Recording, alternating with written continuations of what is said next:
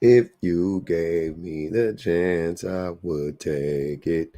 It's a shot in the dark, but I'll make it.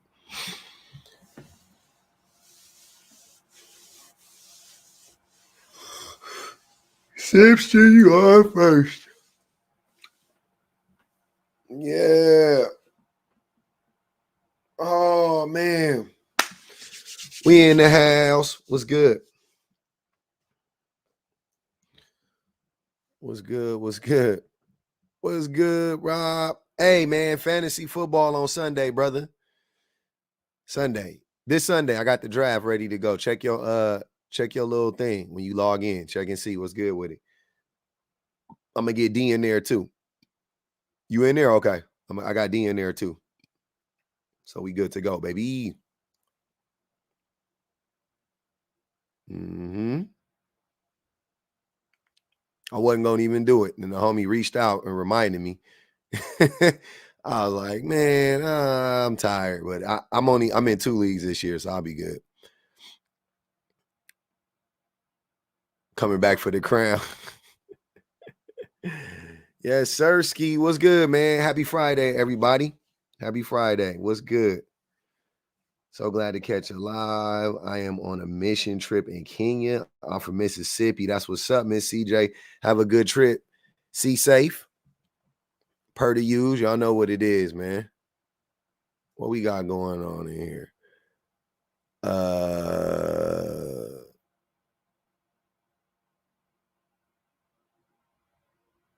Oh man. Oh shit. I did not know that was what it was on. Hello? Hello? Yeah, he probably didn't even mean to be up here. That's what I kind of figured. I was like, fuck it. What's good? What's good? Yeah, man. It's a good Friday. What y'all got going on this Vanglorious Friday? What y'all got popping today?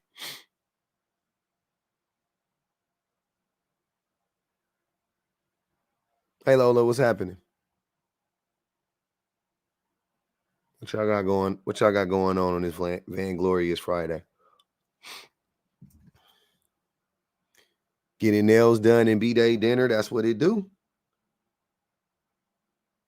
It's your birthday today? Happy birthday. Going to Sinners and Saints party to show my ass later. That's what's up, B. Have fun. There used to be a bar out in LA called Saints and Sinners or Sinners and Saints. I think it's Saints and Sinners. On break from teaching little children. That's what's up. There used to be this bar in LA. It was right down the street from where my wife grew up, on Venice Boulevard. And one day me and my wife decided to go to the bar, and I used to just see it all the time, like it was a dive bar. It was like, oh, you out in LA next month? That's what's up. That's what's up. Yeah, there was this little dive bar. There was this little dive bar or whatever, and like I said, it was on Venice, and I used to see it all the time. You know what I'm saying? Like all for years, because me and my wife together for years. I see it all the time. And one day I told my wife, we were staying with her dad like for like a month. We were moving, so we were like getting a place or whatever closer to the city, and we were staying with her dad for like a month. And we got one day I got bored. I was like, man, let's go to the Saints and Center bar. You ever been there? She was like, no. I'm like, cool. So we go there, walked in.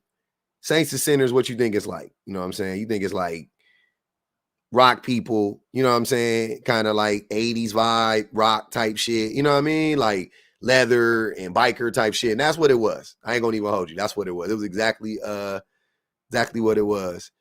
Did you ever eat Dylan's soul food? I was in Inglewood. Yes. No, soul food? No.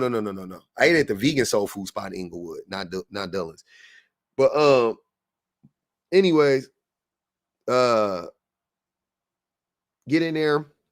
And the night that we got in there, they did like they were doing a what's it called? It was like a kind of like a karaoke night deal, but you gave them your what's those things that we used to play music on?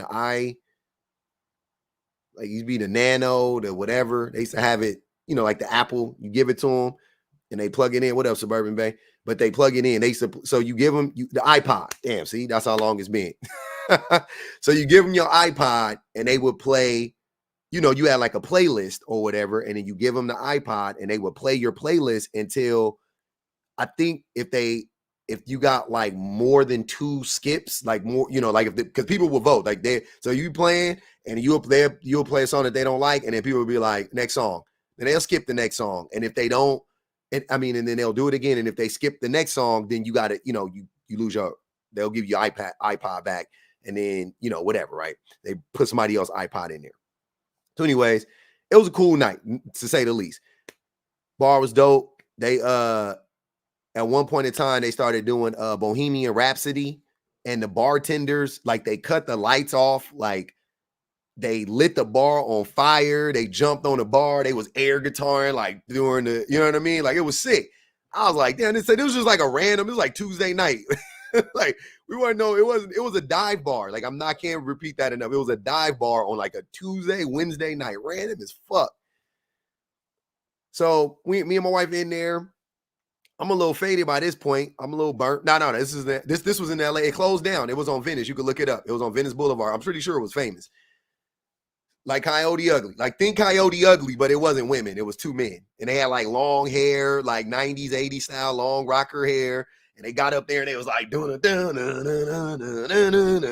like rocking. I was like, oh shit.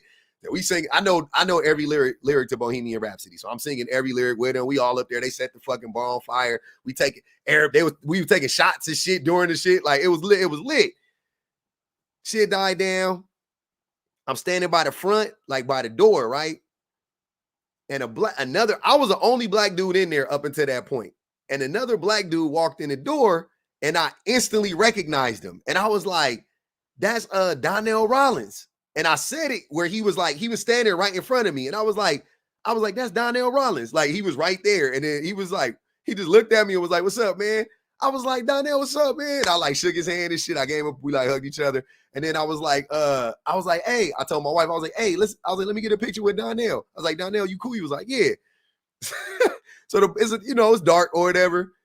And my wife, I gave her my phone, and we had this I know it was a long time ago. It was a flip phone. I gave her my little flip phone. She flipped out my flip phone, got ready to take the picture, snapped the picture, and then I looked at it, and I was like, damn, man, this shit. I showed it to Donnell, like, I was like, bro, this shit dark as fuck. Like, can we take another one? And that nigga said, he was like, use a flash, we niggas.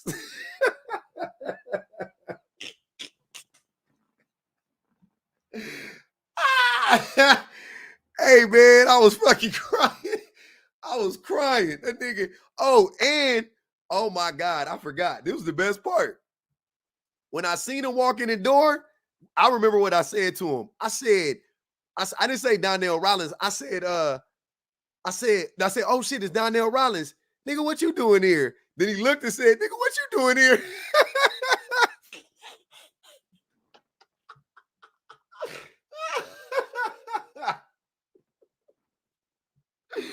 Man, that shit was so fucking funny. Oh man, then we like both like hugged, like dapped each other up and like hugged each other and shit. We was that motherfucking crying. I was like, bro, what the fuck? That shit was funny. I'll never forget that shit, man. Oh my God. That was so fucking funny. Oh shit. When you drunk, you just be saying shit. I wasn't even thinking about it. I just said it like he was my nigga. I was like, Donnell, what you doing in here? That nigga said, what you doing in here? He just gave it right back to me. Like, he didn't even think about it. He was just like, hey, what you doing in here? You know, I was like, touche. Hey, can we take a picture together? Oh man, I fucks with Donnell, man. That motherfucker, he funny. He a legitimately funny person. Like, he just funny, like in real life. Like, he don't writing jokes and yeah, he can write jokes and all that. He just a funny nigga. He'll just make you laugh. He'll bag on you. You know what I'm saying? He witty as fuck. You know what I mean? Like, he got it all. He just a solid, funny motherfucker. I'll never forget that shit. The new modern men really don't care about being providers. The new modern men, men never cared about being providers. Yeah, Donnell Rollins. Yep. Anyway, let's get to it, man. Men do not care about being providers. They just want to have financial. I can't read that. I can't read my own shit. It's behind the thing. What did I say? Financial something in their power, control, power. One of those. They want to have financial power and control. I think this one was I doubled up. I think I said the same thing twice, pretty much in a different way. I said men are obsessed with making more money than their women because they want to be able to financially control her, which that's what I believe. Women don't financially abuse their men in a relationship. Women who are breadwinners, women are breadwinners in spite of their men, and men are breadwinners because of their women. Yeah. Got it too high. I do got it kind of high. Siren said almost true. What's almost true? I hate how men say they don't care about women's money. Of course they care about a woman's money. Already did it. Men are we the gold diggers. Whatever men say, I just want to be clear about this for anybody that doesn't know. Whatever men say, it's the opposite of what we really. I am like 100%. I'm 100% convinced of this. When you talk to men in general, when you just talk to men in general, I'm not saying like my homie specifically, or you, if I'm talking to a man specifically that I know, whatever. I'm just saying when you just talk to men about shit, whatever men are saying, it's the opposite of the truth. It's the opposite of what they really feel. I don't care about a woman's money. Of course you care about a woman's money. How I know is because y'all definitely care if she makes more money than you. So even if when you say that, you're saying like, oh, I don't care how much a woman makes. I'm gonna be the provider. Even if you want to sell me on that lie, right? Like that's your, like you're trying to convince me that you're just interested in being this provider. Okay, fine. Right, cool.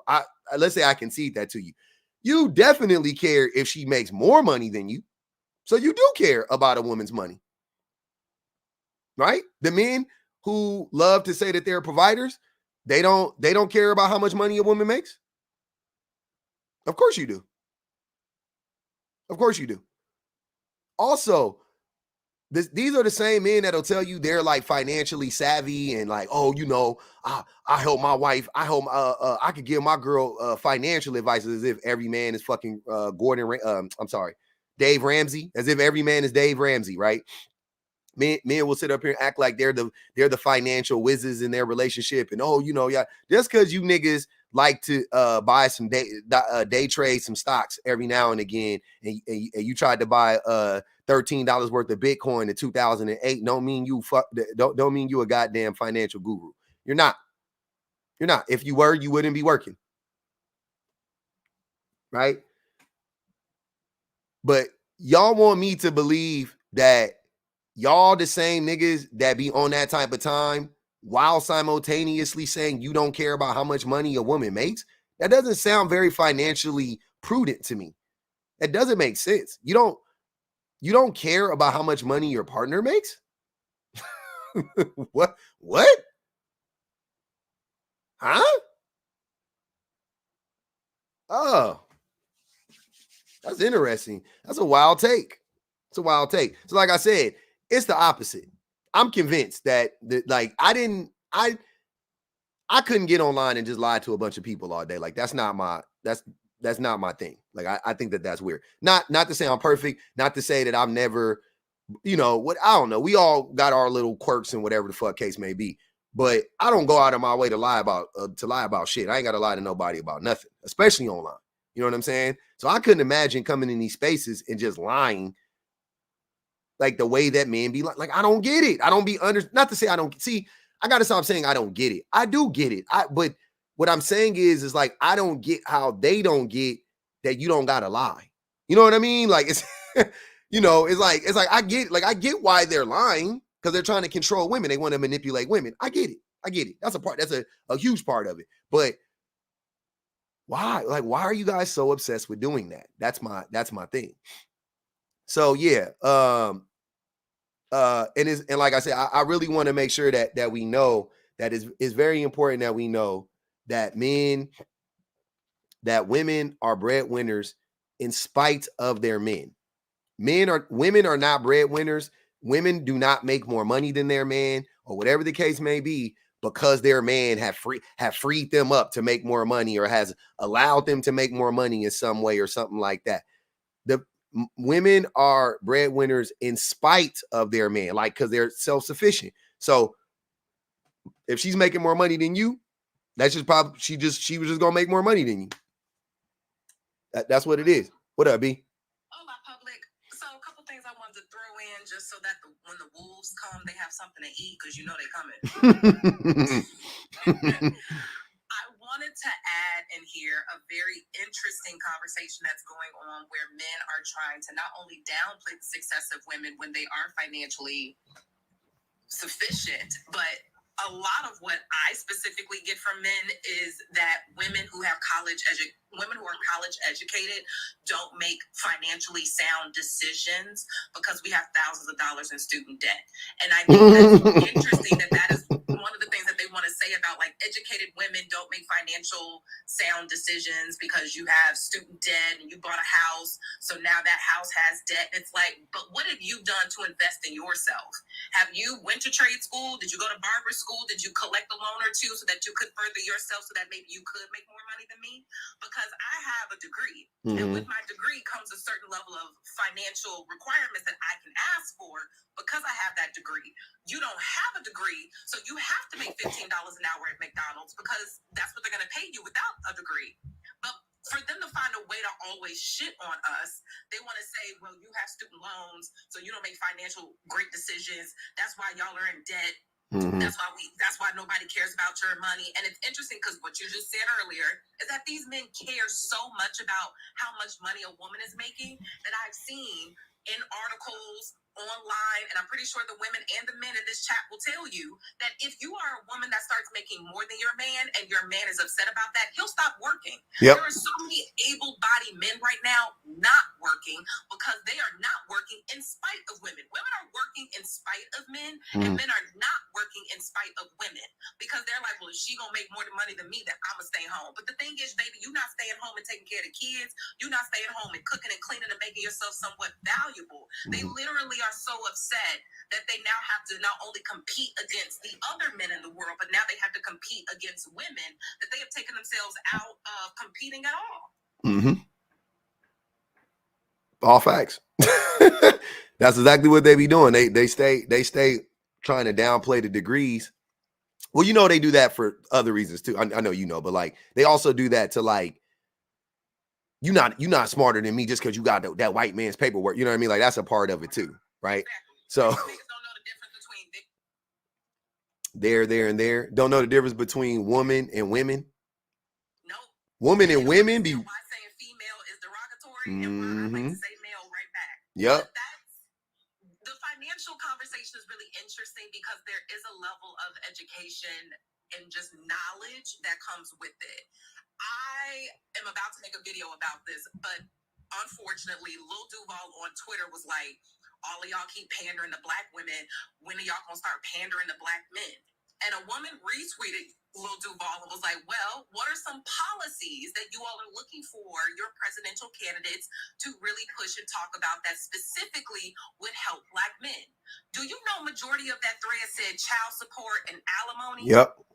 First of all, why do black men have a viewpoint of themselves that is so low that they stereotype themselves? Because child support and alimony is not a black man specific issue. I thought that we were going to talk about incarceration or recidivism programs or trying to get trades back into the school, but it was a complete thread of niggas talking about, I want a candidate to get rid of child support. Instead of them talking about financially taking care of their children, they want to yet again scapegoat and figure out a way to not be held accountable. And that's another reason why I want to bring this topic to the top, and I'm happy you're bringing it to the top, is that men look at financial things as a responsibility, and that's also something else they want to get out of. Niggas just don't like responsibilities. And unfortunately, you are responsible for financially taking care of your family, financially taking care of your children, financially taking care of yourself. And they find so many different ways to get out of that. Like, so many women are coming across these princess poppies that are like, you got something on my haircut?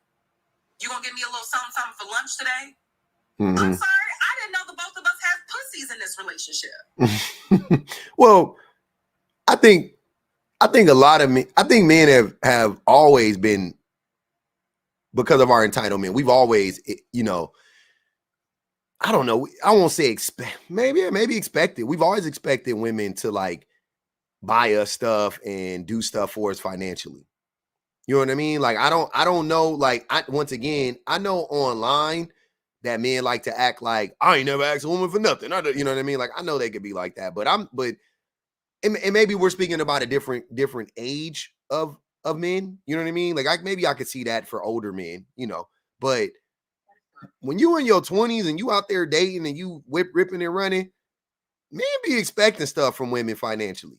They be expecting her to pay for some dates. They be expecting her to pay to buy some Jordans. They be expecting that type of shit because we don't be having it. You know what I'm saying? Like, so I don't know, like, why would we get in these spaces though, even if that's not you now, right? Because that's not me now, right? At my age now, obviously, but like I said, like I wouldn't play dumb about that and act like there's not a whole group of men out here that do expect women to like look out for them in some way, shape, or form and buy them some shit and da da da. You know what I'm saying? And like treat them. They look, or a mammy, yeah. I say a mammy, but yeah. You know, but because the reason why I'm particular about that is because moms told me often she didn't have McDonald's money.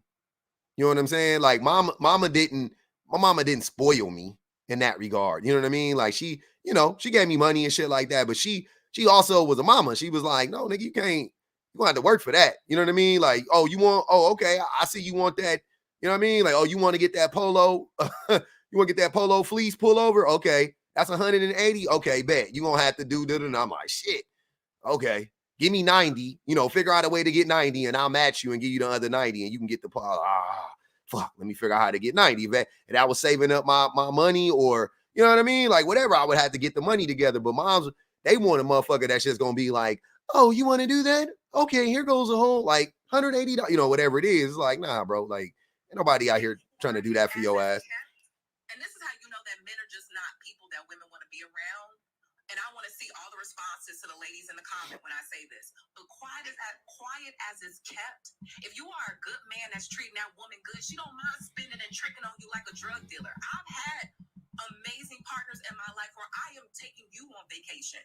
Because if you trick, I trick bigger. If you trick bigger on me, I like to trick right back. But that's the thing, is that the reciprocity can't come in because men come in with the entitlement of wanting to take, and never think about how they can give to somebody. Yep. I have seen women buy niggas cars, but he's a good dad to 5 kids and he bring home the bacon every day. Different. Those are the women that are tricking on good men. Yeah. So when the men are out here like, where do women who are buying lunches, where do women who are buying bags and buying shoes and da-da-da, they're out there spoiling the men who deserve it. Yep. And there are women who will save up to buy your cute little polo if you do right. But these niggas don't want to do right. That's the facts. That you got to, as a woman, you just got to be more careful because, like you just said, the reciprocity is hardly ever there for men. Like you know what I mean? Like we're made to take. We're conditioned to take, especially from women. So if a woman, like, even if we was ready to trick ourselves, even if we was ready to trick, if she trick on us first, we go, oh shit, let me put my wallet away. Let me see how far this go. You know what I mean? Like that's how a lot of motherfuckers function. So women got to be like, nah, you gonna have to, you know what I mean? Like there's a probation period for me.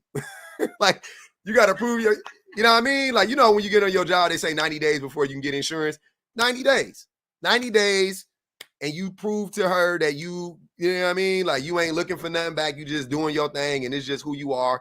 And she gonna open, you know what I mean? She gonna open up more. And then another 90 days, she'll open up a little bit more. But I don't like, a lot of men will be on that like, oh, see, they'll consider that to be like baggage. They would. You know what I'm saying? I don't know if I should be more offended that niggas are out here asking me for money or asking for a little piece of puss. Because it used to just be the entitlement for a little piece of puss, and they would at least pick you up, drop you off, and pay for the date.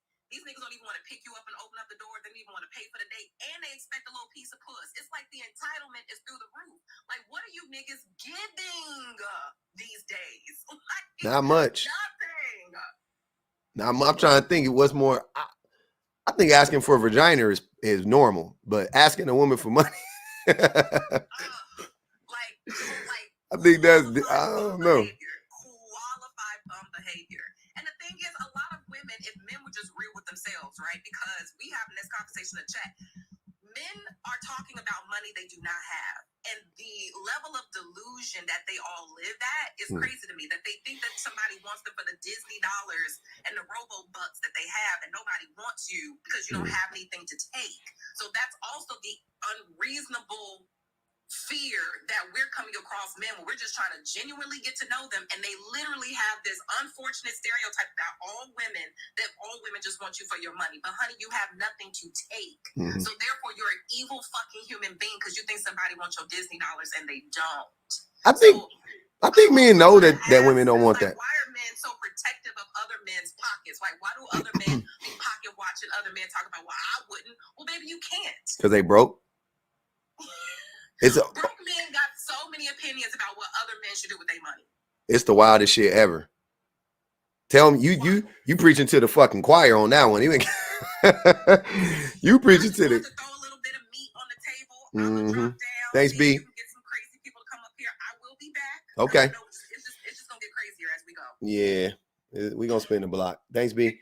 Yeah, man. I'm definitely. I've told y'all many a times. I was definitely. The homies was like, you know, when your wife is like stay at home mom type shit or whatever, and you the breadwinner, and your homies be like, man, that's a tall task. I'm you know, that's crazy that you can do that for your wife and da da da da da. And I mean, you should niggas give me all the cookies. I didn't want no cookies. That was the thing. I didn't even know. I had no idea. Didn't even think about it. I was just like, what? Like, what do you mean? Like, she's like, yeah, she's working. She's just working. You know what I mean? She's at home. She's doing all the shit at home. She cleaning and cooking. And, you know, like my life has never been easier. Like that, I think that was the thing that they didn't understand was like, my life had never been easier and her life had never been harder. When my wife was a stay-at-home mother, her life had never been harder. My life had never been easier than when she was a stay-at-home mom. That's the reality. Because I've been working. Going to work, that's easy. I've been working. That was nothing. Working, getting money, getting to the basket, that's nothing. That's easy. That's light work. That's what niggas do. But coming home, cooking, cleaning, all that, I was like, man, I'm 80%. I don't got to do shit. Sound like a win to me. I didn't know. I had no idea. I knew I was living the dream during the time. Don't get me wrong. I knew, but I'm saying that's why I thought it was weird when the homie was like, yo, bro, like, you're really looking out for your wife and you allowed her to go and using all that language. And this way back when, I'm a dummy still, but I still was like, nah, she working. Like, I don't know what you, I don't know. Is that how you interpret what's going on? Because she's working. I didn't get that. Yeah, that allowed you allowed your wife to stay at home and da. He still bring that shit up to this day. He be out there on some like, you a good man, Savannah. I mean, you a good man, Savannah. He be saying that shit about me. Like, he a good man. Like, he be saying it to me though. Like, I be telling him about myself, about how I be falling short. And he be like, no, man, you're a good man. And I'm like, how you know, you might as well just stop talking to people when you telling them how you fucking up and they telling you how good you are. Like, nigga, I don't want to hear that shit. I do not want it. This is not the time for you to pat me on the back right now. I don't deserve a cookie. I'm trying to figure out how to navigate this shit and get better. And you setting the nigga up for failure. Talking about remember the good times. Fuck that. Fuck all that. You trying to, and that's why that right there, them little, it be those exchanges and niggas end up getting divorced and y'all be like, how did it come to this? Did you were listening to your stupid ass homie? He wasn't telling you, he was He was feeding you a bunch of bullshit. We really should make it a law to not, you shouldn't be able to give advice. We shouldn't be able to give advice. Men you should have to go and get and take a class and then pass a test and get a certificate to be able to give advice to people. Like, I saw some shit the other day and I was like, that's what it is. I saw a video. This girl said, she said, she was like, I don't feel bad for men. There is no like mental health crisis, or what did she say, or lonely man epidemic or something like that. She was like, because men are their worst ops. Men are their biggest ops. And I was like, yeah. How you going? You know what I'm saying? If it's a lonely man crisis, it's almost as if you're saying somebody else is creating this crisis. You see what I'm saying? Like when we talk about femicide, it's like, that's a crisis, man. Look, because these women are being unalived undeservingly. Like, they didn't, what the fuck did they do to get unalived in their own homes while pregnant? Right? That's crazy. We need to correct that. Cool. Y'all talk about a lonely man epidemic, and then I start talking to y'all, and y'all fucking can't stand women. I'm like, that's why you lonely. What the fuck? What's the epidemic?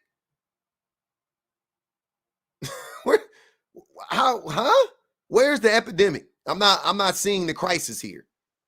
If you're telling me the crisis is misogyny, okay, I'm with you.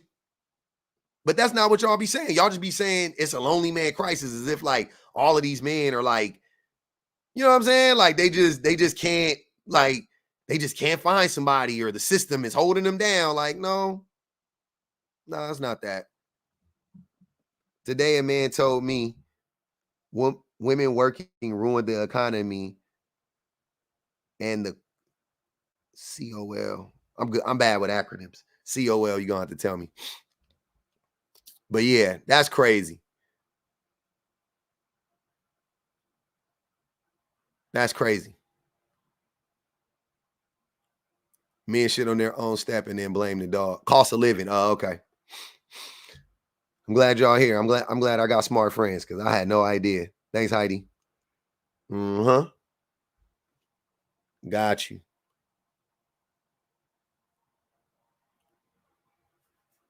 It's wild.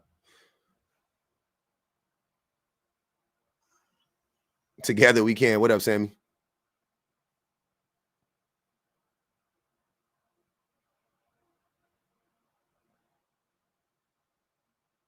All right.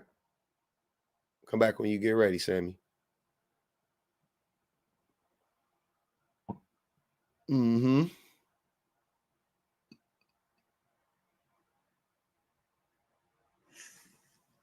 Miss Heidi 87 was good.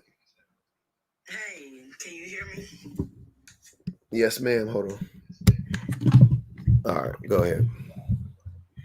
Hey, first off, Pub, I want to say I enjoy your lives, bro. Thank you. I got to give you your flowers. I know you ain't really that type, but you need to hear that, man. You're doing a great work. I'm from Alabama. I don't know if this is something that you've heard before. Have you ever heard a man say, I pay the cost to be the boss? Of course. All right. One of the things, one of the thoughts that you trigger in your topics for me, was a conversation that I had with a friend that said that to me. You know, he just had a baby on his wife. A side baby? Side baby. And his reasoning is, I work and provide. Keep in mind, she works as well. They both truck drivers, bringing in money. You know what I'm saying?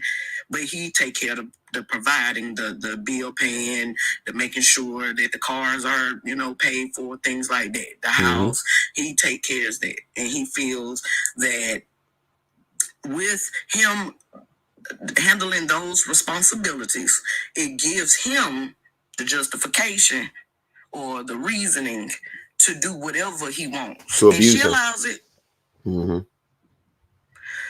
I just wanted to know what you thought about that term of I pay the cost to be the boss. Having the type of thinking that, all right, well, one of the reasons that I want to make more money than the person that I'm with is so that I can have that control to do what I want without the I guess repercussions, the fight back or whatever. I mean, I think exactly what it said. I think that I think that most men who I think, let me be clear. I'm saying the men who are obsessed or who even look, ideally, I would love to be able to allow my wife to, not work, right? That takes a lot of money, you know what I mean? Because my wife makes a lot of money too. So, it takes a lot of money. Like it's not even just like I would have to double my income. I would have to triple my income. You know what I'm saying? Because I also have to account for all the money that she's going to get raises and keep making more money. So I would have to essentially like triple my income to cover my growth in income and her growth in income. You know what I'm saying? For her to be like, feel comfortable with like, okay, I'm gonna retire or stay home or whatever the case may be. Right.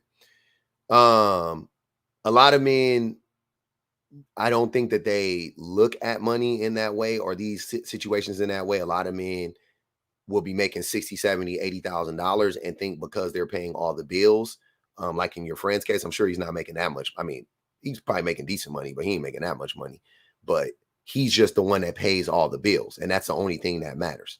You know what I'm saying? To him, I'm saying. So essentially he's allowing her to keep all of her money, I'm guessing, and then he pays all the bills. Right? Is that not the setup? Because she works too, like you said, right? So it's not like he's making significantly more money than her. They're both truck drivers. He's just like, we're gonna live on my income, which to me, by the way, is stupid. Because once again, he's not making that much money. Like he's not. It's impossible. Right? So he's basically, you guys are living on one income, and that one income is like $80,000 a year. And I'm being generous here. I don't even think it's probably not even that much, but let's say it's $80,000 a year. So it's 80, fuck it, we'll go 100 because everybody's a 6-figure earner. $100,000 a year is two $50,000 a year jobs. And so many men will put, put their family in a situation where, for their pride and to have control, they'll have their families living significantly worse lives just so they can maintain the control and the leverage in their relationship. You know what I'm saying? Like, and I think that that's deplorable personally, because most men, like I'm been saying, most men are not obsessed with taking care of we're not obsessed with taking care of our family. And to any man that wants to challenge me on that idea, you would need to explain how that can be the case, while simultaneously explain to me how men are known and prone to ignoring their families. Forget all the other stuff like Ms. Heidi is talking about, the cheating, which is abuse, right? All of that type of stuff. Forget the beating, the cheating, whatever. If men are obsessed with providing and taking care of their families, then it would reflect in how we treat our families, not how much money we make for our families. That's why I will never believe you Negroes. I will never believe you heathens, you Dusties, you Dustins, you fucking Fanos. Whatever you want to call these niggas, I would never believe y'all when y'all try to tell me that men just want to take care of their families and provide financially, yada, yada, yada, while simultaneously being the same men who never show up for their families. It doesn't make sense. One has to be, the showing up for the family is the most important part. You know what I'm saying? So if you never show up for your family emotionally, if you're letting them down behind the scenes by being a cheater, by, tricking off money on women, spending, tricking off money on gambling, tricking off money on whatever the fuck else you spending money on. If you're doing that behind the scenes, But then in front of the internet and in front of you the provider, you pounding your chest, you beating your chest, you're doing that for the very reasons that I'm describing. Because I've never seen the man that was obsessed with financially providing for his family also be the man that was obsessed with being emotionally available for his family. I've never seen that man in the same place at the same time. I'm starting to think that man is actually Superman, right? I'm starting to think Clark Kent is actually Superman. I'm starting to think that Bruce Wayne is actually Batman at this point, because they never show up at the same time. It's always the same. I'm like, oh, it's that man. It's that man. It's the man who doesn't care. That's who it is. But they always try to lie and gaslight me and say, oh no, men just want to provide. We just want to provide. We just want to protect. I just want to protect, while simultaneously being abusive. You don't want to protect your family. You don't want to provide for your family. You're not providing anything but some coins. That, to Ms. Hottie's point, like her friend, the friend can provide for herself. Now, Ms. Hottie, you know your friend. You can tell us, why is your friend allowing this treatment? Why do you think that? Because you said she's allowing it. So why do you think she's allowing it? Honestly, I really can't comment on that, but I will give my opinion on it. Okay. Because I don't know her particular reason of why she allows it. Maybe she feel trapped. I don't know. But when I think about it and understanding it from a relational place, and I just gave a very, very small pebble. I threw a small pebble in the ocean of what they got going on. Mm-hmm. I just gave a little piece. But when I really think about it, I honestly think that is the problem that most women that we have. We have a tendency, because we were bred to take things that we shouldn't even take. Yeah. You know what I'm saying? We'll allow things that we should never allow, but we feel that, okay, well, it comes, no one's perfect, everyone has flaws. We come with that benefit of the doubt, and then you get yourself locked in, you get yourself stuck psychologically or whatever. It's not, all abuse isn't just physical, you know what I'm saying? So with that being said, I don't know, but I want to say that maybe she is stuck psychologically. I think that what he brings to her, mentally in certain areas, she is taking that and settling, versus shit, I can do bad by myself type thing. A lot of people scared to be alone, so they will sit here and allow things that they wouldn't normally allow, because they would rather deal with that than to be alone. I believe that makes sense. Almeida, I appreciate you. Yeah. Thank you. No, I wasn't talking to you, Miss Hottie. I was talking to somebody else. But yeah, no, I hear you though. Yeah, she obviously, yeah, she got some shit going on. Somebody said Stockholm syndrome, something like that. You know what I'm saying? Just, she could be shell shocked, but hopefully she comes up out of it safely. Do they have kids together? No, they don't. Thank God. Thank God. No, they don't have children together. But now he got a kid. They're an older couple. They already had children when they got together. Oh. And then, yeah, they're an older couple, and then he turned around and got with a younger girl and got her pregnant. Yeah, it's more to it, But I think just speaking to the women, I think at the end of the day, we got to be able to draw a line in the sand of what we will tolerate and what we will not, and stop dealing with the lies. Even when we giving that benefit of that, we need to go and cut it out. Stop when we catch on that we man, this don't feel right. We need to go and cut it on out, bro. We need to stop and focus back on us, reset. You know what I'm saying? Because a lot of times we get ourselves caught up, and then we get stuck, and then we don't know how to get out. And then next thing we know, we in this thing for 10 years dealing with something we could have eliminated in 30 minutes. Facts. Yeah, that codependency is a motherfucker though. Some people got that shit bad, men and women. So it's a real problem.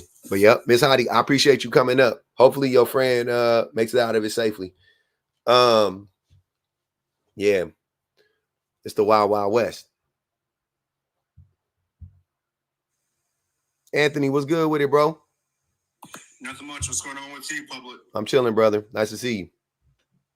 Same here, man. Always a pleasure to be on your live. Appreciate you, man. What's going on? What you wanna address? All right, yeah. So I want to address the topic about, men don't care about being a provider. Mm-hmm. And in a nutshell, I have to say that that's absolutely true. And just for my own, I'm gonna be careful not to trauma dump. Okay. But that being said, I'll just say from my own personal experience, not only do men, I think men genuinely resent being in a position of responsibility over anybody. You say men resent what? I'm saying that I actually think that men resent being responsible for anybody. Oh yeah, absolutely. Even our own selves, we don't want to. We don't want to be responsible for ourselves. Right. And I listen to men that are married in my own family complain about the responsibility that they have over, the emotional stability of their spouses and their children. They mask, but they're miserable. And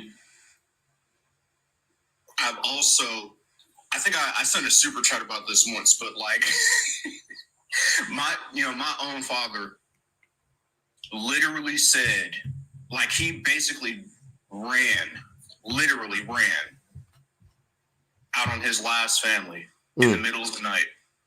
And when this literally happened. He decided, I'm going to the store, and then didn't come back for an entire week, disappeared. When we finally got in touch with him, me and him had a conversation. I asked him, like, why did you run? Like, what is going on?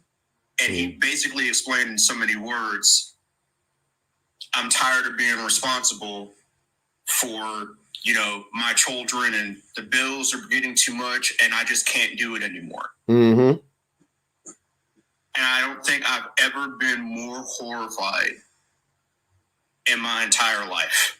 Right. And I basically said, like, so what you're explaining to me is that you resent the position that you put yourself in. Pretty much. You know what I mean? And so many men, unfortunately, have a tendency of just being resentful for their responsibility, but it's like, nobody made you do it. Nobody made you get a woman pregnant. Nobody made you behave the way that you did. You made choices that made you miserable because you felt like, and I think you touched on this a little bit with the previous caller, but like he and several men and women, but men especially, are afraid of being alone. They can't sit with themselves. They can't live by themselves. They don't know themselves. And that's why they are resentful over, their responsibility. So even when they have the ability to provide, protect, be stable, they hate it. They just hate it. And I don't quite know how we're going to fix this as a culture. Oh, it's an easy fix. There's got to be like a Mark 2.0 reset on us. And I think that it's really just going to come down to just reaching the younger generation, because so many of our men are cooked, as far as I'm concerned.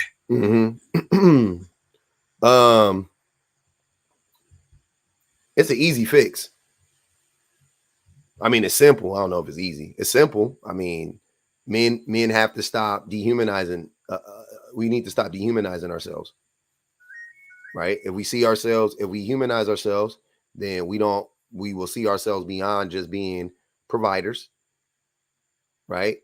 And we won't be obsessed with this idea that we will start to become well-rounded human beings that understand that we have worth outside of our labor, right? Our labor outside the home specifically. But a lot of men don't want to do the work so that they become whole, healthy, happy human beings who can positively impact the people around them. Right. So instead, we become obsessed with making money. And most of us never realize that dream. Right. But we can realize the dream of being happy, healthy, whole human beings. That dream is way more attainable for everybody. But for men specifically, we need to get on that. But we don't want to, because the system tells us it's easier to chase money than it is for you to change yourself. It's easier for you to go out and work in the field, work on a rig than it is for you to work on yourself. And so we buy into that, because also they say, if you do those things, though, we will give you a wife slave. We will exalt you. We will put you on a pedestal. We will give you all the cookies you deserve and you need, and you will have an endless supply, or at least more than you can handle, more than you deserve. You will have access to women. And so men go, sign me up for that one, because what's the benefit of the other one? Oh, I may get lucky and get one woman. I don't like that one. I want to be able to, and if I get that one woman, we'll have a partnership, and it won't be a dictatorship. It won't be like I could just tell her to, get down and suck it, or I can't tell her to wash those dishes, or, I can't emotionally abuse her and use her as my punching bag when I come home from work. As one caller said a few days ago, I don't get to take out my sexual frustrations on her. That doesn't sound fun. I'll take option B. That's really all it is. If we can humanize ourselves, then we could. There's a chance that we could actually develop and be, decent human beings. But we're just not interested in it, man. We're not interested. The system doesn't benefit that. We don't see the benefit in it within the confines of the patriarchy. We don't see the benefit in that. When you examine life outside of the patriarchy, you see there is an abundance of benefits. But when you look at it through the patriarchal lens, you can't see it. You don't see the benefit, and then that deters every single man from doing it. You don't see the benefit in it in capitalism, right? So in the two biggest systems that run, that basically run the world and run our country specifically, we don't see the benefit in it. So why do it? And men, we operate on punishment, crime and punishment type shit, right? Like, if we do something and there's no check there and somebody lets us do it, we'll do it again. If there's no check, we'll do it again. We'll do it again. We'll do it again. We'll just do it. We'll just keep going. That's our personalities. You know what I'm saying? So if there's no punishment, unfortunately, if there's little to no downside for us, for most of us, then we're going to keep doing. Because most men, even though there's a quote unquote lonely man epidemic, most men still have access to women. We do. Yeah. That's just the reality. And I fully agree. And the reason why we have access to women is not because we're good people. It's because we lie to women. It's because we're lying to women. That's all it is. But go ahead. Oh no, I fully agree. And like, I don't necessarily just have to take your word for it. I mean, I've actually seen it, in my own real life. Mm-hmm. And it's crazy because, like, I actually have conversations with, like, other male family members and friends where we sit down and we actually talk about, like, examining our motivations. And, like, I know people who literally just live just to be able, like, even when they're destitute, even when they're desperate, when they're broke, they're poor, they can't think about anything other than, like, let's say chasing women or trying to chase the next hustle instead of trying to get their mind right. And, I've actually been asked, like, because, like, I'm by no means am I rich. I'm basically working class, right? But I take care of myself. And I get asked a lot, like, by both men and women. So, like, why don't you have a girlfriend? Why don't you have a wife? Why don't you have this? Why don't you have that? You seem to be... Tell those people to mind their fucking business, Anthony. But I'm sorry. That would be my response. What's your response? You seem nicer than me. What's your response? Oh, well, my response is to say, like, look, I don't live to chase women, and even though money is nice, I don't need to be rich either. What I want to do is to do things that I'm actually passionate about because they give me joy. And I don't exist to be validated by other people. Because at the end of the day, if you're just living for the approval and validation of other people all the time, when those people disappear, you stop doing the things that are important. That's facts. You know what I mean? And there are men who literally say, like, you know, if I'm not getting dates and if I'm not getting sex, then why am I bothering trying to work or improve my life? And I just go, because you are valuable outside of that. Yeah. If you never got another date, if you never slept with another woman, you still have value. Your life is important because... And you know, oh, wait. But you know what's crazy? Those are the men that also say that men are the prize. I just want to show y'all, this is what I be talking about why I don't listen to men, like as a group. Because the men that Anthony just described, the men that shut it down when, you know, I don't get access to women, will also be the men that if they had money, they would say, I'm the prize. True. What? They're one and the same. I'm not even, you guys think I'm playing. If you don't know that, that is the same fucking man. The I am the prize man is also the man that if he didn't have the money or he didn't, you know, whatever it is, right? If he didn't have the social capital, whatever it is, he would be the man that would be like, what is all this for if I can't get a woman?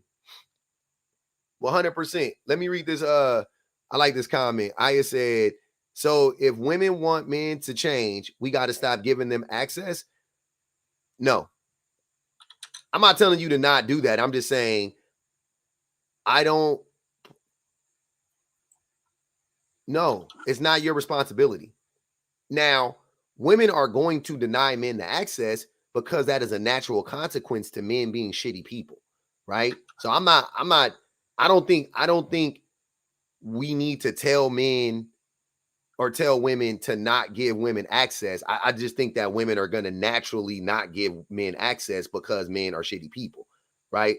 But saying that y'all should do that if you want men to change is not I don't think that that's the route, because in the end, to me, it's going to lead to failure no matter what. If they're not changing because they want to change, then it's going to as soon as women give men access, it's going to revert back to what it was, because they never changed because they wanted to change. They just changed so they can get access to women. So no, I don't think that that's the answer. That's what I'm saying. I think that's the answer for women to keep women safe. Yes. To keep women happier. Absolutely. That's the answer for women. You know what I'm saying? Absolutely. Is that the answer for men to get better? No, that's not the answer. To me, that's not the answer. No, and you're right, because it will give men an opportunity to mask in order to get what they want. If you just withdraw sex from, and I'm not saying all men, just to put that qualifier on it, but for a lot of men, if you just say, you know what, I'm not giving it up until you change. Well, in the minds of a lot of men, they just go, well, okay, that means that if I want box, I have to do this. And all that does is that gives an opportunity for men to perform that they're changing, without actually performing real change in order to get a reward. That's not even just with women. I mean, that's just with gaining anything: money, capital, access to resources, all types of things, right? But if you don't encourage people to do things because they're good things to do that are in the best interest of improving themselves, all you're going to get are men that mask. Yeah. That's it. It's just, to me, it's like when men ask, when I was doing the pop the balloon reaction video the other day, and the men were asking the women, what's your love language? And I was like, what? So they can learn how to lie to you in your love language. Like, That's all men are gonna do. Like it's like, oh, I don't get access to women unless I change. Oh, and then the women go, yeah, and this is what you need to do. And then the men go, okay, cool, here's the playbook. And then they fucking execute it to perfection, get the women. And I'm not saying like that man will revert back. That's not what I'm saying.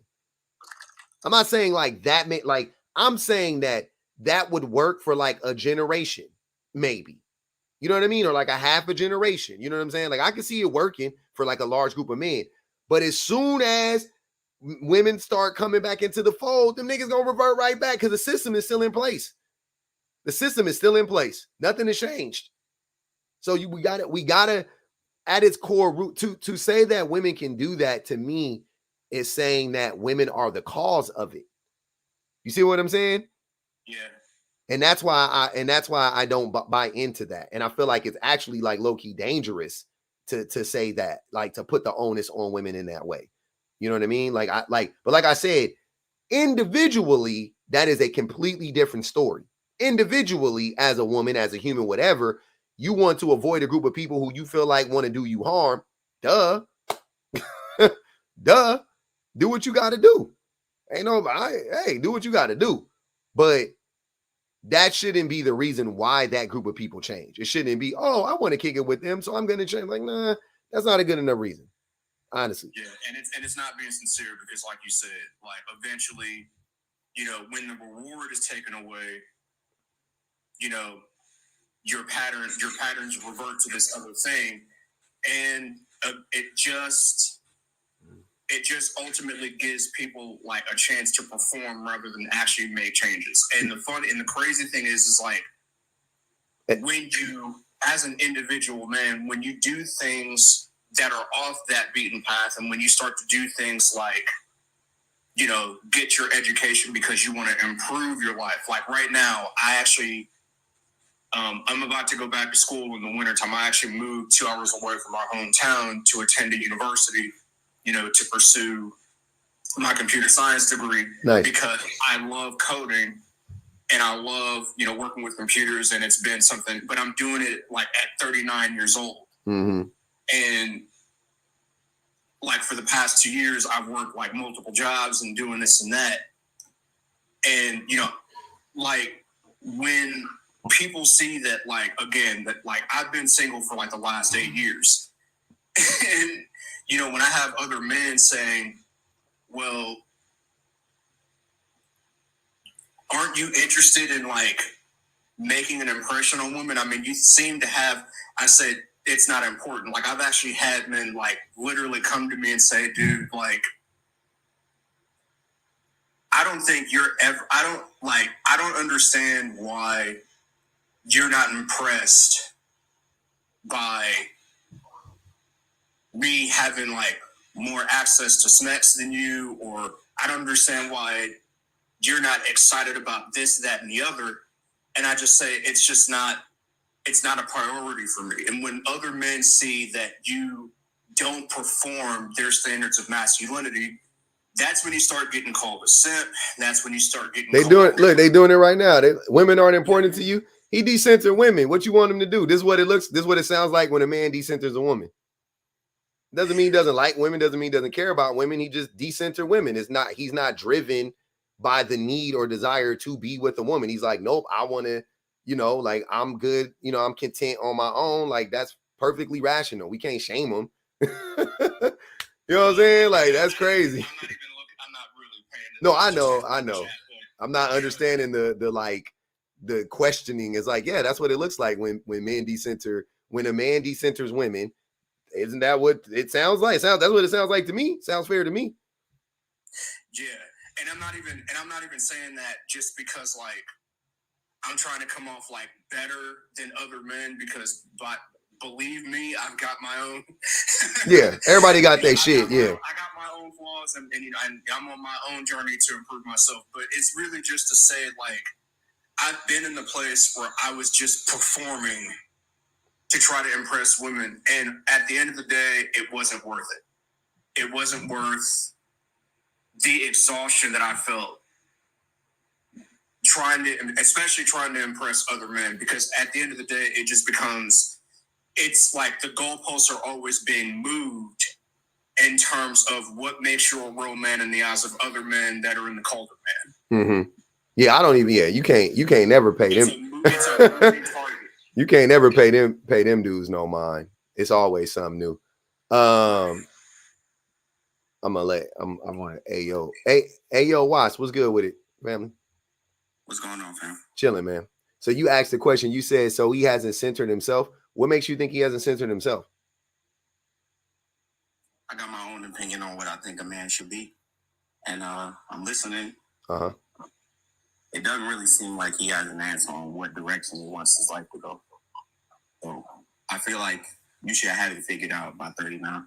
That's my opinion. Well, Anthony, do you not have a direction in which you want your life to go? I do. I want to be a computer scientist. Okay. That's my goal. I want to do what I have a passion for and do what I love. How long you had that passion for, if you don't mind me asking? Since I was in high school. What stopped you out of high school? It's the life. Life, nigga, what the fuck? Working. We all have life. Life is a gift. Okay, well, but from who? Okay. Let me just explain. Yeah, for sure. How things. Let me give you an explanation of basically what happened. See, Anthony is. I just want to point out something real quick. Anthony is so nice because I promise y'all, if somebody said that shit to me, I'd have flipped over this whole fucking table. But I'm gonna let Anthony go because that was crazy. Like what? Okay. That's wild. That was a wild question to me from AO. I found that to be disrespectful to me. But go ahead, Anthony. Okay. I think I go to. Let Anthony go. You can respond. Go ahead. I discovered my love of coding when I'm at 16 years old. In the 11th grade, I decide I want to go to school for computer science. I go to school for 2 years. I can't go back my third year because my parents cannot afford my tuition and I cannot sign up for my own student loans. Oh, so interesting. So I spend the next 4 years working full time, working minimum wage jobs. Then I begin to go back to school. But then my mom gets divorced and I decide to move into my own apartment because she's lost the house. Anthony, right. Stop. I'm gonna stop you right there. Life. It's what I thought. It's life. Like you know what I'm saying? Like it's life. It just sounds like life. You ain't got to tell us. I hear you. It's life, bro. I just want to explain that because people like listen to that and go, "Well, what happened?" Well, it's life. Exactly. That just sounds like life to me. It don't sound like you was lazy. It don't sound like you did. It just sounds like life happened. Now you're in a place to where you feel comfortable enough to go back to school, and you're willing to go back to school now. Sounds good to me. Go ahead, right. Hey, y'all. I'm just want to make sure I'm following correctly. You said you, after high school, or was it 11th grade, you said you found your love for coding, and then after high school, you started working. You moved out of your parents. You moved out of your parents' house, or you moved into your parents' house? After they got a divorce, you moved out. After I graduated from high school, I moved out of my mom's house to go to college the first time. I go to college for 2 years. I come back to move in with my mom and my then stepdad for the summer, only to find out that I can't go back to college because tuition is not affordable. Damn, bro. That shit right there made me sad right there because that didn't even have nothing to do with him. And he... And so that's basically, I moved into my parents' house because I couldn't go back to college. Damn. Am I making sense, Ayo? Oh, it makes sense to me. I got you. Damn. Right. And then after I moved into my own apartment, because of having to maintain a full-time job and paying for my own now you got to work. Now you got to work full time because now you got an apartment and you got now you got to work. So exactly. Mm-hmm. And then I attempt to go to school and try to go to school full time and work full time. Mm-hmm. And also take care of a sibling of mine that got kicked out of their house. Anthony, I'm telling you, stop. We heard it. Oh, you ain't got to explain, brother. We got to the end of the road. We get like the shit. Life happened. Ayo, that's what it is, brother. I told you it was just life. This isn't. So I just want to say, like, to say that I should have all this stuff figured out it's not a matter of having things figured out. It's a matter of how do you get there and what stumbling blocks do you have to step over to reach your goal. Yep. It took me a little bit longer than most, but that's okay. I think it's fucking awesome. And I commend you. And I got nothing but respect for you because 39 years old going back to college, I could never. My brain is a wet noodle in this motherfucker. I don't know if the CTE catching up with me from the football I play. Like, I don't have no fucking clue with this shit. I'm getting dumber by the day in this bitch. I can't even hold you. Go ahead, Io. Is it Io? I'm sorry. I want to make sure I'm saying your name correctly. Is Io or Ayo? No, Watts is fine. Watts. Okay. Go ahead, Watts. Yeah, I understand that. I'm gonna mute you up, Anthony. You got some background noise. It makes perfect sense on why you unfortunately had to do it the way that you did it. There were options for you. I'm just saying, like, my personal story, I see a lot of people is, oh, what do you do? How old are you? I just turned 35 this year. God damn. Yeah, I just turned 35. Hmm. And I know a lot of times you're in a situation where your parents can't help you.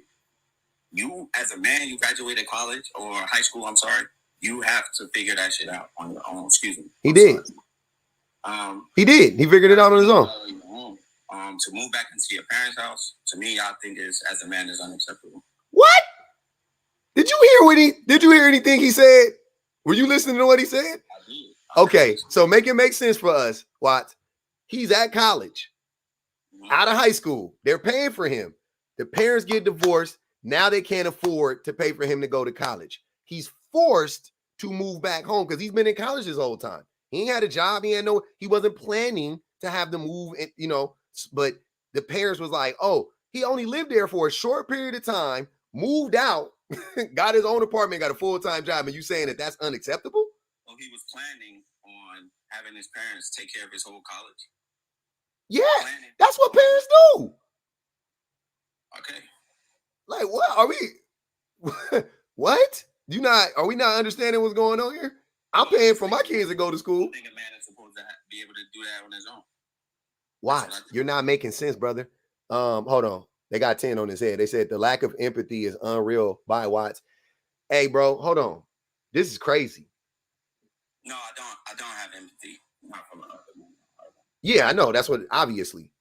So you do realize he was a child, right? When he went to college. He wasn't a man. He was a kid. Like, are we missing something here? Where's the disconnect here? He was a child going to college. You say you don't have empathy for a man. Okay, cool. Do you have empathy for children? Because he was a child. I do, but no, I don't think he was a child. I think he could have made other decisions. How wasn't he a child? What? How wasn't he a child? I don't understand. How wasn't he a child? A lot of people have the same story that you have. And me personally, I had the same story that you had. When my folks couldn't pay for my college, I went to the military. Oh my God. Why didn't you? If you don't mind me asking. Don't answer that, Anthony. He don't deserve it. What? Okay, you went to the military. I'm not going to even shame you for going to the military. You went. That's your life story. That was your path. He didn't. Right. He chose to work. What if he's anti-war? What if he's anti-imperialism? What if he's anti-hegemony? 20 on Watts. What if he's anti-hegemony? Hegemony. Hegemony. There you go. Right? Is that not enough? He got to have a better reason than that. How important is achieving your goals? 25. Like, talking about a lot of personal restraints that you're putting on yourself. That's a very emotional response to have in a world where nobody cares about how you feel. What? Come on, Watts. You are being utterly disrespectful. Wait, can I ask you a question? Are you married? I am. Married, you got kids and everything? You good to go? I do. Great, congratulations. And you went to the military, you came home and you went to college, and now you doing your thing. I did. Yep. When you went to the military, did you happen to suffer any type of like, how was your mental, how was your mind state? How was your mental health after going to the military? How was it before and how is it after? 30 on Watts. How was it before and how was it at 35? I'm sorry. Very curious.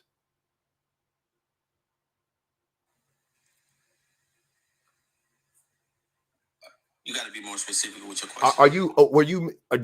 When you got out of the military, right? Like many, and you know this from a lot of your, a lot of people in the military, a lot of your partners and whatnot. Are you asking about PTSD? Maybe about that. Maybe other. I mean, there's other things that could happen too in the military mentally. But like, did you?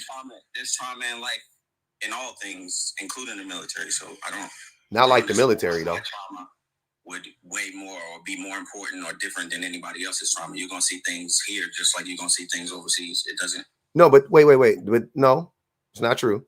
The military specifically is known to do that to people, right?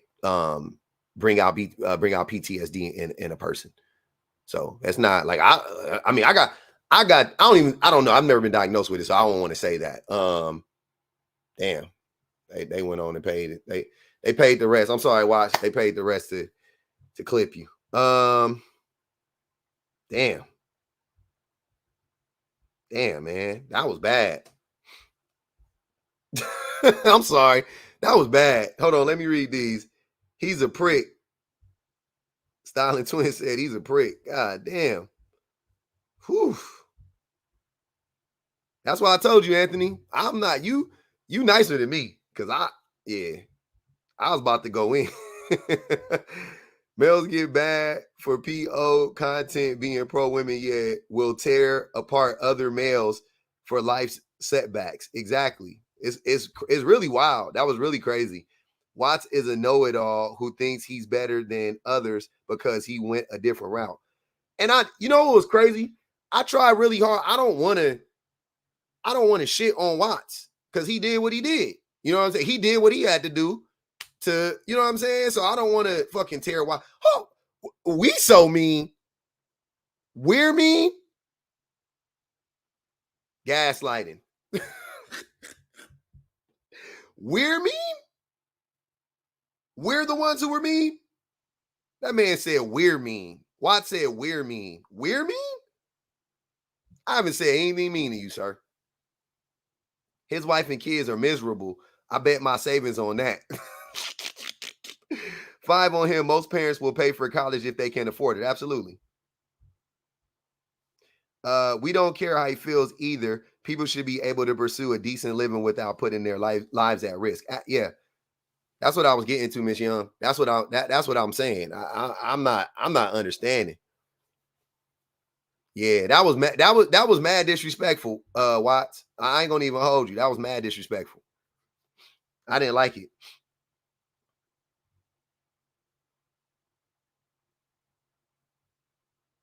Julie, how do I call an 18-year-old man a child?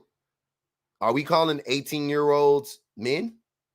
You think an 18-year-old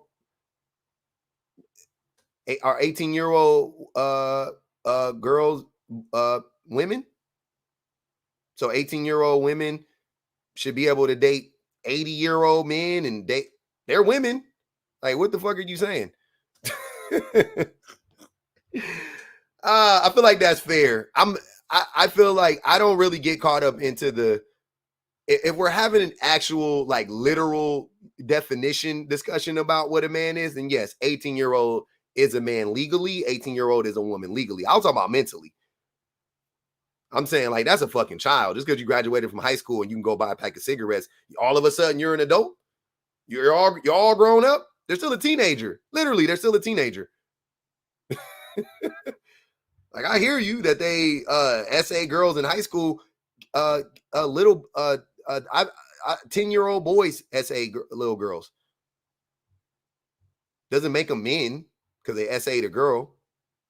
13-year-old boys SA girls. That doesn't make you a man because you SA'd a girl. Like, I don't understand the correlation between that.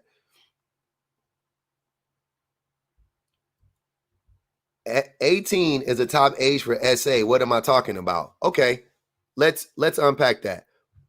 Why do you think that most crimes, not just SA, because we can go further. Let's expand that. Let's talk about crimes in general.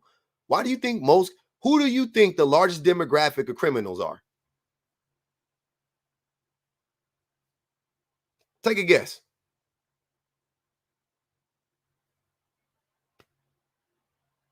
No. I mean age-wise. Sorry. Age-wise. Not group. Yeah. Young people. 17 to 23, 24, 25. They're fucking kids. That's why. They're still fucking children.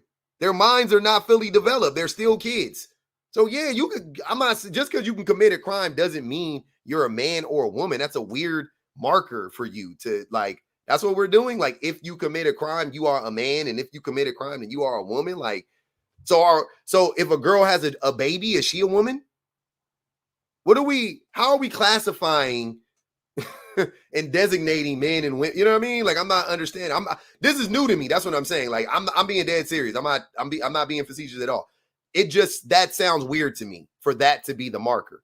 Like, that's the benchmark for a man. It's like, well, he SA'd a girl in high school. That's where the most SA happens. Like, no, I get that. I can believe that. He's a fucking child still.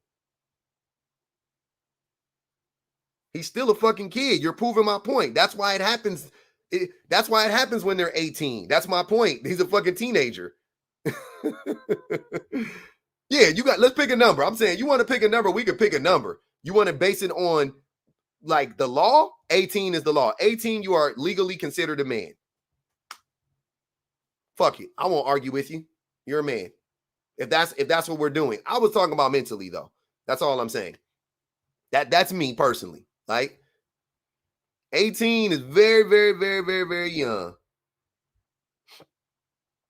This is coddling men. Okay, Julie. Y'all, hey, hold on.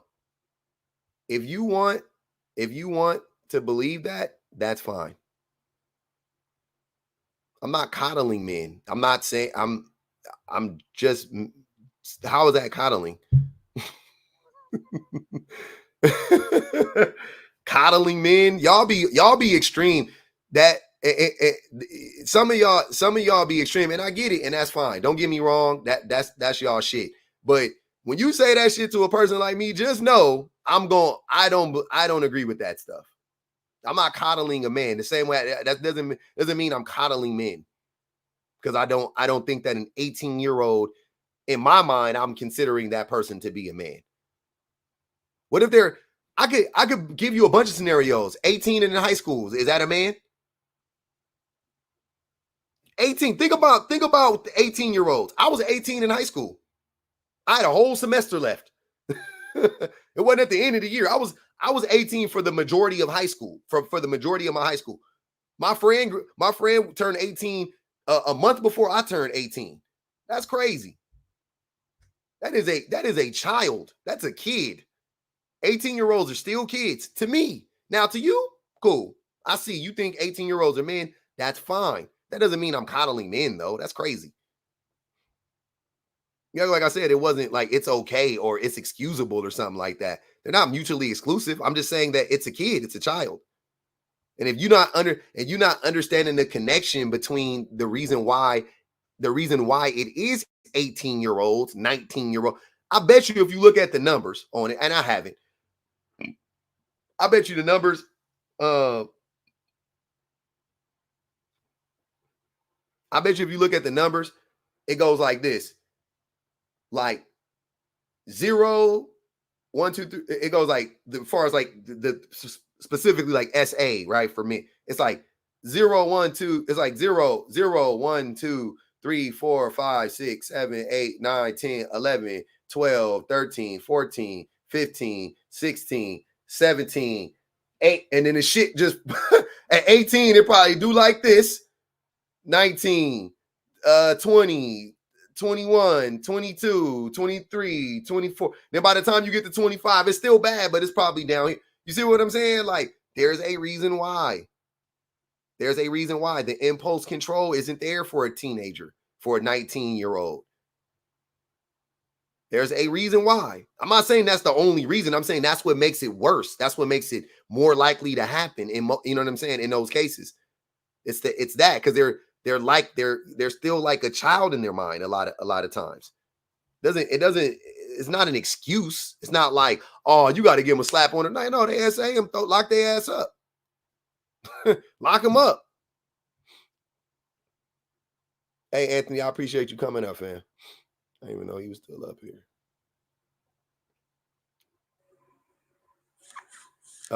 Dan, what's good with you? Hold on. Is Dan still in here? Let me see.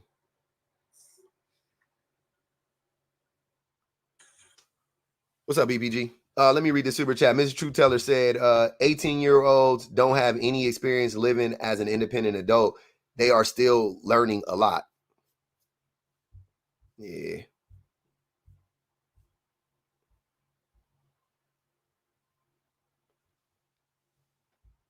Uh-huh. What up, BBG? Let me drop and come back. I don't know why this is being. I don't know why this is being weird. Can you hear me? Mm-hmm. Yeah, I can hear you. Oh, okay, never mind. Yeah, that was a very strange take. I always find it funny though when you have guys like that come up, because a lot of dudes will always say like, women are setting these like really ridiculous, impossible standards for men, and then every single time a man will like come in and be like, nope, hold my jacket. I'm gonna say something real ridiculous. It's gonna sound real crazy, and real outlandish, but just hear me out. And every single time it's always just completely off the wall. Especially, I hate to be that person, but I really don't. When you talk about going into the military fresh out of high school, I always consider that predatory on the military end, but also if you brag about things like that, I have to side eye you a little bit, because good and doggone well that it doesn't take a whole slew of a lot to get into the military. Like, that they are using you as a body in order to be able to, to fight in unnecessary wars and, to promote these, harsh ideas, that are perpetuated by white supremacy. Like, we know that that's what the military is for. I think on the one hand, like, if you're the kind of person who goes into the military and you recognize like, hey, yeah, they probably did prey on the fact that I was in a disenfranchised neighborhood, or I didn't have access to other ways of caring for my family. So I took that route so that we could eat. And you recognize that that's a thing. I think that that's fine. However, ain't nothing stranger than a man who loves bragging on his military career when he knows good and doggone well, like, you went in at 18 with, a blurred view of what the military was, and you made a career out of that, which it's the military. How do you make a career in the military? Like, you're not selling cookies, to kids on the corner in order to have a successful career. So to go out of your way to make somebody else feel like they're less than based on the decisions that they made, when the decision that you made surely wasn't like the best moral decision to make, is absolutely insane. You leave yourself open for judgment in that space. Yep. And I didn't want to, me. Y'all. I mean, if y'all ever been in here, you know how I feel about the military.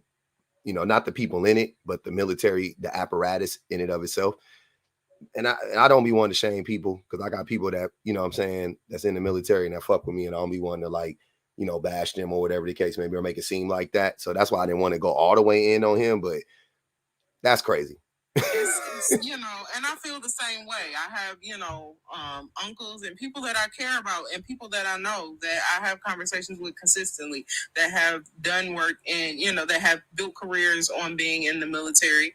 And it's not at all that I don't respect it, but it is very much like, at some level, you have to be admitting to looking at that through rose-colored glasses. Mm-hmm. Like, you have to be able to admit that. I watched an interview with a guy who talked about being in the military, and he said he was talking about how he was in, I think, Iraq or Afghanistan, or one of them, and he was talking about how he had to go into he went into somebody's house, the guy jumped up, and immediately he unalived him. And he unalived them because the guy pulled out a pew-pew. And he was like, he said, I think about that all the time, because I'm like, in any other circumstance, it would make sense for him to pull his pew-pew out. Like, I came into his house. And he pulled it out because I came into his house. But because I'm in the military and I'm here on a mission, like, it's okay for me to barge into somebody else's house that I don't know. I don't know anything about this man. I don't know his name. I don't know his family. I never knew anything else about him after that. My mission was to go in there. If he pulls a pew-pew out, I have to unalive him. And he said that sat with him for the rest of his life, because he's like, in any other circumstance, if I had met him in Paris at a bistro, or, you know, in the US at a park, I might have known this man and I might have befriended this man. Like, this could have been somebody that I was cool with. And that's what the military does to your mind. Yep, like, I saw that video. Things that people go through on a consistent basis. Of course, we can acknowledge, though, that two things are happening at the same time. We live in a state where you're constantly choosing between the lesser of two evils. I need to be able to care for my family, and I don't live in a space where I have readily accessible resources. So my choice is to, quote unquote, serve my country so that my family has more access. But to be the kind of person who understands that you had to make that decision for your family in order for them to have better, and look down on somebody else because of the decisions that they made, has got to be the weirdest flex ever. It was crazy. That was really wild. Yeah. It's weird. That was wild. Hold on, let me read this super chat. Mrs. Truteller said 18-year-olds don't have any experience living as an independent adult. They are still learning a lot. That's facts.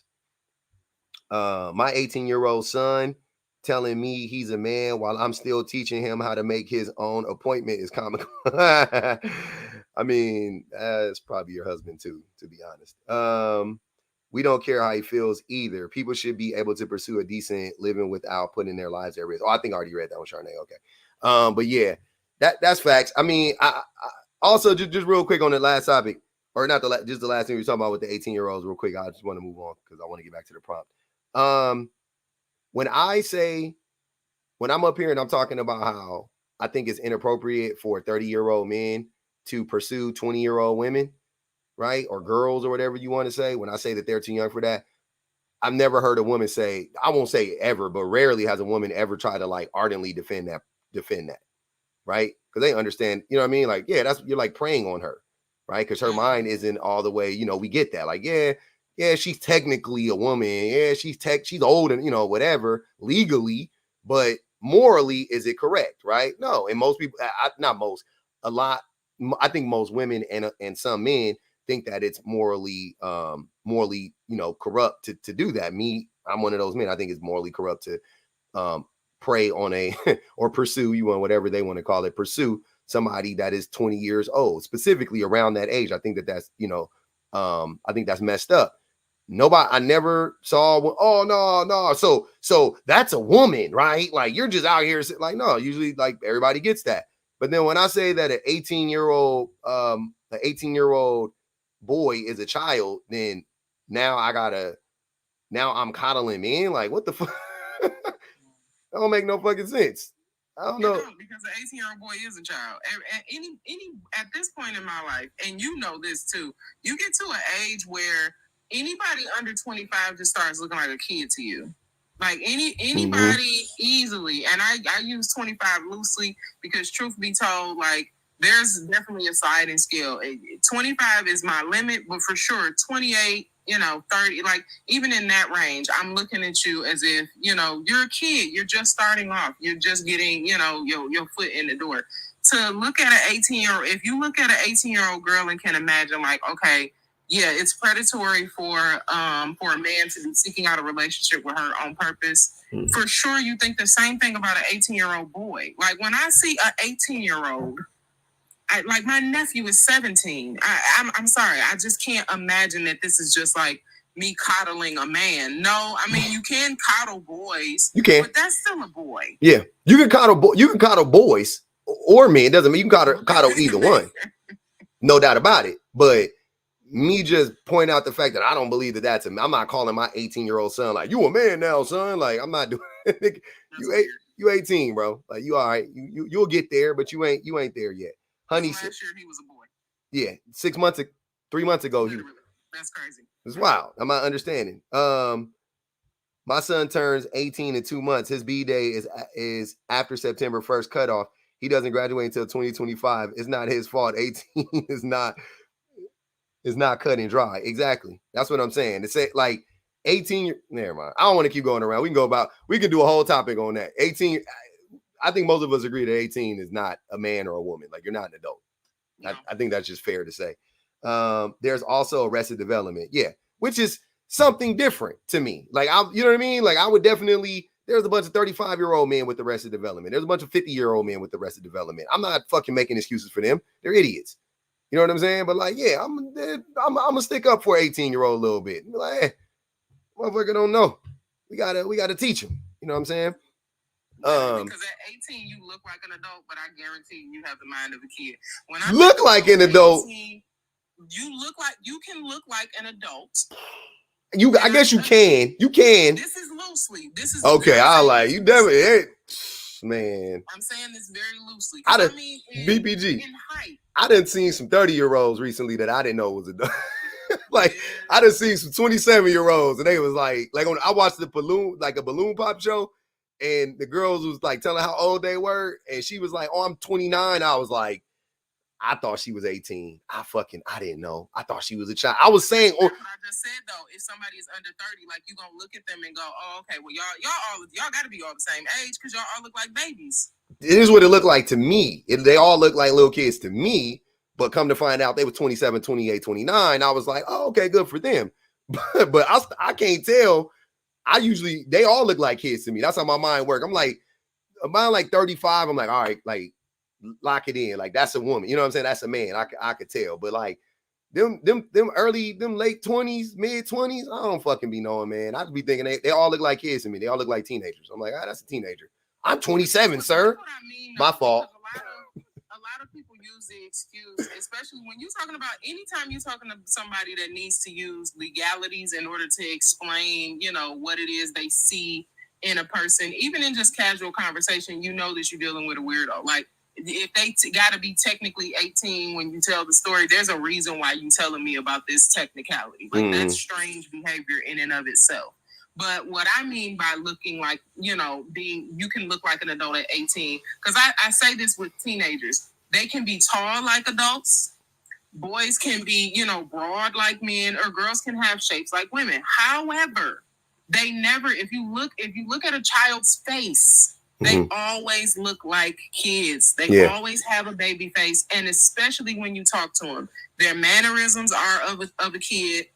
The way that they discuss things, like, there are so many other indicators that go along with, like you said, when you talk to somebody under 30, you initially look at them and you go, oh no, that's a kid. No, that's they at best maybe they 22 or whatever. But part of that comes from, I've looked at this person's mannerisms, I've looked at their face, and they still have like how do I describe it? Like a chunky baby face. It's not even. You got more fat in your face when you're younger, and then you start to lose it when you get older. Yeah. Literally. So when you look at them in their face and you have a conversation with them, you go, oh no, that's a kid. I told you, I just watch how people walk. That'd be my look. Literally. Kids walk different, man. They got a little weird little walk to them. I'm like, that's a kid. Okay. That's what that is. Hope make them walk weird. They walk different. They got a pep in their step. They got I'm like, I can tell life hasn't beat you down enough. That's what that is. Like, that's all that is. When I go to visit my alma mater, I went one time and I was looking at all the kids, and they had like the backpack on the one shoulder, and I'm like, oh, look at y'all. Like, life hasn't beaten you up yet. So you walk a little different when you haven't had to go through some of the things that just comes with age. So when you start listing legalities, I know that you have recognized that this person is quite clearly a child. Because at 18, 19, even 20, child, first of all, I was so dumb. I was so unbelievably dumb at that age, because that's the age where, like I said, you have a physical adult body, but you have the mind of a kid. And you have the mind of a kid because you legit think you know everything. You think you know everything. Whatever it is people tell you is not true. it's just based on their own trauma and they just want to hate on you. And, you know, you grown now. Like, you always have a point to prove. That's always kids. That sounds like grown men too. See, sometimes with the kids and the grown men shit, it's too much overlapping. Because a lot of shit you said beyond the pep in the step type shit, I'm like, yeah, that sounds like a grown man too. These niggas are dummies. But yeah, it's a wild game. Man, whew. My son left some Warhead spray. I just tried it right now. That shit is sour as fuck. See what I mean? I shouldn't have did that. Actually, it don't taste the same. When you was a kid, you used to take. I would eat that whole thing. I just sprayed like 6 sprays. I'm like, yeah, that's I'm done. That's why they be saying you be out here doing bumps. That's why. Off this. The Warhead spray. Warhead spray, crazy. He didn't even finish it. That's how I know it ain't good. He didn't even finish this shit. That's all right. You gonna be on the background by the morning. But back to your topic, because they saying that we got ADHD in the comments. We do. Yeah, but you know what? Me and my husband was talking about financial abuse earlier, and just how different it shows up in relationships.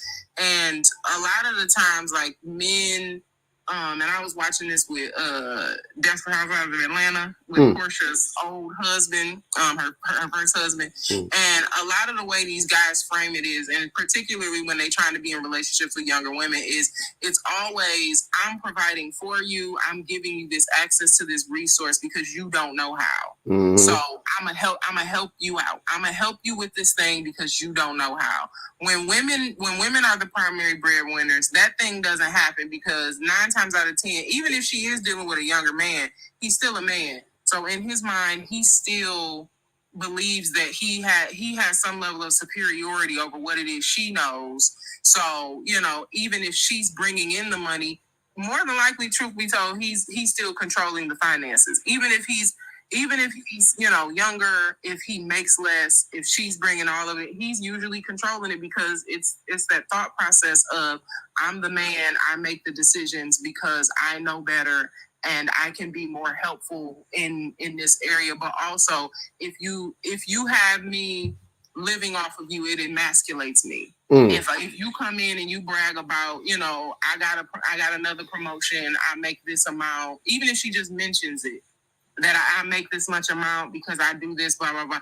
It's always going to equate to somehow she's emasculating him because of the money that she makes. He can't ever, like, you know, I don't know what it would even be called, defeminize her by making more or by cleaning up more or taking care of kids more. But she can always emasculate him because she's more successful than he is. That happens all the time. Yeah, a lot of men can't take that. That's that pride shit though too. That's another part of it. To be honest with you, we know the pride is a humongous factor in all of this. You know, wait, what happened? Oh, weird. Michelle. That was by accident. Can you drop me? Okay. Thank you. What up, Kay? Oh shit, you let me up. Hey, you know what? Because BPG, like, thankful for the ADHD, because BPG brought it back to me when she said that. I was thinking about old Rusty Debo yesterday when he was saying about how it's just a certain way that women carry themselves when they make more money than you, and it's a certain confidence, like, pretty much like we ain't supposed to be shit, right? And it goes back to the age-old saying, like, a nigga want to see you doing better, but not better than them.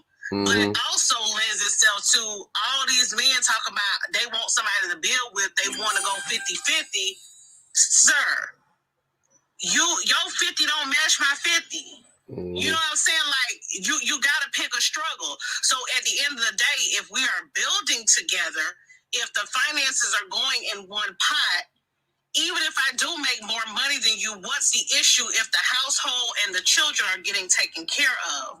Now, what you do run into, and this is what I wanted to come up and say yesterday, is that when a woman has done for herself for most of her life, and she takes care of her business and she takes care of her bills, she is going to question you. She is going to question your decision making. She's going to question your financial responsibility. She's going to question some of the ways that you move. Period, point blank. Y'all don't want to be questioned. Mm-hmm. Y'all don't want to answer questions. You don't want no woman questioning you. Why? Because you don't view a woman as your equal. And it's crazy to me because, okay, remember I told y'all, and I'm going to use this artificial scenario because I don't want to implicate nobody, but I know a person who gets the benefit of a traditional wife, and she makes all of the money.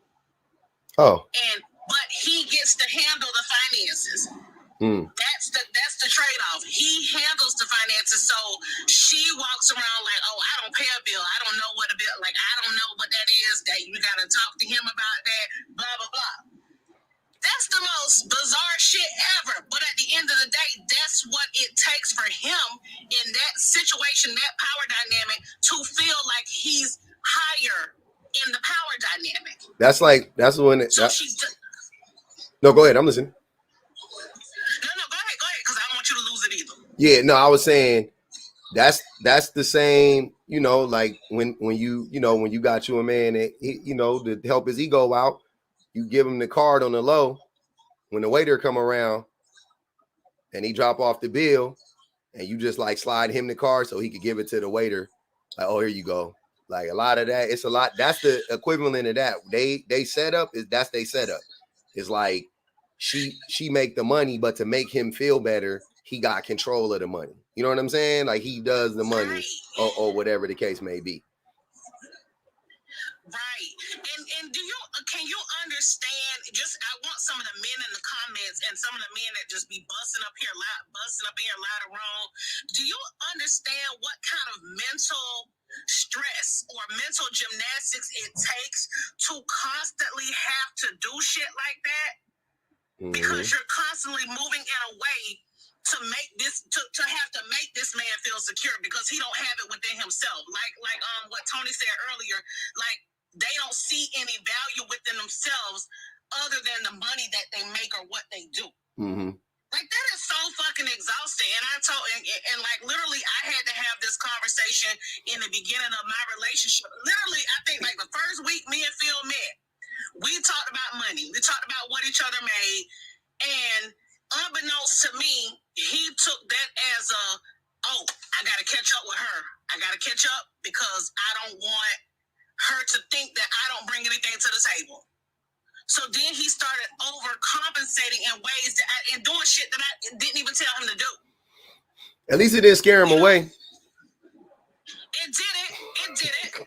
Listen at you, devil's advocate. That's a good. I'ma always ride for Phil. I don't care. But it didn't. But at the same time, it was the once we had to dig into that and why that was, and then I understood it once I started seeing different stuff in the dynamic of certain relationships that he was exposed to. Long story short, but I ain't gonna hold y'all.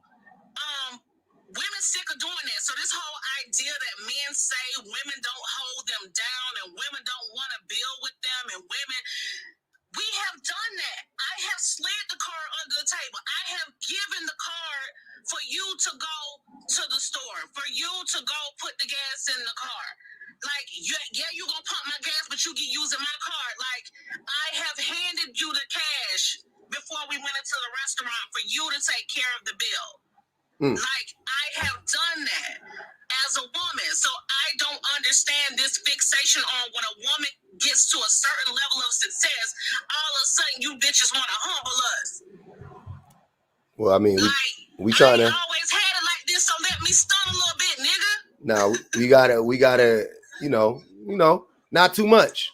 You know what I'm saying? Like you could, we happy for you, but we not that happy for you, but we happy. We kind of happy for you. We pretty much happy for you, but not, we not really happy though. Cousins, y'all talking about don't say that out loud again in public. Told me not to say it no more. But I just had to say it because you niggas forget. You forget where you come from. You forget what a woman has done for you. Mm-hmm. You forget how a woman has built you up. Built you up. Yeah. You've been in Florida for too long. You up and was there when you ain't have shit. I know women. I done seen women on this app talking about how they slept on an air mattress with a nigga until he came up, and the moment he got up and got his own place, got a little furniture, he put her ass out.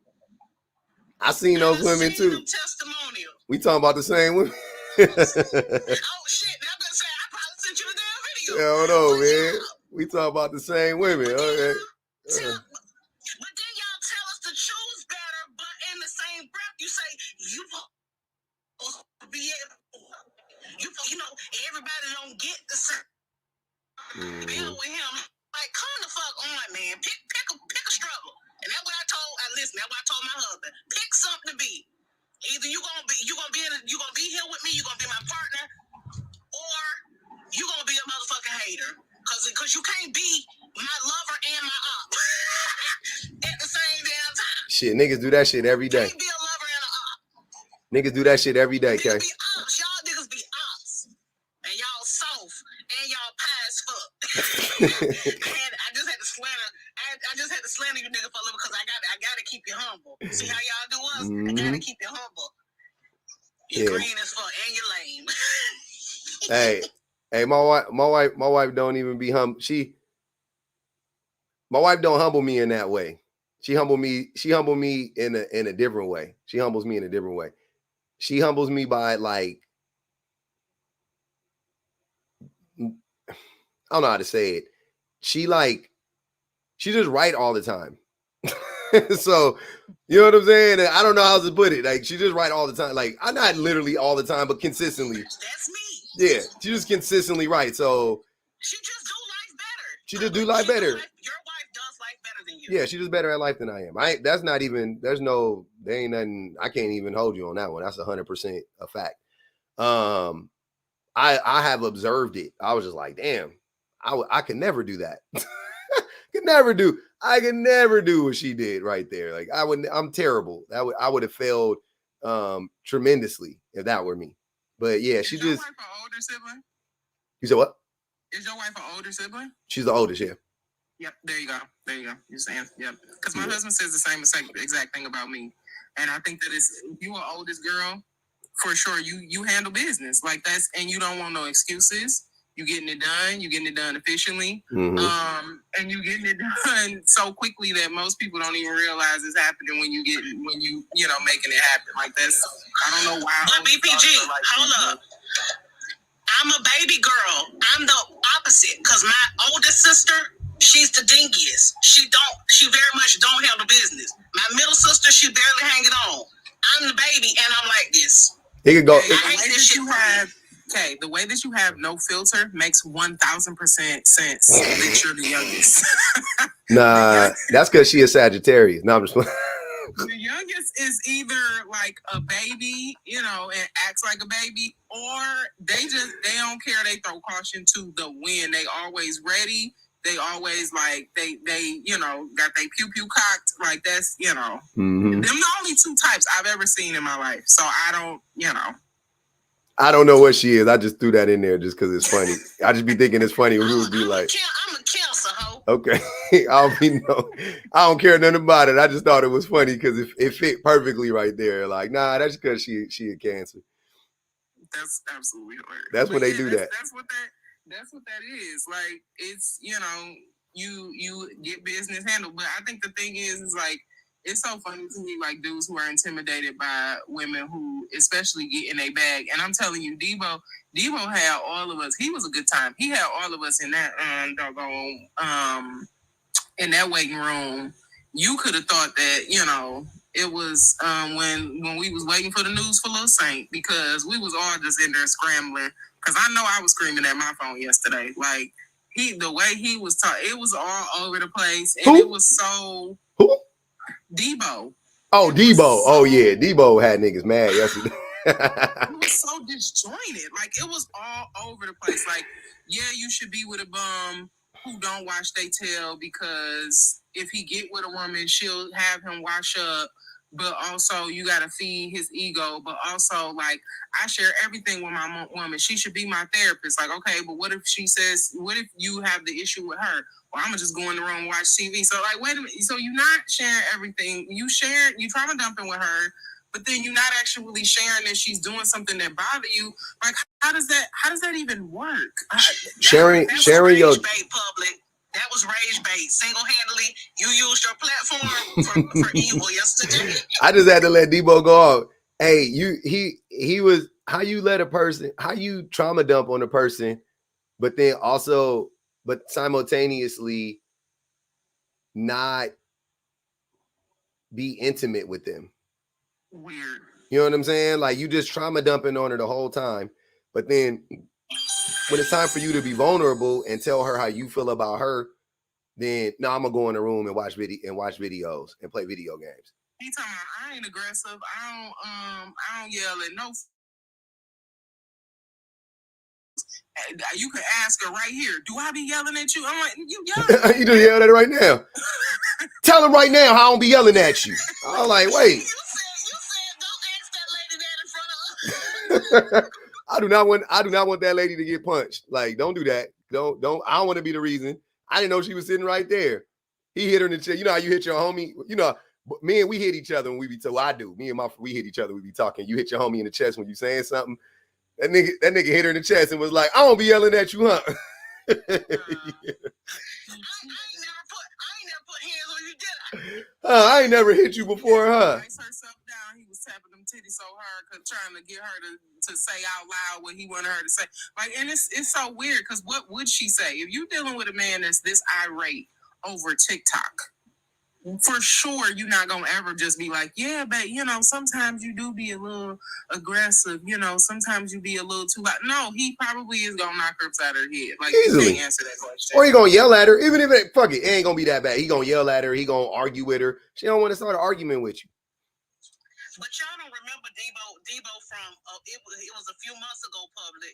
I think I had blocked Debo accident. Okay, but anyways, Debo was on here talking about he was single and about how because the woman left him because he worked too much, and he said that's what a man supposed to do. So now you got an old lady, or you was lying to us. You changed the narrative real quick, like it was you was always on the road, you running your own business, blah blah blah. Like she was trying to go back to school, and I wasn't with all that. Like, So y'all broke up. So you got her back in your. I don't know. I don't be listening. I don't be listening to none of these dudes. Be honest with y'all. I hear what they say, but all these niggas, the craziest thing about the Tisa, whatever situation is, the only thing that was interesting about that story or unique about it was that she told it. That was the only thing that was unique about it. She told it. I know 100 women that got a story like hers. Because niggas be lying just like fucking Legion. Niggas be Legion. That's why every day we be like, baby Legion, baby Legion, baby Legion. Because there's a bunch of niggas that just lie just like that. I don't be even listening. I don't be listening to, like, as a man, I know, because niggas be lying. So I'll be like,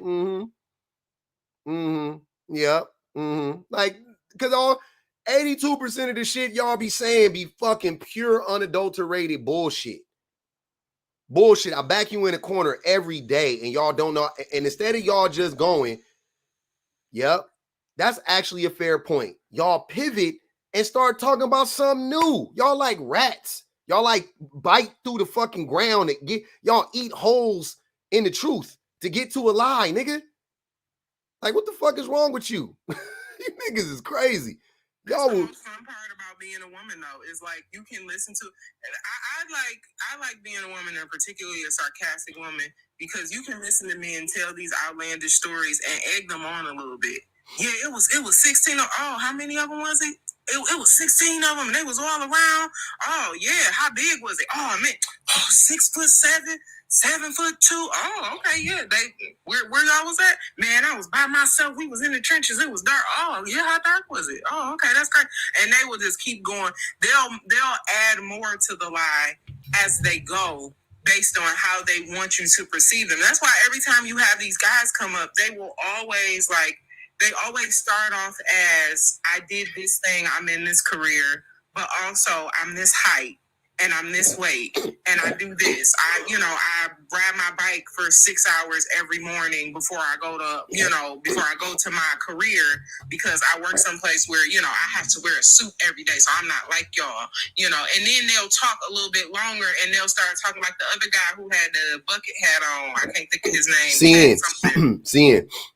Yeah, but he accidentally started revealing like where he actually worked, because then he started talking about his coworkers and how people be dating each other in the job. It's like, that doesn't sound like a high value job. No, he worked in a factory of some sort, and that's fine. He worked on an assembly line. He was talking about getting bonuses too. And I was like, yeah. No, but he said he was cybersecurity. No, he didn't. Debo said he's still No. cybersecurity. We talking about CN. Truck driver a few months ago. No, we talking about CN. Oh, okay. Debo said he graduated from college with a degree in computer science. Right, but he told us he was a Trump. telling you, that nigga lying. Oh, I know. I clocked it yesterday. Because in 1 minute he said he was a truck driver. I mean, I'm sorry. 1 minute he said he was a college graduate, and then 2 minutes later he said he started demeaning and putting down degrees. And I was like, I don't know one man that has a degree that talks shit about degrees and talks shit about an education. I don't know one man. I got plenty of friends that graduated from college. I don't know one friend that's graduated from. I don't even have a friend that went to college necessarily, to be honest with you. Like, I went to college. I don't talk like that about degrees. I went to college. I know I studied. I know what it is. You know what I'm saying? Like, I would never demean or diminish a degree. Only men that do that be niggas with niggas without degrees. Why would you do that? It doesn't make any sense. And especially because, look, make it make sense. Men are, once again, these are the same men that are entitled beyond belief, right? They want a cookie for every fucking thing they do. For waking up, for taking the shit, for tying their shoelaces, for washing the dish after they eat out of it. The same men, you telling me that same group of men get a degree, which is a major accomplishment, just for them to turn around and demean it, devalue it? Fuck out of here, bro. You niggas got certificates and y'all be acting like y'all got master's degrees with a fucking certificate in something. So I know if you got a degree, you're going to be in this motherfucker like, yes, I have a degree from such and such. I graduated from such and such. Like, be so fucking for real. Be so fucking for real, bro. Said that he had Patrick said he had a PhD. And then when you asked him what the PhD was in, he said that he was a general surgeon. That don't even go together. Because a PhD is a doctorate of specifically pertaining to philosophy. Mm-hmm. Like, that's philosophy, psychology, stuff like that. Yeah. But not like a medical surgeon. Like, no. That's not. And the crazy part is MD. Is saying that you have a PhD and then saying that you are a doctor that works in general surgery is so weird, because, in that space, people who have doctorates, who have like PhDs, and people who are doctors, like, doctors don't consider people who have PhDs real doctors. Like, that's an ongoing thing, that there's like a weird beef between people who have like philosophical doctorates and people who are like medical doctors. MDs have God complexes though, so I see them. They're gonna always try to separate themselves from everybody else, but that's between MDs and PhDs, whatever. Mm-hmm. They could do their own thing. That's why I knew he was lying though. That's why I knew it's easy to tell somebody lying, because like, if you're in that space, that they beefed out. They like, it's like a gang war. Like, they really think that if you have a PhD, you're not a real doctor. Mm-hmm. Yeah, for real. That's Bloods and Crips. They really on some other. I'm just thinking about it because I've never heard it, but now I'm thinking, I'm like, yeah, I can see them being like that. Totally. Yeah, dentists are definitely doctors. Dentists are 100%. They fucking operate. What the fuck? They're real doctors. Look down on dentists. That's what I'm saying. Like, but how isn't a dentist a doctor? Is a podiatrist not a doctor? Is a fucking like? Listen, in the hierarchy, in the hierarchy in the hospital, I always said that neurosurgeons were God. Mm-hmm. General surgeons were Jesus. Mm-hmm. And like, if you was a pediatric neurosurgeon, oh baby, you beyond this world. Like, that's some shit. Like, you can walk around like your shit don't stink on, like, period. Like, yeah, they fuck with you heavy. And the way they behave, you can tell the way the general surgeons behave, the way the neurosurgeons behave, it's just on another level. And don't let that bitch be an OB. Let him be a male OB and he deliver babies. Mm-hmm. Oh shit, man. He walking around like this all day. He walking around like this, making sure we gotta protect the goods. Like, nigga, we do not care. Congratulations. I don't trust male OBGYNs. I ain't gonna. That's a whole different discussion for a different day. I'm definitely. Hey, when it comes to that, y'all call me a misandrist, a sexist. Same way I don't trust niggas with my kids. I don't trust niggas with vaginas.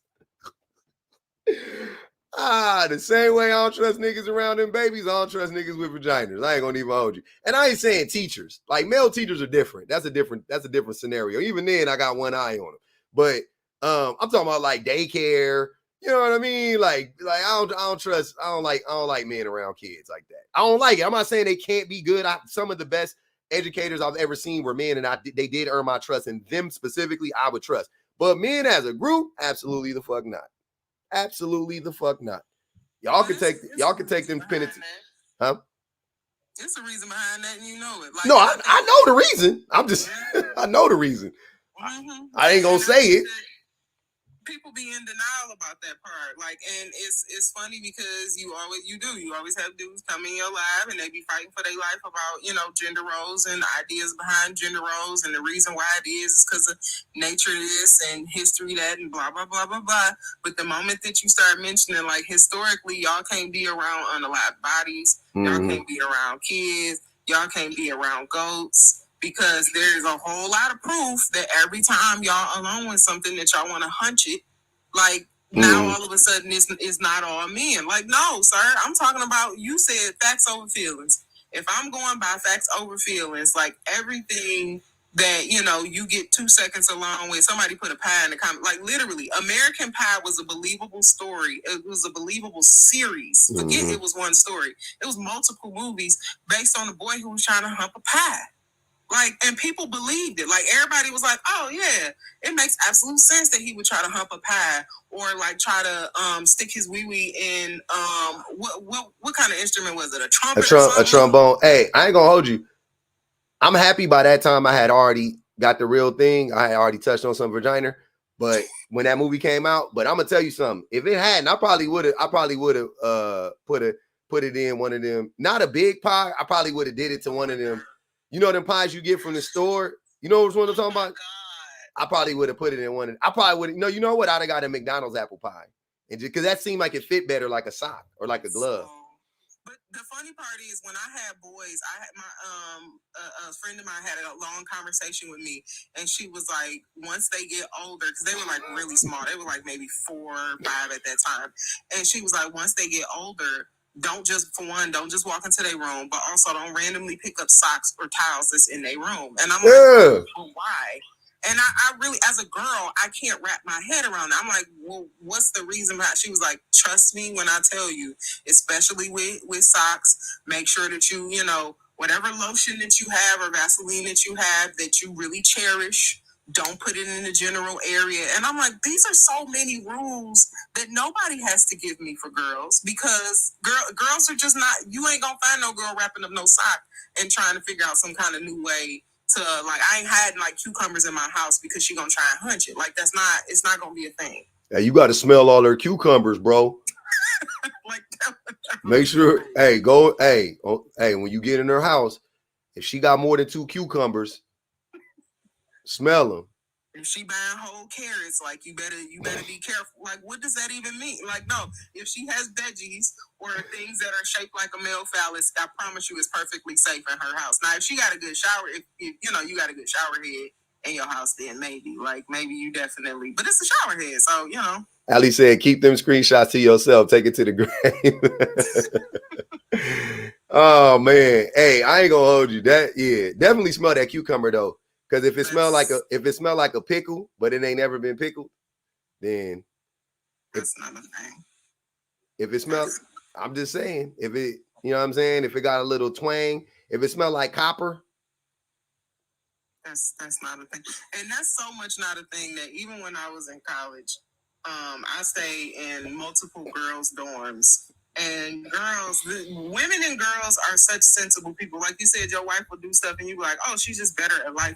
Girls will figure out how to get their money together and buy something that they will start selling hair or like selling dinners, or they drawing pictures of whatever it is they got to do to get a hustle so that they can go and actually buy the tools that they need. I saw a lot of girls who was doing that. I mean, so they braiding hair on the side, and they saving up their little money so that they can go to whatever your local. Don't y'all ever get tired of doing shit?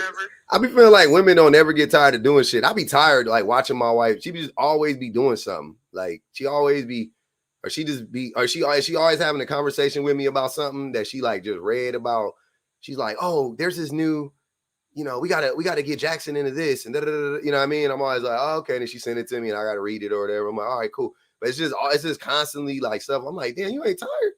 I be beat. We do be tired. I ain't gonna hold you. We do be mentally tired. I just said the other day, I wish there wasn't always a ton of shit to do or a ton of shit to think about, or this on the agenda, or next week there's this. Like, we're always thinking ahead, because if we don't take care of it, it's not going to get taken care of. Yeah. It is fucking exhausting. I'm exhausted. I ain't going to hold you. I need a vacation where I don't got to do shit. I don't even want to watch no kids. I just want to be on the beach, me and a drink, watching the sunset. Just bring me wings. I can get some wings, unlimited drinks, and just let me be hammered. No responsibilities. That sounds fun. I need to go take my wife on a date tonight. Speaking all of this stuff. No, you're right though. I just, that should be crazy to me. She just, the mind be always moving, and I appreciate it. We like whales. Like, they say that whales have two brains, and when one is sleeping, the other one is on. Jesus. And that's what it's like being on. Because I do the same thing with my husband. We had a long talk about all of the books that I'm reading right now. And Poe Man, he was sitting there and he was listening, and he would add a little input, and then I would talk about the next book or the next concept or whatever. And he does a good job at listening and input and all of that stuff. But our brains we feel like we're not productive if we constantly don't have a list of things to do. That's why they say, like, it irritates me so bad when dudes try to compare that happy wife, happy life thing to happy spouse, happy house. No, if your wife is happy, like it usually has something to do with she's able to, if you take some of those things off of her list, then she literally can relax. Like, she's happy because there are so many other things that she had. She got a list of 20 things to do. You took off 10, so now she only has to worry about 10. So she's going to complete those tasks, and then she actually has time to rest and be happy and figure out who she is. Like, there is a math to it. Men don't have 10, 20 things on their list. Like, it's just not a thing. Even if they're active and they helping with their family and they doing stuff, they don't have 20 things on their list. At best, they got 5, and they done forgot what the other 3 is. Get out of my house, first of all. Paying too much close attention to what's going on over here. My days be busy, but you're right. I only got. What they be about, public? What I got. What do you do when you wake up? I got to do my. I got the kids stuff. We got to get the babies ready. I got to get ready. You know what I mean? Take them to school. Do my shit. Then I got to pick them up. Then I got to feed them. Then I gotta, we hang out, you gotta FaceTime with the babies, you know what I'm saying? Hang out with them, talk to them. By the time my wife get home, then I gotta go do more work. Then by the time. What happens in the in-between time when they're at school? Like, what's I'm working. Your agenda? Okay, so you're working. Yeah. Okay. I work until it's time for them to go to school. Then I go pick them up. Then I'm with them. And then when Cedar comes home, she relieves me. And then I go do my work, and I finish my work. And then by the time I finish my work, it's time for them to go to bed. Then I help them get ready for bed. And then, you know, I eat in between. I figure out a way to eat in between. That's pretty much my day, like every day. Even Saturday. I mean, minus the weekends, but the weekends is like, we got to do shit. We got sports. We got, you know what I mean? But so you don't just protect and provide? No. Don't just, okay. No. I wish. Protect and providing sounds fun. No. No. I used to do that. I did that a long time ago. Like when my first baby got here, I was a protector provider. That was all I had to do. Now it's like, hey, they hungry. Dad, can you give me a snack? It's in the top cupboard. Can you get the snack? Dad, can we look? I got something to tell you. So my new teacher, every Friday is Fun Fridays. That's what he said. So every Friday is Fun Friday. Way better than my teachers last year. And the thing I didn't like about my teachers last year's was they used to yell at us and da-da-da. And I'm just sitting there. But you love it though. It's a thing. It's a thing. Definitely, I'm talking better than he talks yet. But that's the conversations. That's what they be. Oh, Dad, don't you just love petting Teddy? Don't you just love? I love petting Teddy. I love petting. He's so soft. I love petting Teddy. Me too, baby. Yep. And here comes Jackson running in. So you ain't laying tile. You not Fuck no. oil. You not cutting the grass. You not. I ain't gonna hold you. Like what else you do? I'm gonna tell y'all. We paid. The people came through yesterday and cleaned the house. You know, they here. We got the cleaners coming through to clean up. You know what I'm saying? Hey man, we don't got a lot of time. We just don't got a lot of time. And we just don't got a lot of time, to be honest with you. Well, when my wife is working, because my wife gets summers off. So when she's not working, we pop it. You know what I'm saying? When she's not working, we vacationing, we amusement parking, we fucking reading, you know what I mean? Like we doing whatever we need to do. But when she at work doing wintertime and all of that shit, like you gotta put your head down and get to it. Like it ain't no, you know what I mean? Like you got to show up. Like you got to help get them babies ready. You got to wake their ass up. They got to eat 17 times a day. They got to talk to you for 2-3 hours a day. They got to show you their video games. You got to watch what they watching. You know what I'm saying? You can't be away from them because you just got to watch what they watch. You got to listen to what they listen to. Just so, you know what I mean? They don't know you listening. You don't know I be listening. I be just sitting there sometimes. He don't know I'm listening. I'm listening to this. I'm listening to all the videos he watching. I'm hearing all the weird little takes they got and all of that. I'm just listening. I'm just listening to that shit. I'm like, I just say you ain't building your empire. My empire actually is built. That's the funny. It's actually self-sustaining at this point. So yeah, we good. I'm good. I'm in a good place. So yeah, I got there, Aya. We made it. But yeah, these niggas, I never let these niggas shame me though. You gotta be a parent. You gotta be a parent at some point, man. Y'all niggas gotta get up out of that shit. And that's, and I don't even want to hold y'all. Even with all of that, my baby still be coming to me talking about, I feel like you didn't pay enough attention to me yesterday. Oh, okay. Bet. I got to address that. I told y'all when he came at me, he was like, yeah, I feel like you were ignoring me yesterday. And I was like, oh, okay, cool. So we got to switch it up. You got to, you know what I mean? Every day is a little tweaking and adjustment. You tweaking and adjusting every day. Listening to these little people, man. You got to listen to them. They be telling you.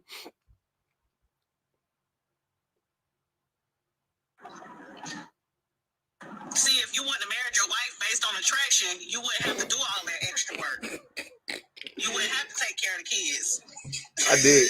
I actually did marry my wife based on attraction. So I actually did, man. That's the fucked up part. I did marry that woman based on attraction. I can't even lie. BOA. I'm a BOA nigga for sure. Where GV at, man? GV been winning all week. Y'all trashed that man. Y'all called that man everything but a child of God. And come to find out that man been right all week. GV been right all week, man. That's crazy. Somebody summon GV. Where GV at? We got to give GV his flowers. That boy been right all week. Virgo said if Pub focus on his, if Pub has focused on his money and not women. If I'd have focused on my money and not women, I too could be single and miserable today. Definitely. Riding around in your Charger. Riding around, I could have had me a Hellcat. I could have a Hellcat right now, but I don't even want one. But I could have had me a Hellcat. But mine would have been. Look, I ain't gonna lie. I wouldn't have paid $35,000 for my Hellcat. I wouldn't. I'd have paid about 70. One day at a time. You said you what? You would be irritating your neighbors one day at a time. Yeah, definitely, 100%. But I would have one though. You know what? And speaking of irritating your neighbors, what I didn't miss is these niggas with these big ass trucks that they sound like a goddamn semi at 5 and 6 o'clock in the morning going to the work site. I did not miss that shit. Oh, that's what they be doing in Florida? Man. That's good. The Florida. I know they be wilding in Florida though. But hey man, I don't know what's going on. BOA or no play. BOA or no play. Hey. My husband said you gotta drop the shirts. Definitely. The shirts gotta come, bro. I was supposed to go meet, but I had to do baby shit this week. So I'm supposed to go. I gotta go link up with the homies so we can get it going. He gonna set up the store for me, the shop, everything. It's already ready to go. Hey, Sabrina said GV fighting white supremacy based on attraction. Why y'all a different breed of people? Y'all really different. Pub, make this dinner reservations. I don't know. My wife don't want to go to no dinner. Maybe we'll go to dinner. I don't know. My wife don't eat out like that. She's not a big eater-outer. Please don't ever say that again. Please. Y'all get your minds out the gutter. She's not a foodie like that. My mind is never not in the gutter, but just like, and the way in which you just said that so quickly was just like she's not big on it. She's not big on eating out. She's not big. She be watching her. I can imagine so. She be watching her intake, man. She's maniacal. No, that's not the right word, but that probably would be a good word to describe it. But yeah, she pays attention to that shit. She be counting her calories and stuff like that. So, you know. Yeah, based on who she married, I'm pretty sure it's just that. See, don't put that on me. That's her. That's not her judge. Because you married her BOA. She can't let her body go. That's not. See, y'all putting that. Don't put that jacket on me. That woman, my wife she was like that before I met her. Believe it or not, she been like that. She that type of person. You know what I'm saying? So yeah, don't try to throw that jacket on me.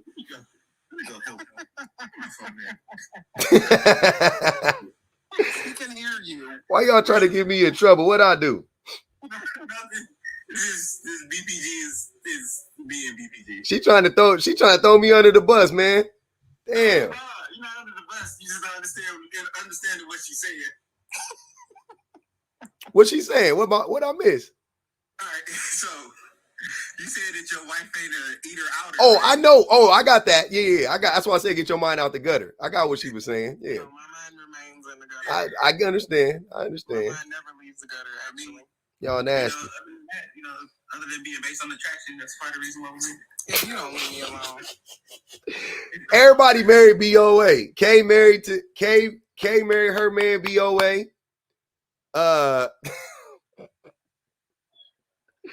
Kay married her man BOA for sure. Based on attraction. BOH, based on height, because I wasn't marrying below 6 foot, yeah. BOH. Okay. BOH and BOA for K. See what I'm saying? Y'all thought GV was lying, but whole time GV was telling the truth. Whole time that man ain't missed. That man ain't missed. That's good. He was right. You know, he was right. Initially, I married my husband for sure because the face card works for me. Of course, as time progressed, there were other things that was the winner for the chicken dinner. So, hey, they coming up. Hold on, they got boy. They came with boy based on income, Bob based on bank, BOA BOH, BOD. I know what BOD stand I for. was like, BOD, where about it? Yeah. That's my lane. They said stop giving props to the ops. That's what we do over here. See, we ain't no haters. That's what separated us from the ops, because the ops is haters. We not haters.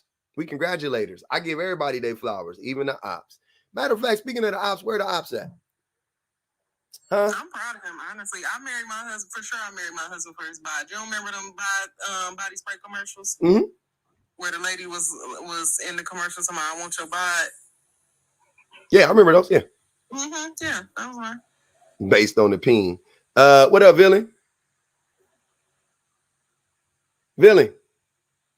She probably ain't mean to come up. People be requesting up on accidente. You know what, public? I noticed when you have all them words up there, the ops do not be coming in. They don't want to read, public. That's not true, because I done had many of prompts like this. It only take one line. All you got to do is pick a line and read it, and it's gonna make you mad. I already know. Pick any line. Women are breadwinners in spite of their men. That gonna make them mad. Men are breadwinners because of their women. That's gonna make them mad. Men are obsessed with making more money than their women because they want to control their women. That's gonna make them mad. It don't matter. It don't matter. Pick any one. But they don't be wanting to read, though. But they got to read. Everybody on TikTok makes 6 figures and graduated from college, though, okay? So these niggas is readers. Except for me. I'm not. I never graduated from college. But yeah, these niggas is readers, though. They readers, but not eaters. That's the problem with the world. Women and accountability. My husband married me based on attraction. I was 22 and mad at Oh man, that's crazy. Okay. 11:42. All right. I still got an hour left in this. I might have to rotate the prompts. I ain't gonna even lie. Go ahead. You can let me down. I got you. I'm mobile. All right. I got you. Hey, I might have to and we hit 100,000. That's cool. I might have to rotate the prompts. We ran it. It did what it did, man. We had a good time. Congratulations. Appreciate you, Night Jade. Yeah, we gonna do that. We gonna do that. They all make 6 figures. 6-figure niggas. Oh yeah, man. Styling Twin said you just got to put women in accountability.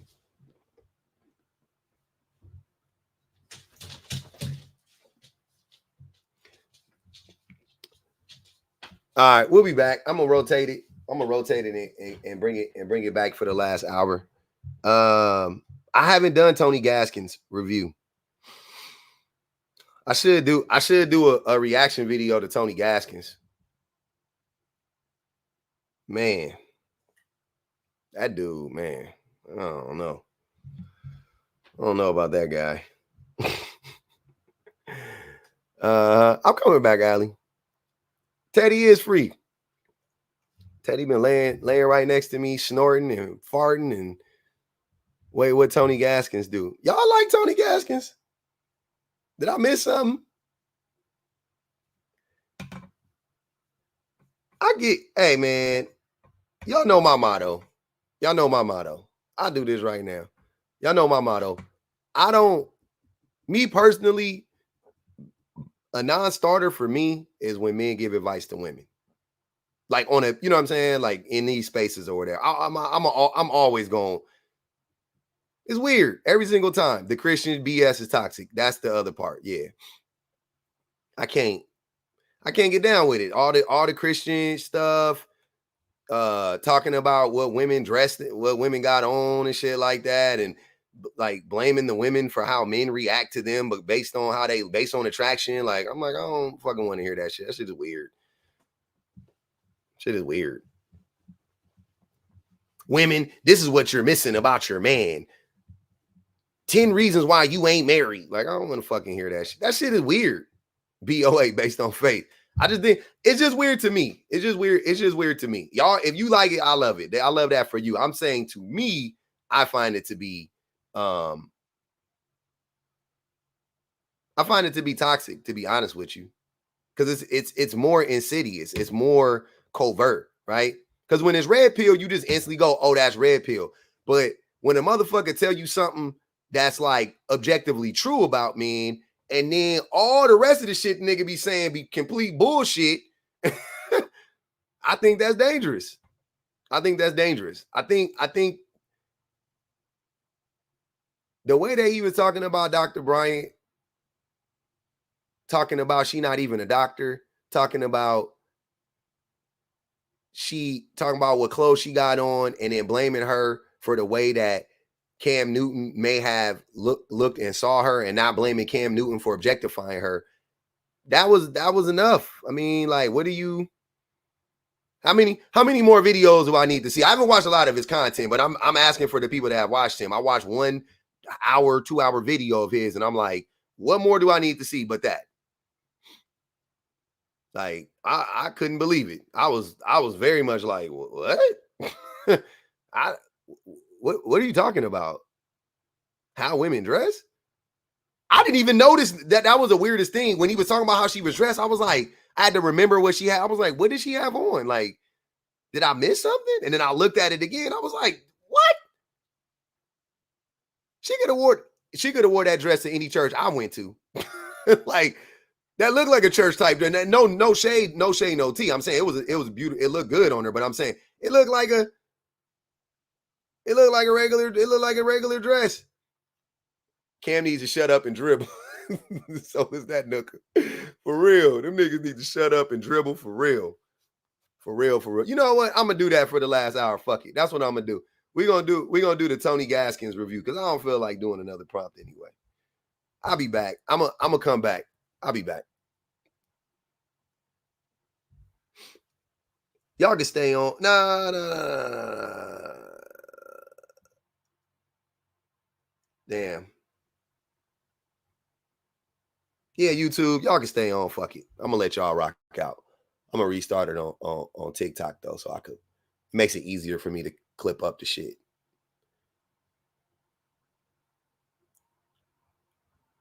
Makes it easier for me to clip that shit up.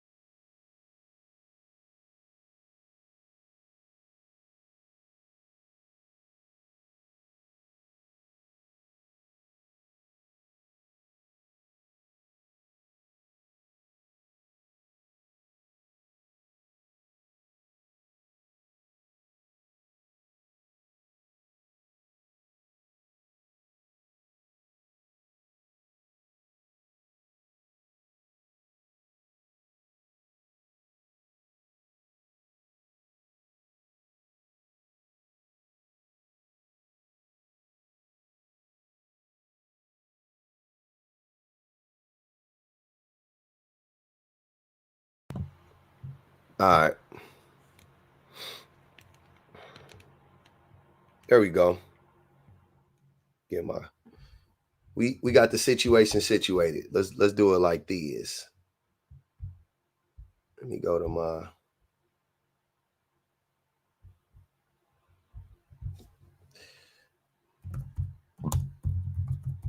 I should have saved it.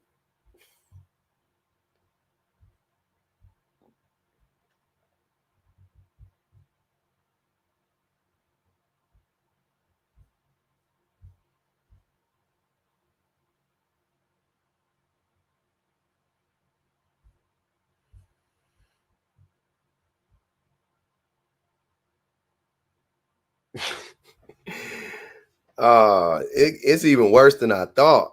I never really been to his page. This shit is worse than I thought. How is this not? This is really sus. A lot of this shit is sus. Like, what the fuck? Don't get a BBL. Stop. Hold on. Why do women compete with women? What, nigga? What? What are you talking about? The titles alone is trash. Like, god damn.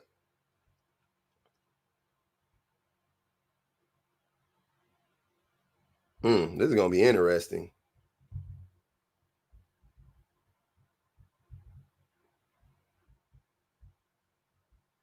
Sammy. Like they don't have multiple women. They Huh.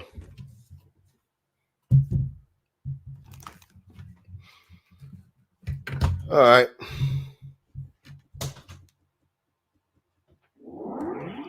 Baby. This is gonna be interesting.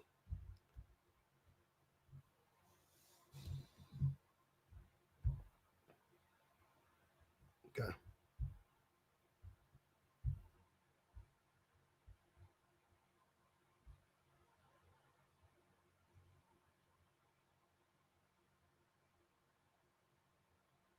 Okay. Yo, welcome back, man. Okay. So we are going I want to I'm gonna react to this real time. Let's have this discussion about this, man. I was told a while, like a few months ago, I remember somebody was like, "Oh, you should watch Tony Gaskins," and I was like, "Oh, okay," and I never got around to watching him or whatever, and yeah, and I think I saw like I think they might have sent me a clip, and I ended up watching like a little 15-20 minute clip of his, and it wasn't like it was bad or anything. I just didn't get much out of it. So I was like, cool, whatever. Like, I see he ain't, I just chalked it up to him like he ain't on that bullshit. You know what I'm saying? Like, cool. He was talking about me, and I was like, yeah, cool. I'm with that. I can respect it. And I let it go or whatever. But now, like, listen, like when I went back and I heard this video, I was like, what in the fuck is going on? Like, seriously, what is happening here? This is crazy. Y'all know me. I gotta put it on at fuck it. You can do 2 with him because he be talking too slow. So we gonna do 2 times. Okay. Well, you gonna hear him today, the prototype. Listen to this guy. So this is his reaction to Cam Newton's discussion. Now, y'all, I'm just gonna let me know. Let me know if I'm tripping. Hey, Tony Gaskins here. Now, I received a bit too many requests to discuss this topic, and then some of y'all emailed it to me, DM'd it to me, and then I seen one of the videos that was sent to me. It was from a gossip blog, and they were reviewing it. And basically, it seemed like a lot of people was happy that Cam Newton got told, I guess, about himself to his face, which is, I'm hoping it could be effective, but I really don't think it will be effective because, for one, he's a grown man. 2, he knows what he's doing with his life in the sense of, procreating and having kids. 3, I think that he needs to hear that from a man. And most men won't care to say that to his face. I would tell him, and I think it would land differently just because as men, we view the world a certain way. And a lot of men won't admit this, but as a man, we're not really going to take a woman serious who For one, we really don't take women serious. Society shows that. Even Cam Newton having, multiple children from multiple women shows that on average, your typical everyday man does not take a woman serious. Meaning, so here's what I'm saying. If you listen to what he's saying thus far, I agree with him. I'm not saying that Cam needs to hear it from a man or anything like that, but we agree, we mostly agree that men don't take women seriously. We don't listen to women, so on and so forth. Right? That's the part. That's what I'm saying. So it's like you hear and you're like, no, yeah, that's facts. Yep. I'm with it. Like so far, I'm with him. Meaning like listening. Life shows that when you look at 16-year-old boys with their mom, they show love to their mom and they love their mom, but they're going to test their mom. They're going to push their mom. They're going to ignore their mom's instructions a lot of times. One thing that men respond to is men. And a woman can give a man the game about women, like tell him about women and tell him what to look out for. But a woman kind of checking and trying to hold a man accountable, it's not really that effective. And if you don't believe it, you just got to sit down and just look around and pay attention to society. Now, women are catalysts in a man's life when a man allows a woman to be a catalyst in his life. I can tell that in this interview, it wasn't that Cam Newton was disrespecting the lady or didn't necessarily respect her. He respects her, but we also put women in a box when they carry themselves a certain way. So Cam's energy would have been totally different if it was like a Michelle Obama dressed type of woman and educated type of woman. One thing with this doctor stuff is I know a lot of people in the speaking industry who have doctor before their name, and it's an honorary doctorate. So if we don't take and do the due diligence and go look it up, we don't know if someone was given an honorary doctorate from this, word of evangelical. You could have looked it up. Cheyenne went to college when she was 17 years old. She got her degree when she was not when she was 17. I think she got like 2 degrees. Her undergrad. She got 2 undergrad degrees when she, and then she got her master's from, I think, University of Phoenix. And she got her doctorate from another place. But she has a doctorate, regardless of whatever.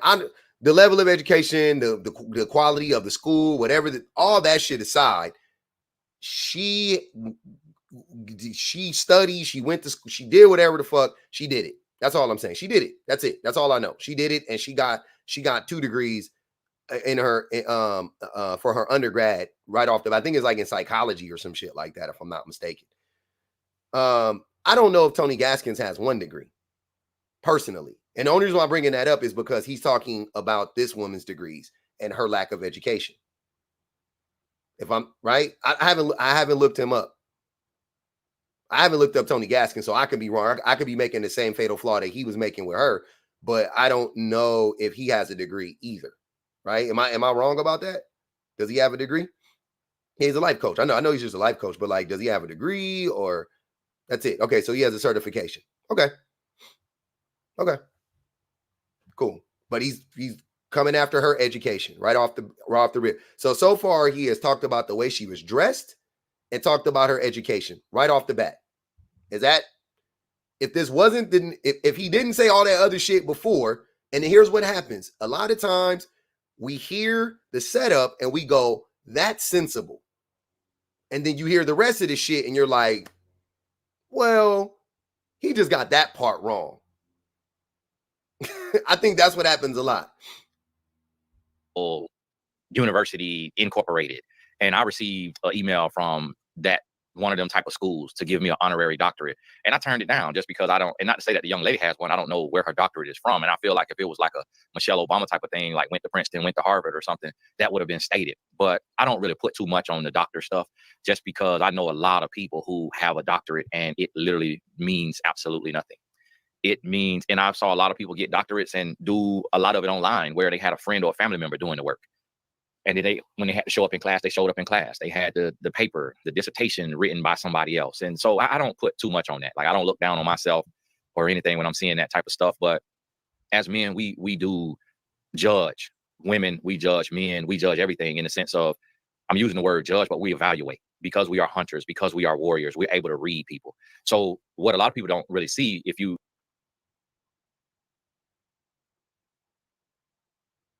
men are hunters. Men, we know how to read. That's not that same stupid ass shit that these niggas be saying every day. Men we just innately know how to read people. We hunt. What does being a hunter got to do with you reading a person? By the way, we warriors, we hunters. What? I'm just saying this. If y'all like them, I love them. I'm just telling this. I'm just telling y'all, this is I think this shit is weird. I think this type of shit is weird. Because I noticed it was like 90% women that was in the comments everywhere I seen it. What a lot of women don't understand is that a man could read a woman. So Cam could read that woman. Cam could read that if he really wanted to, he could put some meat leg on her. Like he knows that. Like if he shot his shot in a real way, even though she says she don't want a man with kids, he know he got the money, he got the influence, he got the talk game, that is her preference, but she'll come down off of it. She will come right down off. He likes Cam Newton. He's attracted to Cam Newton. He would hunch on Cam Newton. That's what I got from that. He would hunch on Cam Newton. Because why are you assuming she would? Oh, he could put that leg meat on. Nigga, what? For that quickly. And a man could read that. And he would have to go through the motions to find out if she wouldn't. And so it was a lot of tactics in there. And then she wouldn't. He is labeled self-proclaimed a psychology expert. But I didn't hear what her doctorate is in. I didn't hear where the doctorate is from, nor did I. The doctorate is in psychology. I hear if the doctorate is in psychology, but she has self-proclaimed herself as a psychology expert. Now, for those of y'all who know me, you know that's a red flag for me, because based on the definition of expert, Cam Newton is an expert. I'm an expert. You're an expert. But you're a life coach. I'd rather be a fake doctor than a fake fucking life coach. Like, if we gonna fake it, let's fake being a doctor, nigga. At least she's smart enough to fake being a doctor. Like, nigga, what? All you could do, you couldn't even fake being a doctor, nigga. You shot for a life coach. You was like, oh, they would never believe I was a doctor. So I gotta be a life coach. Nigga, shut up. Expert in something. We all are experts, because all an expert is someone with a lot of experience in a certain area. But someone who is a psychology expert should also know that if a dress is 2 sizes too small and you're sitting across from a young, voracious, high vitality man who has multiple, if a dress is 2 sizes too small and you're sitting across from a young, voracious, high vitality man who has multiple children from multiple women, which also speaks to a weak area in his life of being able to like settle down with one woman and commit to one woman and have as many children as she can have and is willing to have with one woman, he struggles with being able to control himself around breast being out and curves being shown. And so he's projecting. Just say you wanted to hunch Dr. Bryant, bro. Just say it. Just say she was bad as fuck. Like, just say that, bro. She's heard it a million times. It's okay. Oh, here comes the psychology expert and sits in a very revealing outfit that was not flattering, and it was doing the most with too much breast. It wasn't flattering. I know you a motherfucking lie. He said the outfit wasn't flattering. I know this nigga goddamn lie. One woman, he struggles with being able to control himself around breast being out and curves being shown. And so here comes the psychology expert and sits in a very revealing outfit that was not flattering. And if it wasn't flattering, then why would Cam Newton be so turned on by it if it wasn't flattering? Nigga. Was doing the most with too much breast out. And I didn't see a single woman nowhere in the comments mention that. But as men, we aren't actually allowed to say that, because we're seen as insecure or controlling or something like that, when it's really just calling a spade a spade. So me personally, as a man, with the way that she presents herself, and we have to realize and understand that perception is reality. And we don't get to dictate and determine how someone perceives us. So we have to portray ourselves the way we want to be perceived based on societal constructs. So, for example, I'm sitting here today and I have on a t-shirt. And I have on a necklace that a lot of rappers and athletes wear. And I have on a watch that a lot of rappers and athletes wear. So that's going to put me in a certain box. And I'm not. This nigga, and here's where he going to brag for like 15 minutes straight about himself. He about to brag for about 15 minutes straight. This don't sound too godly to me. He got on a Hublot. He got on a Hublot watch, and he got on a chunky ass chain. So he right about both accounts. Just if y'all can't see him. We want to be perceived based on societal constructs. So, for example, I'm sitting here today and I have on a t-shirt and I have on a necklace that a lot of rappers and athletes wear, and I have on a watch that a lot of rappers and athletes wear. So that's going to put me in a certain box, and I'm not going to be perceived like a Jordan Peterson. I also do not have doctor in front of my name, so I'm not going to be perceived on the same level as a Dr. Martin Luther King Jr. or a doctor such and such. And we have to understand perception, and men have to understand the perception of women, and women have to. He only know one doctor. Nigga, that nigga said Dr. Martin Luther King. That nigga only know one doctor.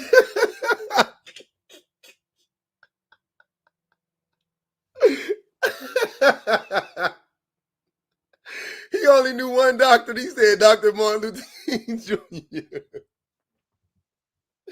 Boy, get the fuck up out of here.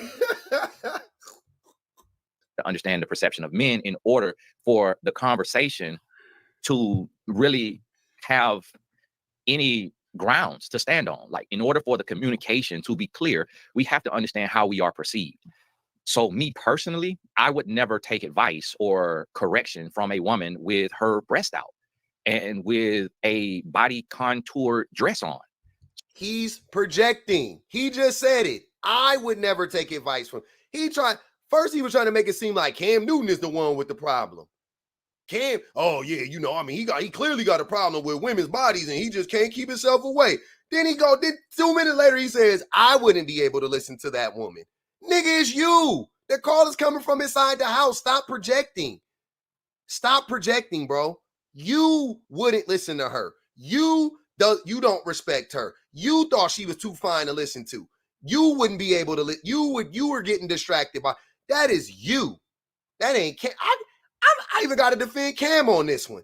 That wasn't even Cam. Cam didn't say that. Nick didn't say that. You said that, Tony. You. Stop putting that on them. You said that.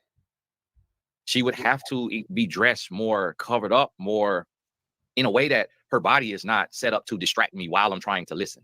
Because psychology understands, if you understand psychology, then you understand the psychology of the male mind, and you understand that humans are programmed by the media and what we see and what we experience. He had to switch it up to humans. Niggas say men. So you understand that from a young age, boys are enamored with boobs, and you understand that grown men are enamored with boobs and curves. Why, Tony? Why? Here's what I'm saying. If this is what I hate y'all, not y'all, but they put the jacket on me. I'm Derrick Jackson. Nigga, this Derrick Jackson. This is Derrick Jackson. He not talking about deconstructing the patriarchy. He not talking about Messiah. He ain't talking about getting to the root cause. He just acting like it just is what it is. The media just put it out there. It just is what it is. Boys just like titties. That's what we like. But why? Why do we objectify women, Tony? Get to it. Because that is the physical specimen that we are attracted to, and you understand mating, and you understand mating calls, and you understand mating seasons, and you understand. Now is nature? Mating season? Mating calls? We birds, nigga?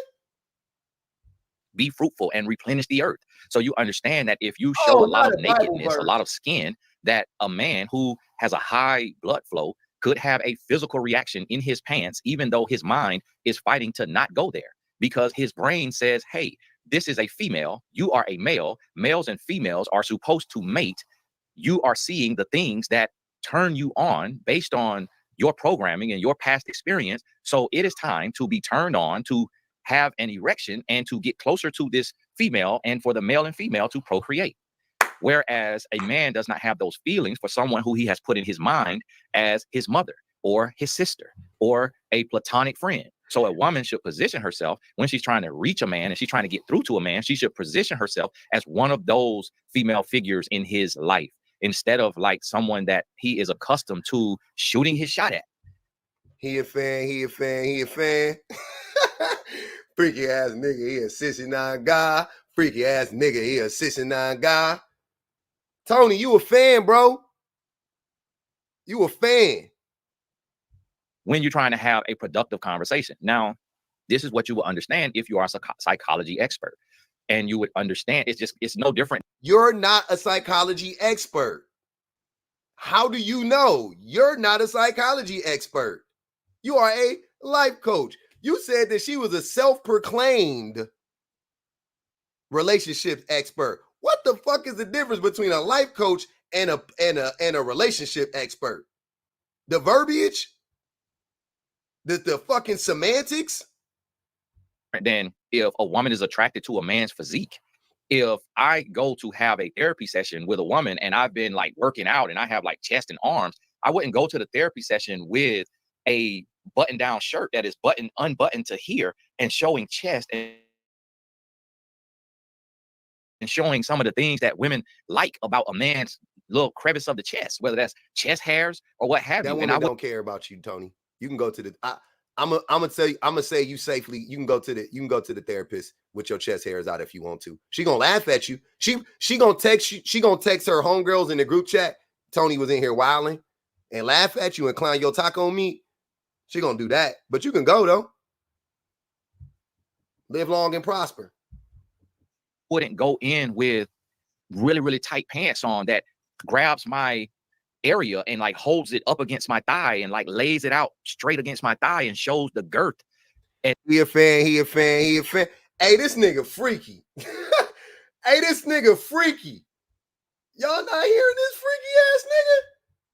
Chest and arms. I wouldn't go to the therapy session with a button down shirt that is unbuttoned to here and showing chest and showing some of the things that women like about a man's little crevice of the chest, whether that's chest hairs or what have you. And I wouldn't go in with really, really tight pants on that grabs my area and like holds it up against my thigh and like lays it out straight against my thigh and shows the girth and sit with my legs open to have a productive conversation, because this woman is also a human and she can start to get hot and be in heat because this is someone that she can mate with.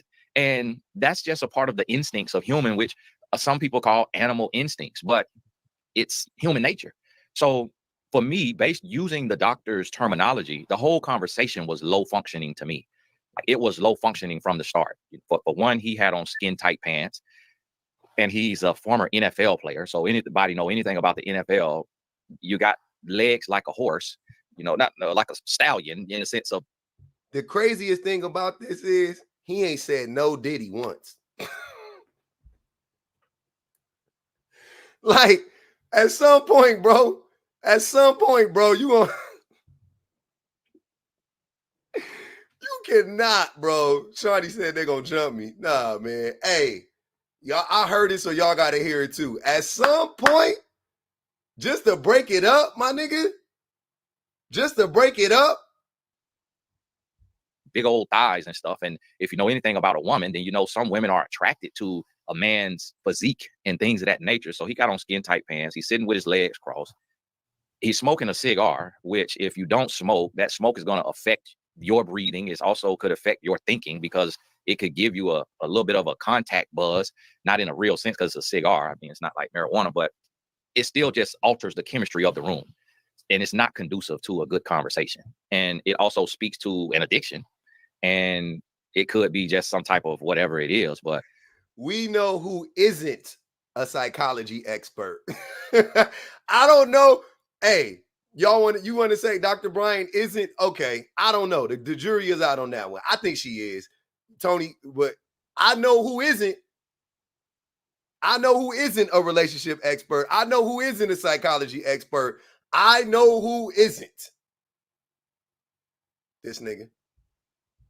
For the aesthetic or what have you, just like Shannon Sharp does the whiskey, which also throws a conversation off because of what alcohol does to the brain and to the system in itself. So in her words, the doctor's words, the whole conversation to me was low functioning. I did listen to it for research purposes because so many people sent it to me. It took me a long time to get through it. And it was a lot of word salad. It really was, to me, a bunch of nothing.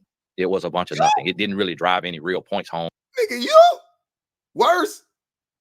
Oh, no. Hey Cam, you need to do a video on this nigga. You need to. He gonna tell you why though. He gonna tell you why. Keep listening.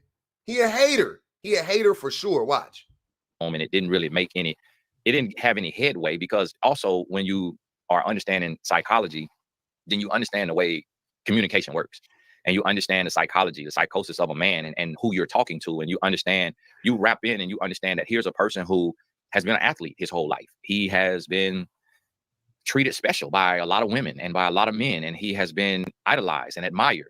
And he has been in a position of power, in a position of influence. So when he asks you where you're from, you simply say, I'm from Los Angeles, California. Ali said, his vivid memory about them two tells me everything. Erica said, at some point, men need to decenter men too. That's facts. We be in love with men. This shit is crazy. I don't know what the hell going on. I don't know who said it. I think Kim said it in the chat. Kim said he's speaking facts. What? What? Where? What did he say was factual? And then you allow him to go to his next question, and you don't take as a psychology expert and answer a 3-word answer with a 10-minute monologue, because it loses the audience, because some people are just kind of stepping in to peek in to see, you know, what this is about. And so when you are in a conversation, you're playing tennis. You're not playing James Harden basketball, which, if those of you don't watch basketball and you don't understand. Remember what he just said about not giving a fucking, you know, a long ass, dumb ass explanation about something that's like a word salad, right? Because people are just checking in, they're gonna check out. Listen to this. Get ready. Saying that James Harden, he does isolation basketball, where it's 5 people on the floor, but when the ball comes to him, instead of taking a couple of dribbles and shooting, or taking a couple of dribbles, see if he has anything, and shooting or passing, he keeps the ball for almost the full time his team is allowed to have the ball, and he shoots majority of the shots. And so the other 4 people are basically just his rebounders, and that's isolation basketball. And that's what you can't make this shit up. I guess he was showing us in real time an example of what it looks like to say a bunch of stuff and then have a bunch of people check out mentally. I think that's what he was doing. If I'm guessing, because that's too ironic. That's too ironic. The irony in that is wild to me. That's crazy. She, the psychology expert, the doctor, was doing with the conversation. She was isolating the conversation, and she made it like her soapbox, her diatribe, her monologue. And that was frustrating Cam. And he showed a lot of respect, and he showed a lot of restraint, and he showed a lot of emotional intelligence by listening for so long and not like jumping in and cutting her off. And he tried to nicely tell her, like, hey, let's move the story forward. Like, I'm asking you a question and you're. But I thought Cam couldn't concentrate because she had her titties out. You just said he did. You just said he did a great job respecting her. So obviously he didn't have a problem. Am I missing something? Obviously, Cam didn't have based on what you just said, Tony, Cam didn't have a problem because he could respect her. Oh, okay. You're taking 10 minutes to answer the question.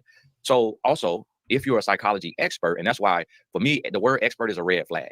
I could put expert in my name and call myself a relationship expert. Like life coach. Life coach is a red flag for me. You got your red flags, I got mine. Life coach is a red flag for me. Bad suit coach niggas, can't stand them. Or whatever type of expert, but I've never titled myself an expert or a guru.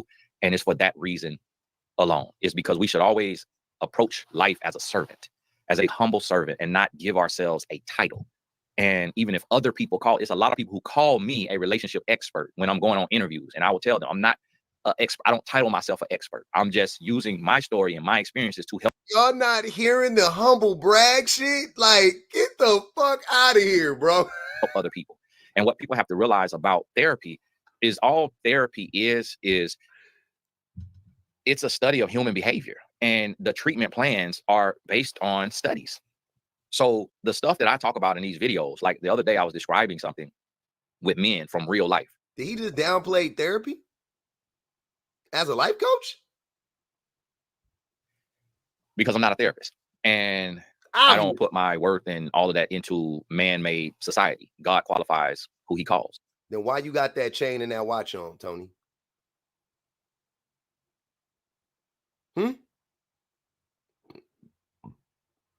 Why you got that chain and that watch on? God told you to buy that Hublot?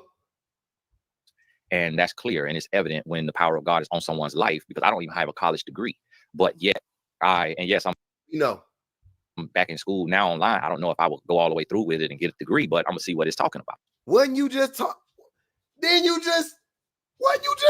people for going to school online? This cannot be real. This cannot be real. Videos. Like the other day, I was describing something with men from real life because I'm not a therapist. And I don't put my worth and all of that into man-made society. God qualifies who he calls. And that's clear and it's evident when the power of God is on someone's life, because I don't even have a college degree, but yet I'm back in school now online. I don't know if I will go all the way through with it and get a degree, but I'm gonna see what it's talking about. But I don't allow man to define me and man's degrees and all of that to define me. But I was describing something in another video and people were coming in the comments with these therapy topics like, oh, that is, and these different attachment styles. Oh, the attachment style. Tony, can I ask you a question? This is for Tony. You guys don't have to answer. You can answer it if you want to in the chat. Tony, if you ever see this video, can you tell me, since you don't respond to like the titles of men or whatever, if your homie told you that he could cut you open and take out your appendix, would you trust him without the title of doctor?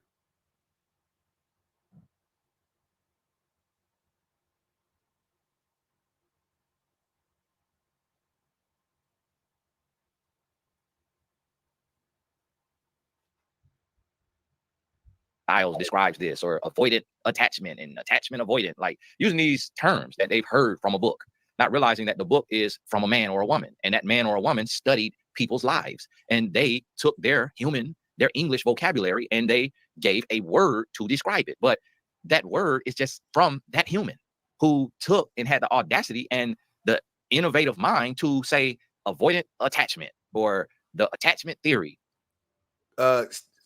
Ladies and gentlemen, kids, children, definitely to the kids, stay in college. Don't be like Tony. Don't be like Tony. You want your vocabulary to expand. His vocabulary he's struggling. I'm just going to put it like he's struggling. But the person is no different than you and I. They've studied and seen the same thing that you and I have seen, but they were just the first to the table. They were the first to the ball game. So they got to write the book that now every other human takes and says, hey, this became the standard. This is what I have to study. This is what I have to learn. I can't really refute it or disagree with it because it's based on human study. I can confirm that this stuff is real and this is the terminology. When we could take and create our own terminology. So low functioning, high functioning is no different than my grown boy, grown man, grown girl, grown woman. It's just different terminology. It's word salad. And in there, they're talking about, can you be, she's telling Cam that he can be high functioning and low value, or he can be low functioning and high value, and you could be high functioning and high value. It's a word salad. It literally is just her definitions. And just like low value man and all of this stuff that came about, for me, I don't describe a man as high value just because he has money. For me, a high value man is a man who is in complete submission to his creator. That's a high value man. And for me, that would be a high functioning man. But all of this stuff is subjective, because when I worked in the group home with men who their paperwork said bipolar, schizophrenic, mildly retarded, they had all these different terms. Not the R word. Terminologies on their paperwork. For educational purposes. For educational purposes. I didn't say that. YouTube, TikTok, I didn't say that. They were considered low functioning. So for the doctor and psychology expert to call a man low functioning, my mind takes me back to men who live in a group home and aren't seen as fit to live on their own in society. And that was the term that the behavioral specialists and the behavioral scientists use for these men, low functioning. So that's where you have to be careful with all this word salad and all the semantics, because it just is or it ain't. It is or it ain't. All these words, and you can come up with your own words. And what you have to realize about something like with a Cam Newton, and a lot of people don't think about this, like Cam was a star athlete and he was raised as a star athlete. And he went to the University of Florida. I played football in college, so I'm a little familiar with the sport. he went to the University of Florida. He ended up transferring, and they said it was a little bit of trouble at Florida, like stealing a laptop or something. Could be true, could not be true. He went to Auburn and did his thing, starting quarterback at Auburn. But when you look at, as a man, when we look at Cam Newton, you see like someone who got hand carved. You see the prototypical athlete body. Like if you... This nigga flirting. Phoenix Power said, Tony sounds like he's sexually frustrated. Facts. Cosmic Daughter said, not him being inconsistent with consistency glowing behind him. The irony is crazy. Could design the body of an athlete, it would look like a Cam Newton and or like a Shannon Sharp. Like they are the prototypes. It's a little slight difference, you know, because Shannon, he works out hard and stuff like that still, and he's more, you know, naturally muscular. Cam probably got a few little drops of other cultures. Shannon probably got a little less of other cultures and got that more pure African blood. Whereas just, I always take people back to the primal days of like on the battlefield when one territory, one tribe going against another tribe. Like imagine, and all you got is that little... No. What? Black people are naturally stronger? Is that what you're trying to tell me, nigga? What the fuck? Oh my God. Not him sounding like the Germans. Not him sounding like Hitler and them. Nah, that ain't him sounding like, not him sounding like Hitler. White people naturally smarter, Asian people that, not him sounding, oh no, Tony. Look, that little tarp thing around your waist. And it's just that little flap over your booty, that little flap over the front against another tribe. Like imagine, and all you got is that little tarp thing around your waist. And it's just that little flap over your booty, that little flap over the front, and everything else you naked. And you got the weapon that you done made. You put me in that outfit, you put Shannon Sharp in that outfit, you put Cam Newton in that outfit, I'm going home. I'm going home. You put me right up, I'm going home.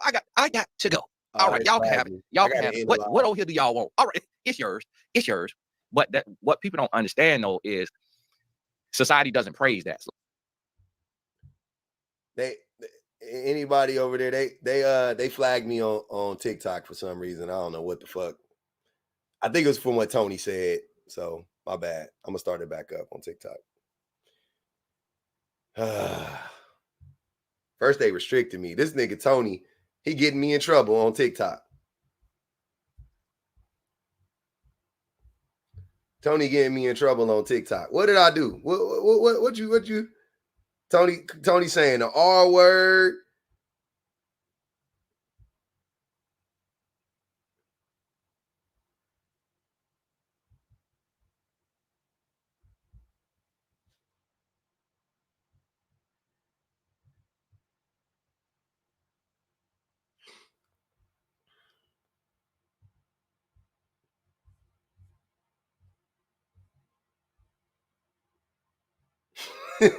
Now he like M'Baka.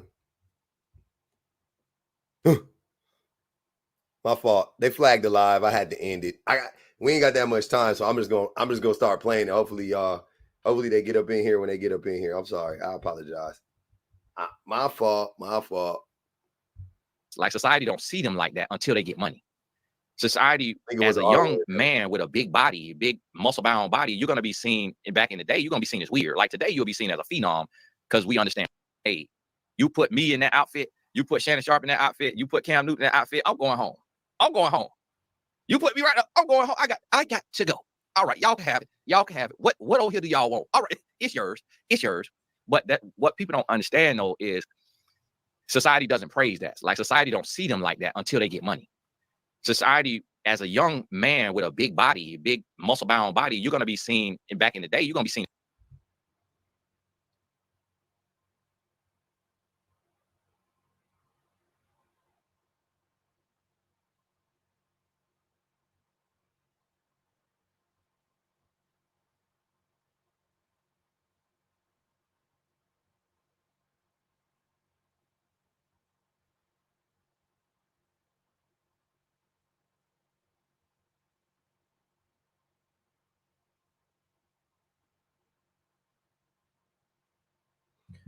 Oh, they suspended me on TikTok. It's weird. Like today, you'll be seen as a phenom because we understand sports and the millions of dollars these people will make. So as soon as somebody come out the womb, if they go to walking right, And around we see millions. But back in the day, having the look that like a Cam Newton had, that he has, he could have looked awkward to some women. He could have just looked different. They could have been more accustomed to like a 5'8", 5'10" man with a little lean frame. And that also plays into like when a man comes into himself. He could have also been very sheltered. I think he said his dad's a pastor or something like that. He could have been sheltered and he could have been protected from the world instead of prepared for the world. And his parents have been married for decades, but yet he is living the opposite lifestyle. And that a lot of times is a result of a child being too sheltered and just too parented, like over parented, and then get out into the world and rebel because you want to see the world. I have a similar experience being an athlete, but not really raised and pushed real hard in athletics, but being in the church every time the doors was open. And my dad was a pastor as well for 14 years of my life. And I became a womanizer and a drug dealer and a thief and a college dropout. It comes from you seeking experiences and you seeking exposure because you've always had just stability and a sound foundation to where you want to see what the other side is like. But the Bible says, train a child up in the way that he should go. And when he is old, he won't depart from it. So Cam Newton is really in a prolonged prodigal son season. It's just very prolonged. But what you also got to realize, the way he plays the game, he's very tough. He's very strong. I'm pretty sure he's taken a lot of hits to the head. I am in partnership with a neurosurgeon, and we're working on a project that we may or may not bring to fruition, but we've had a lot of good talks about it. And when I told her some of the hits that I took in football in college, she started grimacing. And she was just like, oh my goodness, Tony, oh my goodness. Like, and this is a neurosurgeon, like someone who does surgery on the brain and the spine. And she understands the brain inside and out. And just in one conversation, enlightened me about the brain. And I thought that I could create an app that you remember the sequence of colors or numbers that you just saw. And she told me, Tony, that's actually not going to do anything for the brain if you're not exercising with it. She's like, if you don't do like 25 jumping jacks or like some squats or something in between those exercises, the brain is not going to regenerate. And I was like, wow, that is how one time I sat on the plane doing the brain app and I'm remembering all this stuff and I'm clicking all this stuff. And I got up and I forgot my $1,000 backpack that was above my head. For the first time in my entire flying life, I forgot my carry-on above my head after I was sitting down for an hour or two doing. He making every excuse he possibly can for Cam. By the way, I know CTE is real, but goddamn, bro, how did we get here? A brain training app. It fried my brain. Well, I forgot. So far, he's been talking for 30 minutes and he has not said, he really hasn't critiqued. He hasn't said anything against what Dr. Brian has said. He hasn't like said, I disagree with this and here's why. None of 30 minutes. He hasn't disagreed with any point yet. Just tearing her down, building him up, making excuses for Cam Newton, so on and so forth. That's it. Bunch of weird, freaky ass fan behavior. I'll carry on. And so I'm talking to her, I'm learning about the brain. And that's what a lot of people have to realize is like with football players and boxers and MMA, all of us are unique and special individuals because of the head trauma that we have had.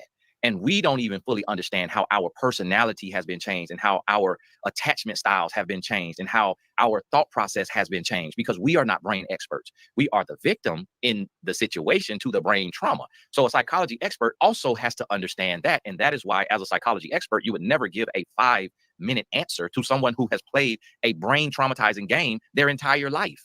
You will shrink all of. Why is he hosting a live? Why? Why does he have a show if he can't listen? How is that her fault? How is that any of the guest responsibility? Like, oh, you know, he played football. He is based. This is crazy. I would be disrespected if I was Cam. They said, drop Tony, please.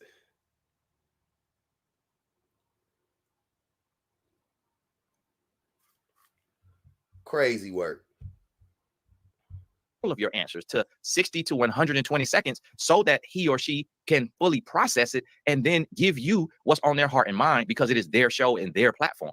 So she created a very tense environment and Cam could see her. A lot of people don't see that right there. Cam could see her. What you have to understand is a man is also a warrior. So we are protectors. So we could read somebody in 0.5 seconds. He could see the. Not every man is a warrior, Tony. Most men aren't warriors. What are you talking about? Even if you want to say there's a war, that was a class of citizens. The same way it is now. There's a class of citizens that are warriors. Some people are doctors. Some people are nurses. Some people are teachers. Not everybody's a fucking warrior because they got a penis. This dude, I'm sorry. The more I listen to him, the dumber he sounds and the more infuriating he is. Like, it's ridiculous. The spirit on her, the Jezebel spirit, not the Holy Spirit. She has absolutely 0.5 seconds. He could see the spirit on her, the Jezebel spirit, not the Holy Spirit. She has absolutely zero Holy Spirit. Cam has absolutely zero Holy Spirit, but we still have spirits. Both of them have a little bit of a Jezebel spirit on them. He could see that. So he was trying to tiptoe around being offensive. But he... Why?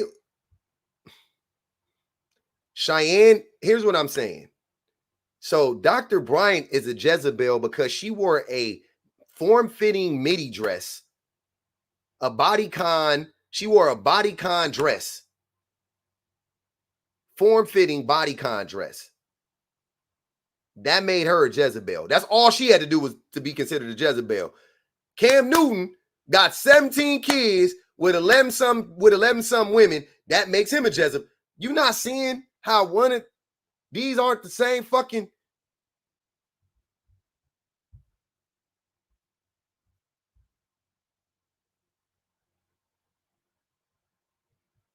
I didn't say mini. I said midi. M-I-D-I. But yeah. A bodycon. He was very valid in the points that he kind of almost tried to make, which he was saying, basically what he was trying to say in the nicest way possible is, how do you know anything about love and relationships when you are 41 and single and you've never been married and never had children? It's the same irony of Oprah being, and who she said she's friends with Oprah. It's the same thing of Oprah being the voice. I saw it one time. It was like a quote. Somebody said, like, how can Oprah be the voice, like the authority on family, like the household and family and marriage, and she's never been married and never had kids? But that's America. That is America. Oprah has been with the same man for 42 years. Married or not, I don't give a fuck. I ain't heard of Stedman stepping out on her, and I ain't heard of her stepping out on Stedman. So what? She ain't got no kids. What the fuck they got to do with anything? That our country should be called the United States of irony, the United States of contradiction, the United States of juxtaposition, because we put a felon in office to run the country when my uncle is doing a 27-year sentence for $20 worth of drugs. Okay. A felon is running for office. That I agree with. Someone who has filed bankruptcy several times is running for the highest position in the land. We can all agree with that. So here we have a single person who does not have children giving therapeutic treatment plans to people to help them with their marriage and their parenting, so to speak. So she's giving parenting advice to Cam Newton and relationship advice, but she has not been able to make it work for herself. And that right there, that's why I don't think any of what she said will really take root in Cam's life, because Cam comes from an industry where you got to show me. Time out. And here's where it gets sticky for you men who want to talk about women not making it, quote unquote, work for themselves, and you use that language to describe a woman who is single by choice. Dr. Bryant has chosen to not be in a relationship with a man. She had a man. She had plenty of men. She has decided not, I'm almost 100% sure about this. If not, I am 100% sure. What happened was she decided to not tolerate abuse from these men, and she left them. It ain't that she couldn't make it work. She was unwilling to accept less than whatever she felt like she deserved. What the fuck is the big deal?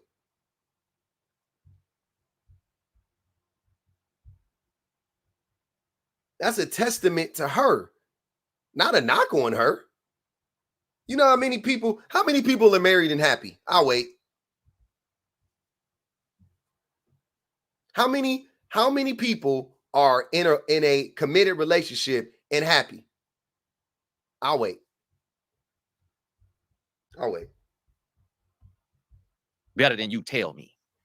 because I work with pro athletes, and I've never been a pro athlete, but I work with them in the areas that I've had success in, being a husband, being a father, being an entrepreneur, and being a mature man. That's where I help them grow.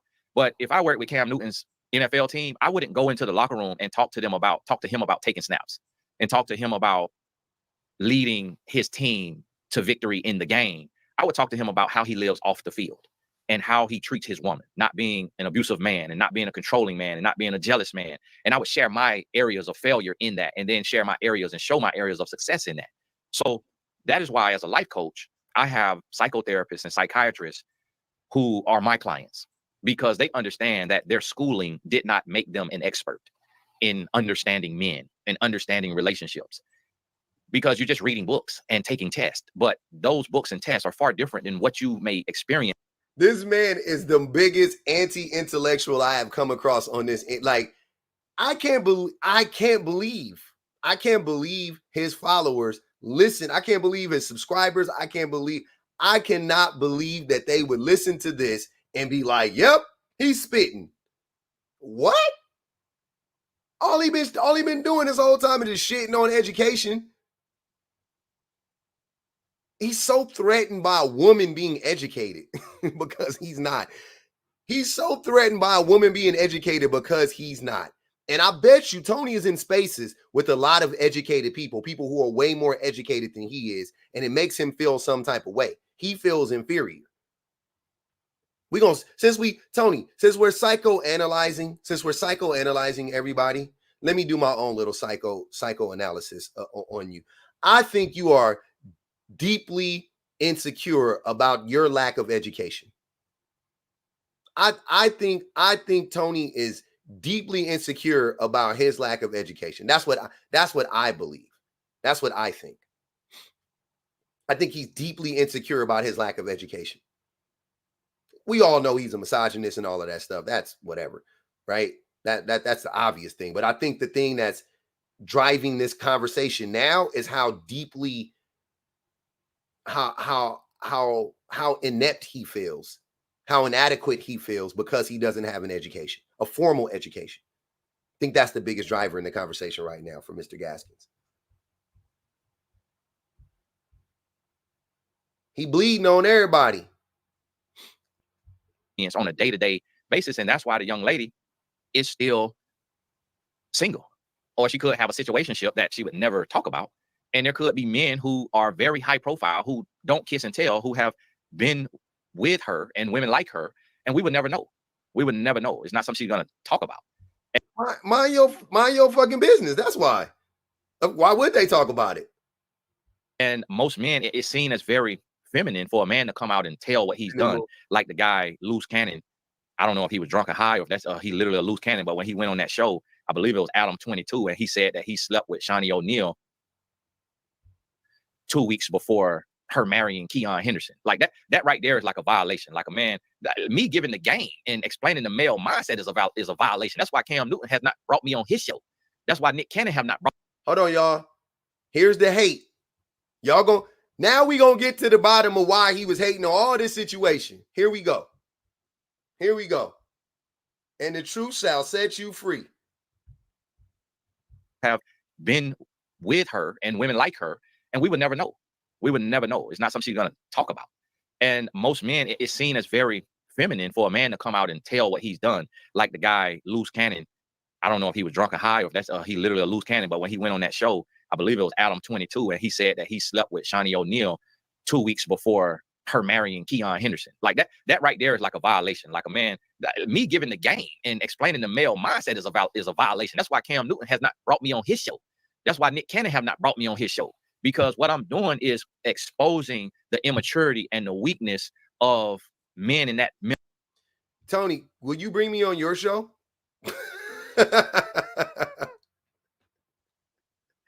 I would love to talk to Tony Gaskins. Y'all know I live for the smoke. I would love to talk to Tony Gaskins.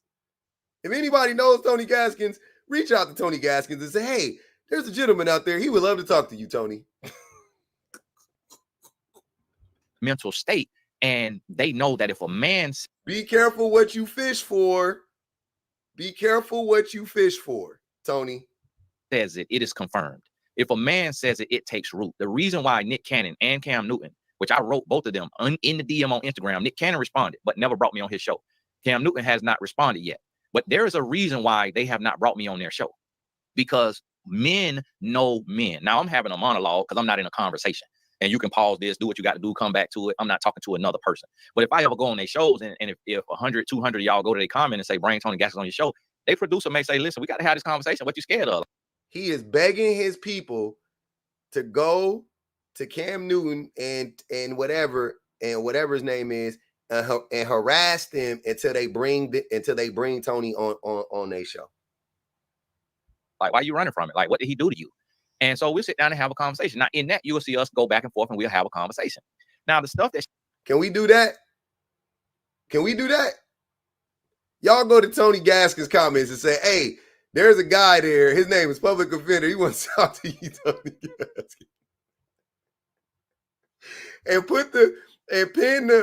And y'all know how you can pin the time on YouTube? Pin the time on it and put that on there and then mention and then say, I want to talk to him.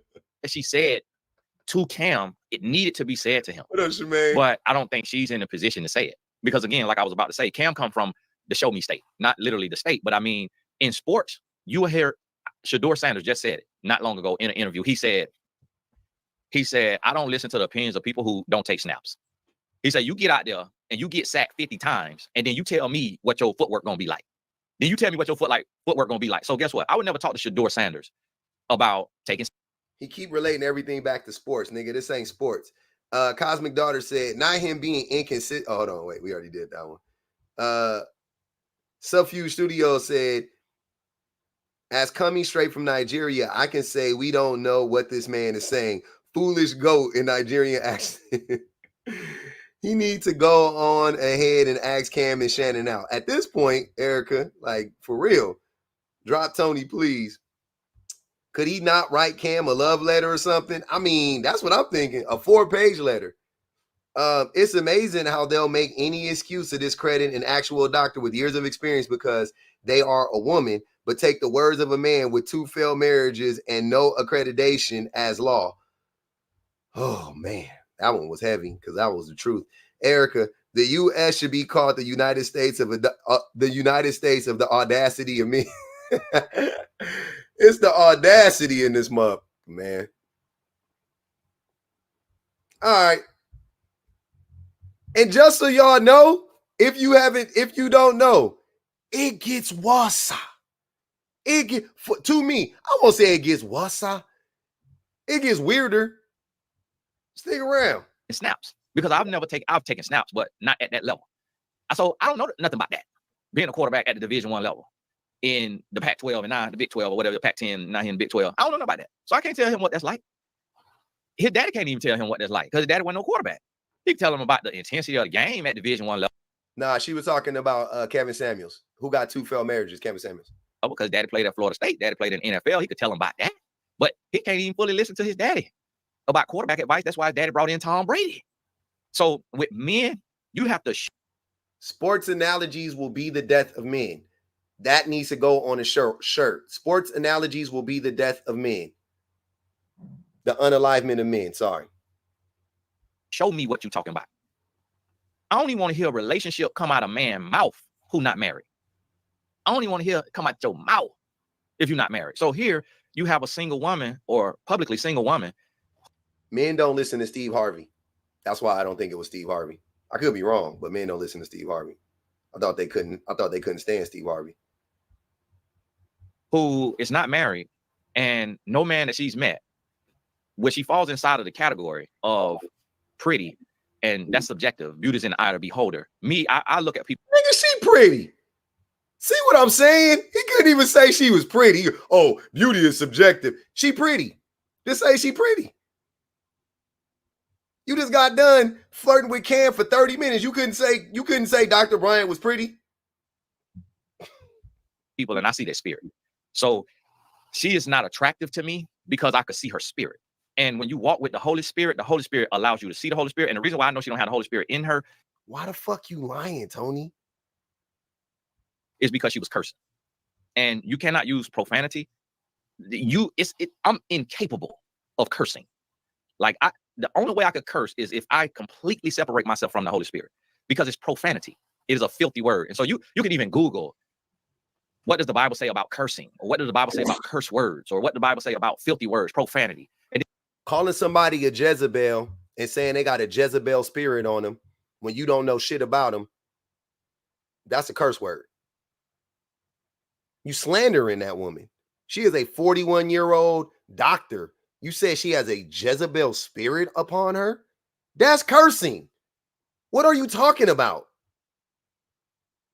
What are you talking about? That's why I don't play y'all curse word game. Don't nobody care about that. What the hell does the F word mean? It don't mean that. That's what I was saying the other day. Saying a woman has a Jezebel spirit upon her, that's worse. That's worse. I'm sorry, that's worse. To me. And then, of course, if you want to get into semantics, and well, who says cursing is profanity? Our society, our world, the FCC, your schoolhouse, your church. If it wasn't profanity, that's not what cursing is, sir. Profanity and cursing are synonymous. Don't get me wrong. When it like all curse words, I'm sorry, all curse words fall under profanity. But there's a large blanket that is profane. There's a lot of words that are profane that aren't technically curse words. What is it? The 5 magical words. What is the George Carlin has that bit on that, like the words you can't say or whatever, like 5 or 6 words you can't say. And then he challenges it. You guys should go watch that. It's a fucking dope special. Anyways, yeah.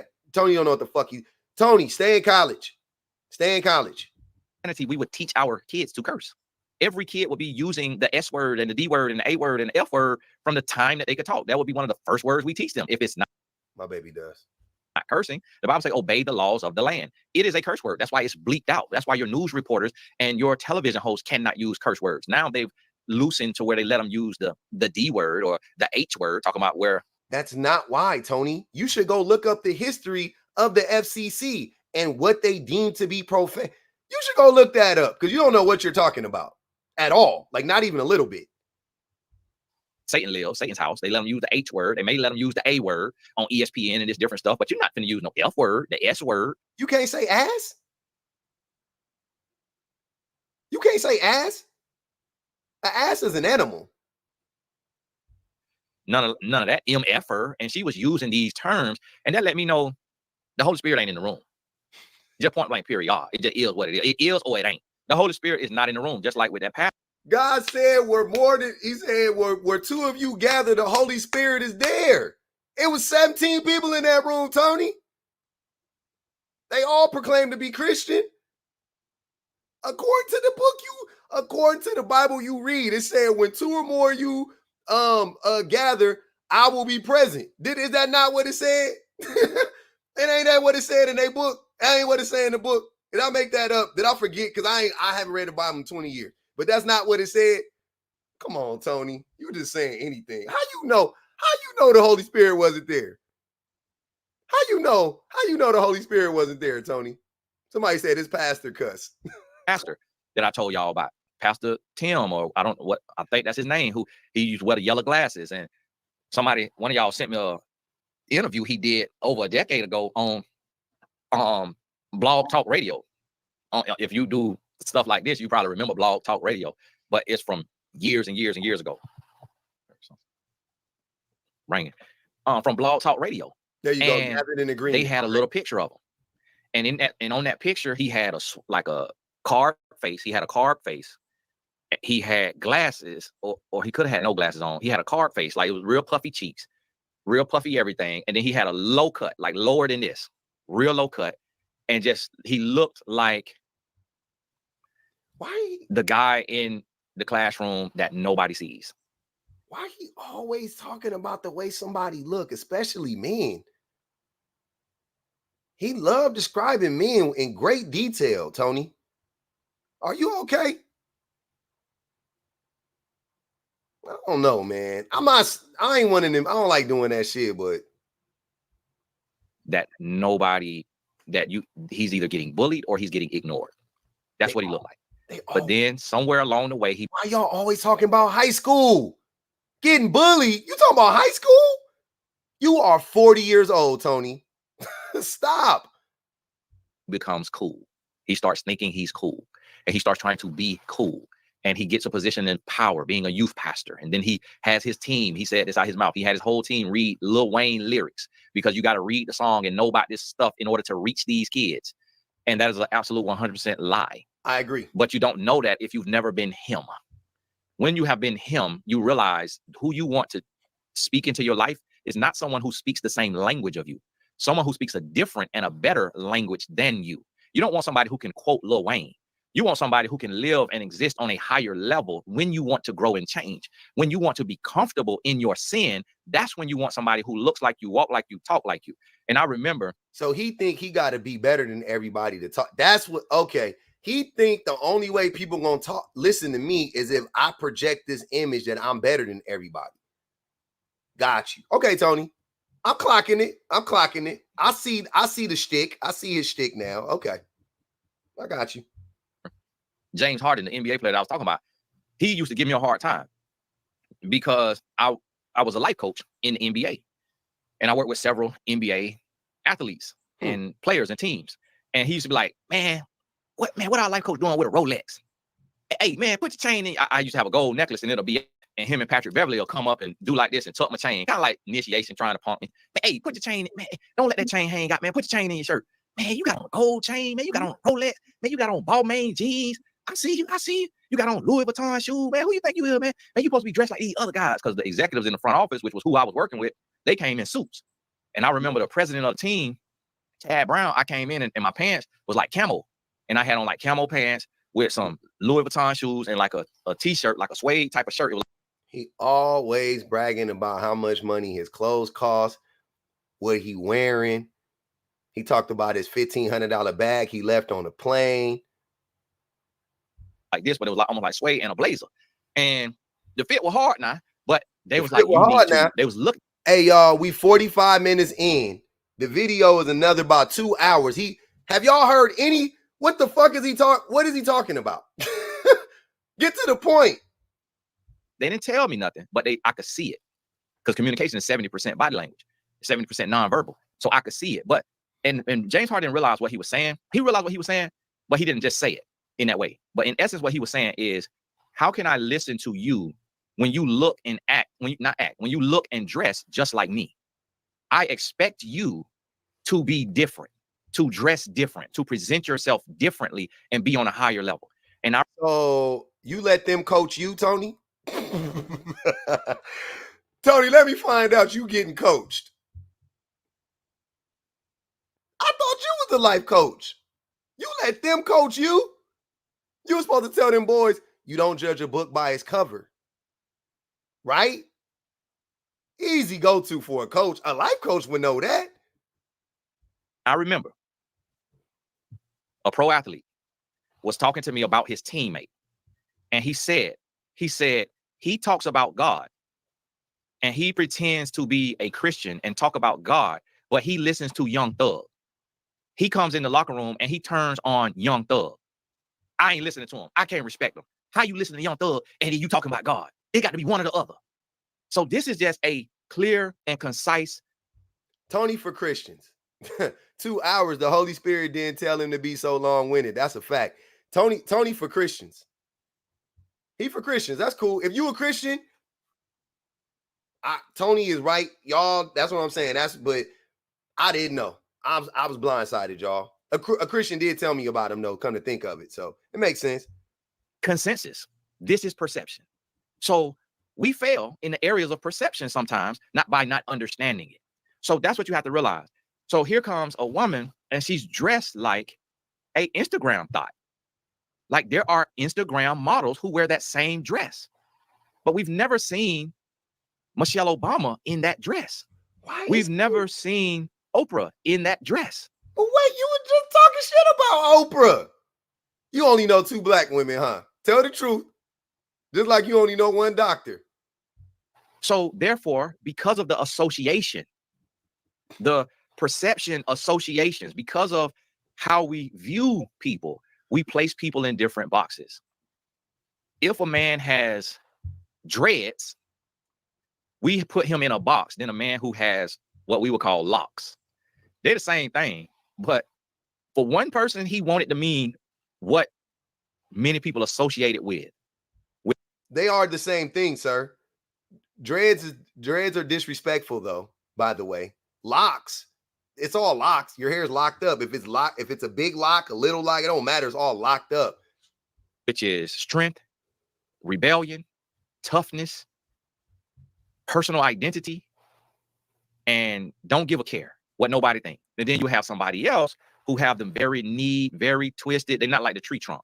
So Cam Newton's whole persona it's an act of rebellion, but to put it in a nicer way, it's really like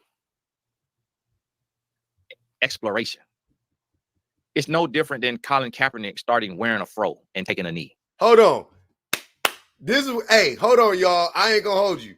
This is when the shit got freaky for me. If y'all don't know, I'm a Cap fan. I'm big on Cap. I love Colin Kaepernick. I love everything he did. I ride with him. My story, I never changed.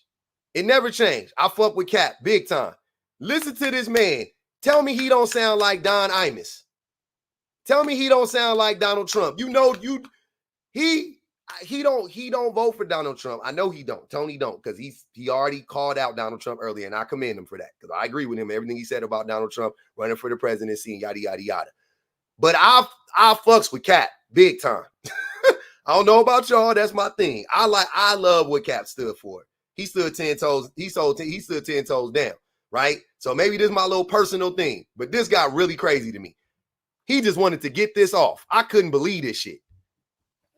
It's like, technically in society, Colin Kaepernick would be too light-skinned to take a knee, because we believe in society that light-skinned people get privilege.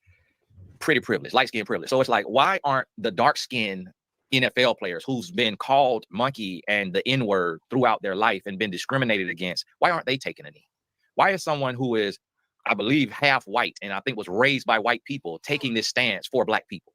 Why is Amanda Seales, who has this look and image of the light-skinned pretty girl and who was on Disney or something like that as a young age, why is she the loudest voice for black women versus someone a dark-skinned woman like Viola Davis, who we know based on colorism could have a harder life? Why did Jesse Williams, the light-skinned person, give the speech about Black Power at the BET Awards? And why did the half-white Malcolm X become a leader for the Nation of Islam? And then Prophet Elijah Muhammad, the light-skinned person, and Dr. Louis Farrakhan, I don't know if you're a doctor, Minister Louis Farrakhan, the light-skinned man with the very soft, good silk hair, become the voice of black plight. And not good hair. I can't take it. Are you? It's getting worse. It's getting worse.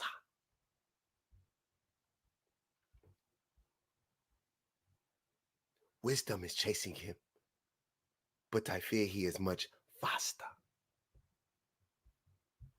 Diabolical.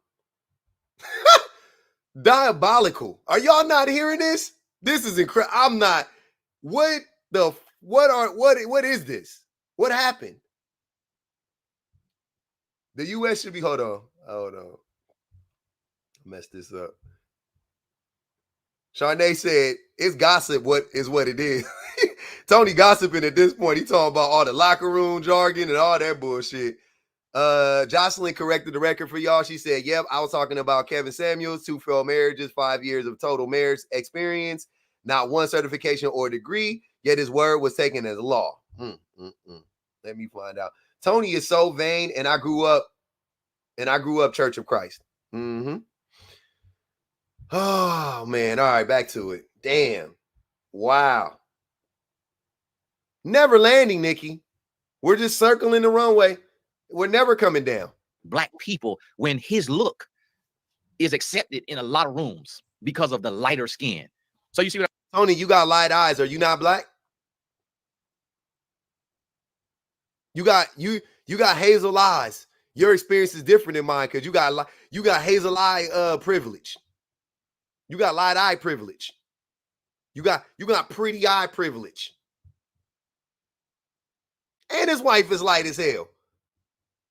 His wife 3 shades lighter than him. Exactly. Don't you got light? Nah, them ain't contacts. I know you a fucking lie. That boy better not be in no contacts. Them is real eyes. Nah, them is real eyes. No, I know there's light eye experience. I know, that's what I'm saying. But like, should he not speak for black people? That's my point.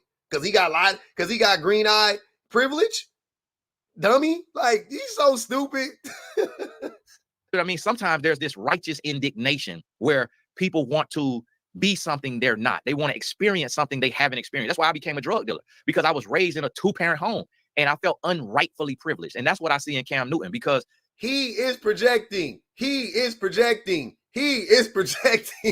Stop your projection. Go seek help.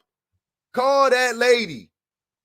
Typically people with the hairstyle that Cam has, I don't know if he didn't cut it because he always have a hat on, but typically growing up in Florida, guys with that hairstyle that Cam has, they was the killers. There was a lot of them was Haitian. There was Zoes. They was the roughest, toughest guys. Like if you had dreads, we call them dreads. The politically correct term is locks now. I was enlightened. They still dread to be. We call them dread. That was the toughest guys. Like, and so what you notice is guys who wanted a shield, guys who wanted to be seen differently, started to get dreads. And because it was protection. That hair, even in the Bible with Samson, is armor. It's your strength. And it literally in the streets gave you protection. So me having hazel eyes, it made guys call me soft, even though I was born with a lighter color eye, a different color eye. Guys thought I. So why are you speaking for black people? According to your logic, Tony, why are you speaking for black people? See? Ain't that some shit? I was soft to the point that when I took my helmet off after rushing for 200 yards in a game, he lied and said he let men manipulate. He let men convince him he was soft.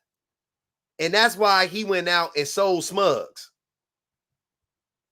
Stop your projection. Stop your projection. The other team, the black guys who would be 2-3 shades darker than me, have a nose that's wider than mine, have lips that's bigger than mine, and fit more the traditional black face that America tried to traumatize us with and belittle us and talk about us. They would look at traumatize. What? Huh? Traumatize us? What? Me and be like, I remember loud and clear. We played a team out of Miami or something like that. Broward, not Dade. It was either Broward County or Dade County or something. They were from down south. I'm from Polk County, Florida. And we played a team, and I think I had like 240 yards or something like that. And we were shaking hands. I had took my helmet off. We going through the line. We shaking hands. And it was a group of black guys, 2-3 guys. They were like, that's what he looked like. That's what he looked like.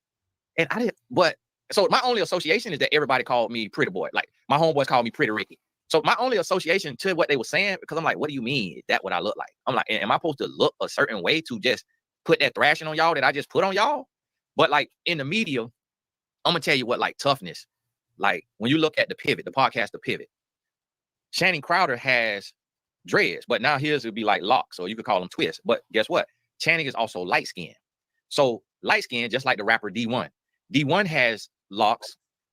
He said, he answered in an interview. They said, why you got locks? You know, and he said, because people thought because I was so high yellow is what they call it, that I couldn't lock up. So I literally locked up just to prove to them that my hair is just as kinky as yours, like that I could lock up. So if you notice, light skinned guys like D1 and Channing, who are very outspoken, very public figures, but they also have locks. Because in the black culture, locks represent strength. Cam Newton, who was raised with a mother and a father, who sounds like his parents are still married, and his dad, I think he said was a pastor, goes and gets locks.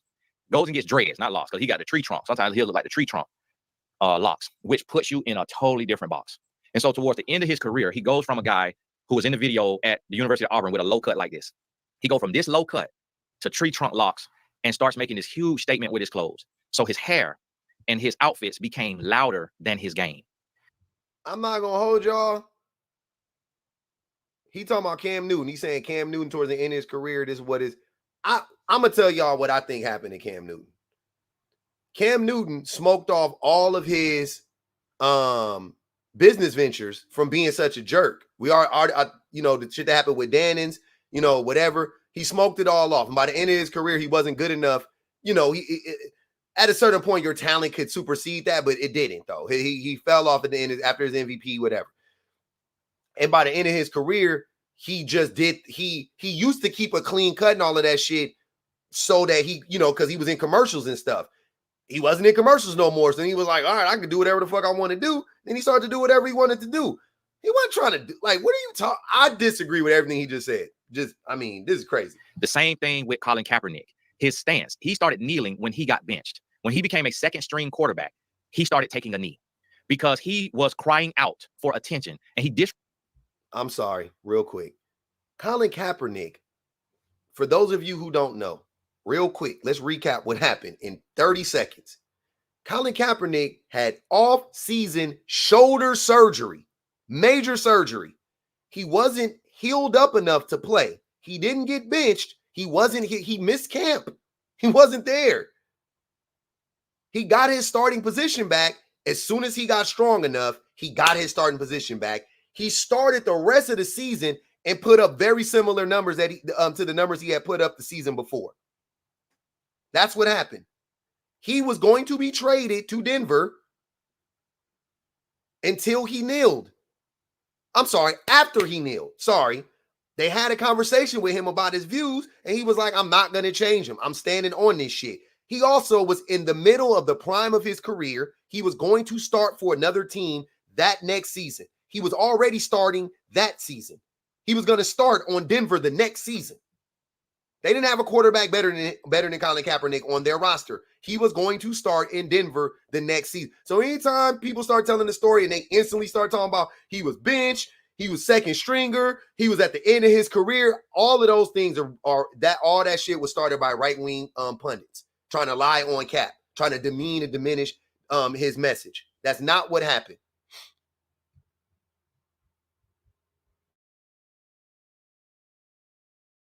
disrupted the entire NFL till he got booted out of the NFL, and it had nothing to do, truthfully, with him caring about black men being killed in the street, because I guarantee you, he cares no more about black men being killed by police than any other black man in the NFL who did not take a knee, because he knows this is America and this is how I feed my family, and me taking a knee during the national anthem is not going to stop one police from pulling that trigger against a black man who is unarmed in the street. But what it is going to do is it's going to upset this organization, it's going to upset these patriots and these fans that's in this audience, and it's going to get me kicked off of this team. Patriots? Did he meant to say patrons or patriots? Because one of them would Patriots? And I'm no longer going to be able to feed my family, and I have not done enough yet to put up enough millions and enough money to have my family set up. So it's not that I'm not angry. It's not that I don't want to mask up. He is justifying the bootlickers. He justifying the bootlickers. And I'm not saying everybody that didn't ride openly with Cap was a bootlicker. I ain't gonna even say that. But he justifying the bootlickers. And go take the life of this police. But I have to take care of my children and my family, who I got to look in the eyes every day. And me taking a knee is not worth losing all of that, because it's black people killing black people in the streets too.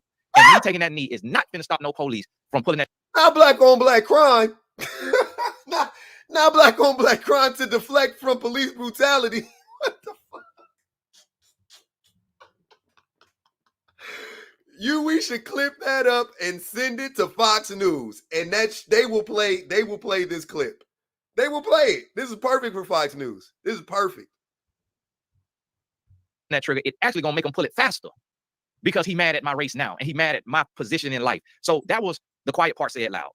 That's what nobody could say. And it probably was a couple people who said it, but they didn't let it go viral. And we also was looking at it like, truthfully, like, you light skinned, bro.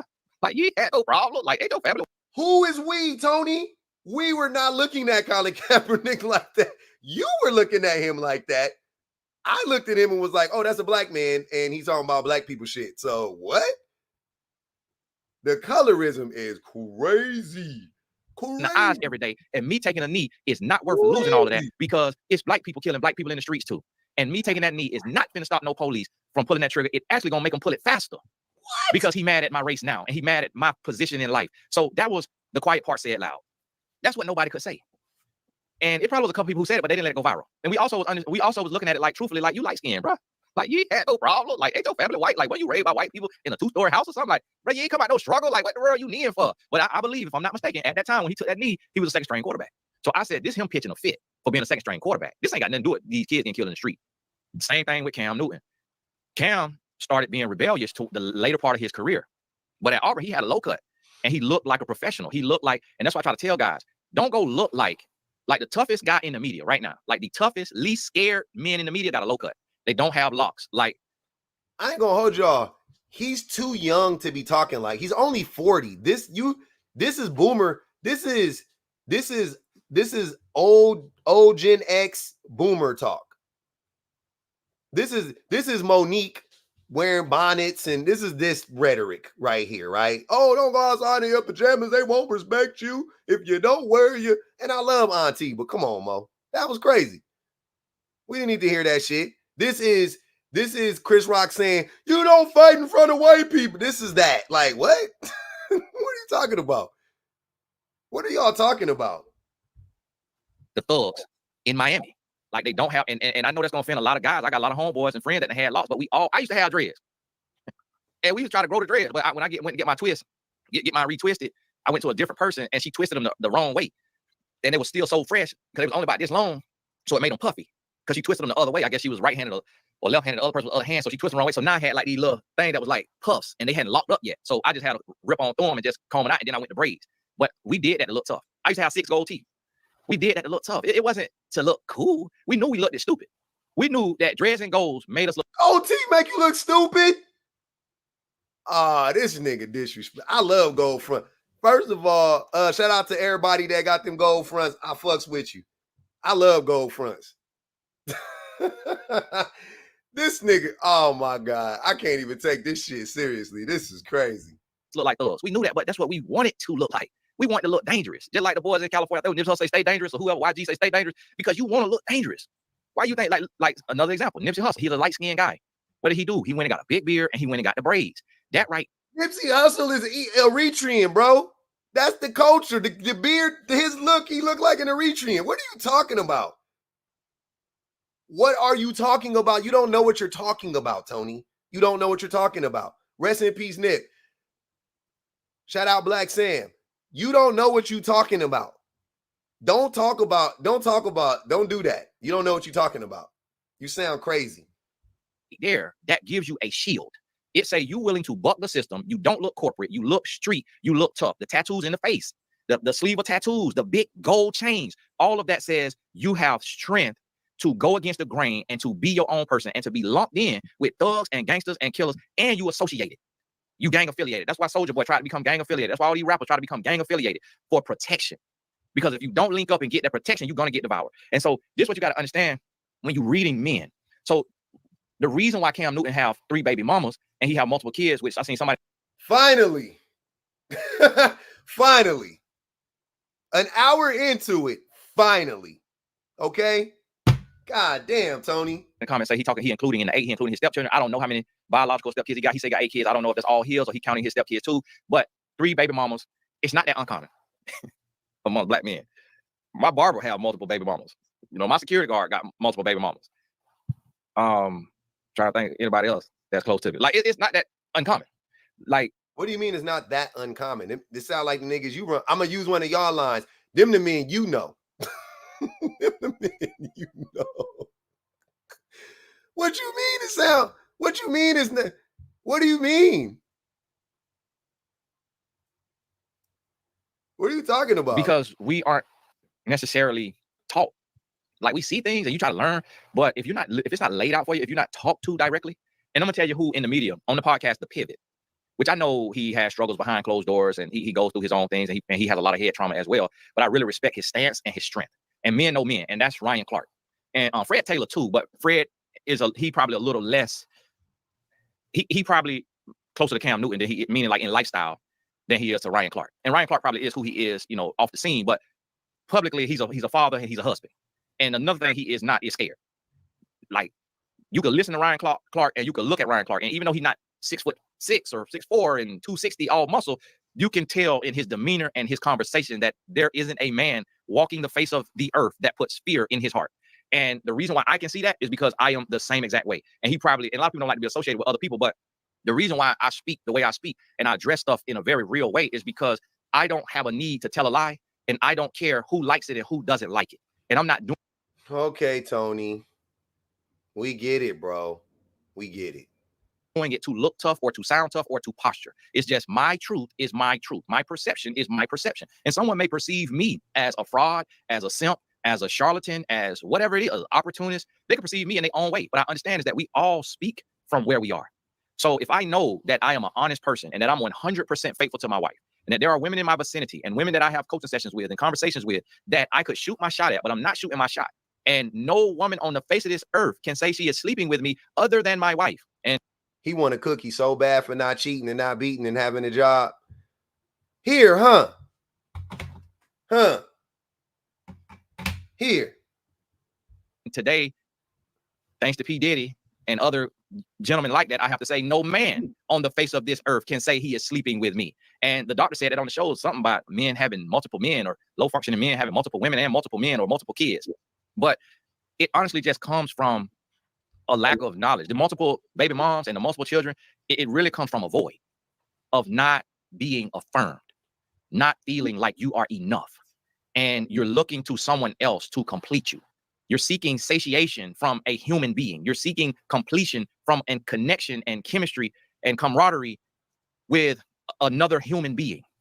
And because of that, it is driving you from one human to another, because you lack the emotional intelligence to adapt and to learn that you're not perfect. And this human you're sleeping with is not perfect. And you have to accept your flaws and work on your flaws. And you have to accept her flaws and ask her to work on her flaws. But what happens is so no accountability for the we not taking no accountability, right? We just what the fuck, man. I hate it here, man. God damn. Hey, if I ever start sounding like this, please, please let me know. Let me know. I don't give a fuck. This is crazy.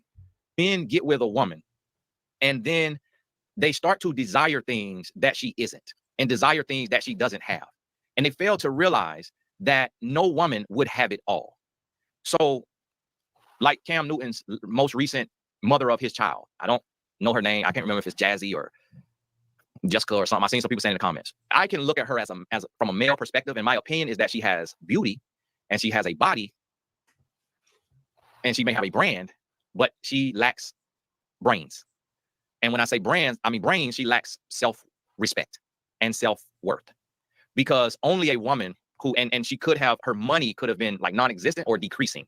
And a lot of women will get pregnant from what y'all call, I don't call this, a lot of women will get pregnant, just like the doctor said, from a high value man so that they can have a roof over their head, whether it's under that man's roof or the man is paying for their roof because they have his child.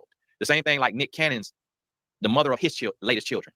If a woman chooses to be added on as a multiple baby mama, she lacks brains. So we not going to talk about Cam?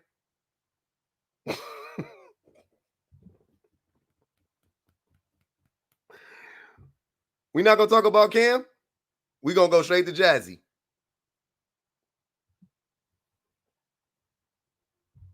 Self-worth and self-respect. And the man, that's crazy. I have been texting my dog. 1, 2, 3. It's an NBA all-star, perennial all-star, top 75 NBA player in history. I won't say his name. I have been texting him. He missed my last few texts. And then when this last text I sent him yesterday was, my God, just checking in on you, how are things going, and what's the biggest lesson you've learned this year? And he said there's a lesson to be learned in everything that happens in life, and nothing is permanent. That's deep. But one thing I realized about him is, again, if you're a psychology expert, you learn how to talk to who you talk.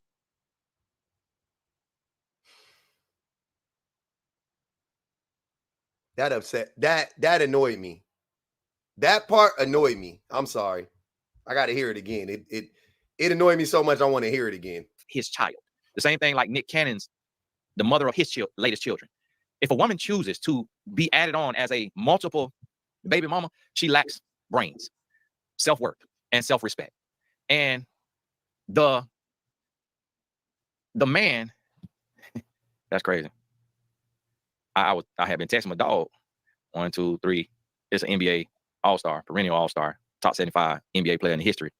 I won't say his name. I have been texting him. He missed my last few texts. And then when this last text I sent him yesterday was, my God, just checking in on you, how are things going, and what's the biggest lesson you've learned this year? And he said there's a lesson to be learned in everything that happens in life, and nothing is permanent. That's deep. But one thing I realized about him is, again, if you're a psychology expert, you learn how to talk to who you're talking to. For him, he's cerebral. So small talk, he don't want to do small talk. Like, he want to have deep conversation. He don't want to discuss something that's on social media or something that's just nonsense. He don't want to discuss business deals or business opportunities or autographs. He want to discuss life and the complexities of life. And so I realized the only time I really get an answer from him is when it's about matters of the heart. Nothing else really based on his relationship with me, because of how he sees me. Now, his homeboys, he probably talk about the frivolous stuff of life. And so that's what I mean with this right here. So you have to understand this when you with these men who have multiple baby moms and they're kind of close. That's a void in that man, and that is what the doctor calls low functioning. Now, it ain't the same low functioning like what I was dealing with the men in the group home, which it could be kind of similar, but that's what that is, to where it's just a void. And when you, especially when you have brain trauma, you can become insatiable, meaning nothing satisfies you. Like nothing You know what it completes mean, you. Like nigga? nothing is what it is. Like I'm so proud of Ocho Cinco. I mean, he didn't do a lot of routes across the middle. He did do some, and yeah, he got hit by Ray Lewis, I think, but and being a receiver, I don't think he has as much head trauma as maybe like. For this man to have, I'm pretty sure most of his following are women. There's no way men are listening to him either. I know that for a fact. He sure does talk about football a lot. Like, what the fudge? Why? I don't even care. I love football. Can we stop talking about? I don't give a about football. Just stop. Damn. Like a quarterback or a running back or like a safety or cornerback, but he from Miami, Florida. So as a all right, I'm gonna call it. I'm sorry. Y'all can listen to the rest on your own. I can't do. I did it. I already did it already. I can't. I'm sorry. Hold on. Let's clock it. An hour and 11 minutes in. What did we learn? Anybody? An hour and 11 minutes in. What did we learn? Anybody? What did you learn? We learned that if you grow your natural hair, that you look dangerous and scary. That's what I learned that I can't speak up for Black people. You too light. I'm not Black. Yeah, like you too light, Lynn. You too light. Dab, your hair. Dab, your hair. You don't got 4C. Your hair not 4C. You can't talk about Black people plight. Your hair, you got what do you say about Louis Farrakhan? You got good hair. You got good hair, Dab. You can't talk for Black people. Drop Tony Gaskins because what the hell is he saying? Huh? I missed that part. He really said that. Yeah, he said old boy got good hair. I said, oh yeah, nah, it's a wrap. Who was he talking about got good hair? He was talking about Louis Farrakhan.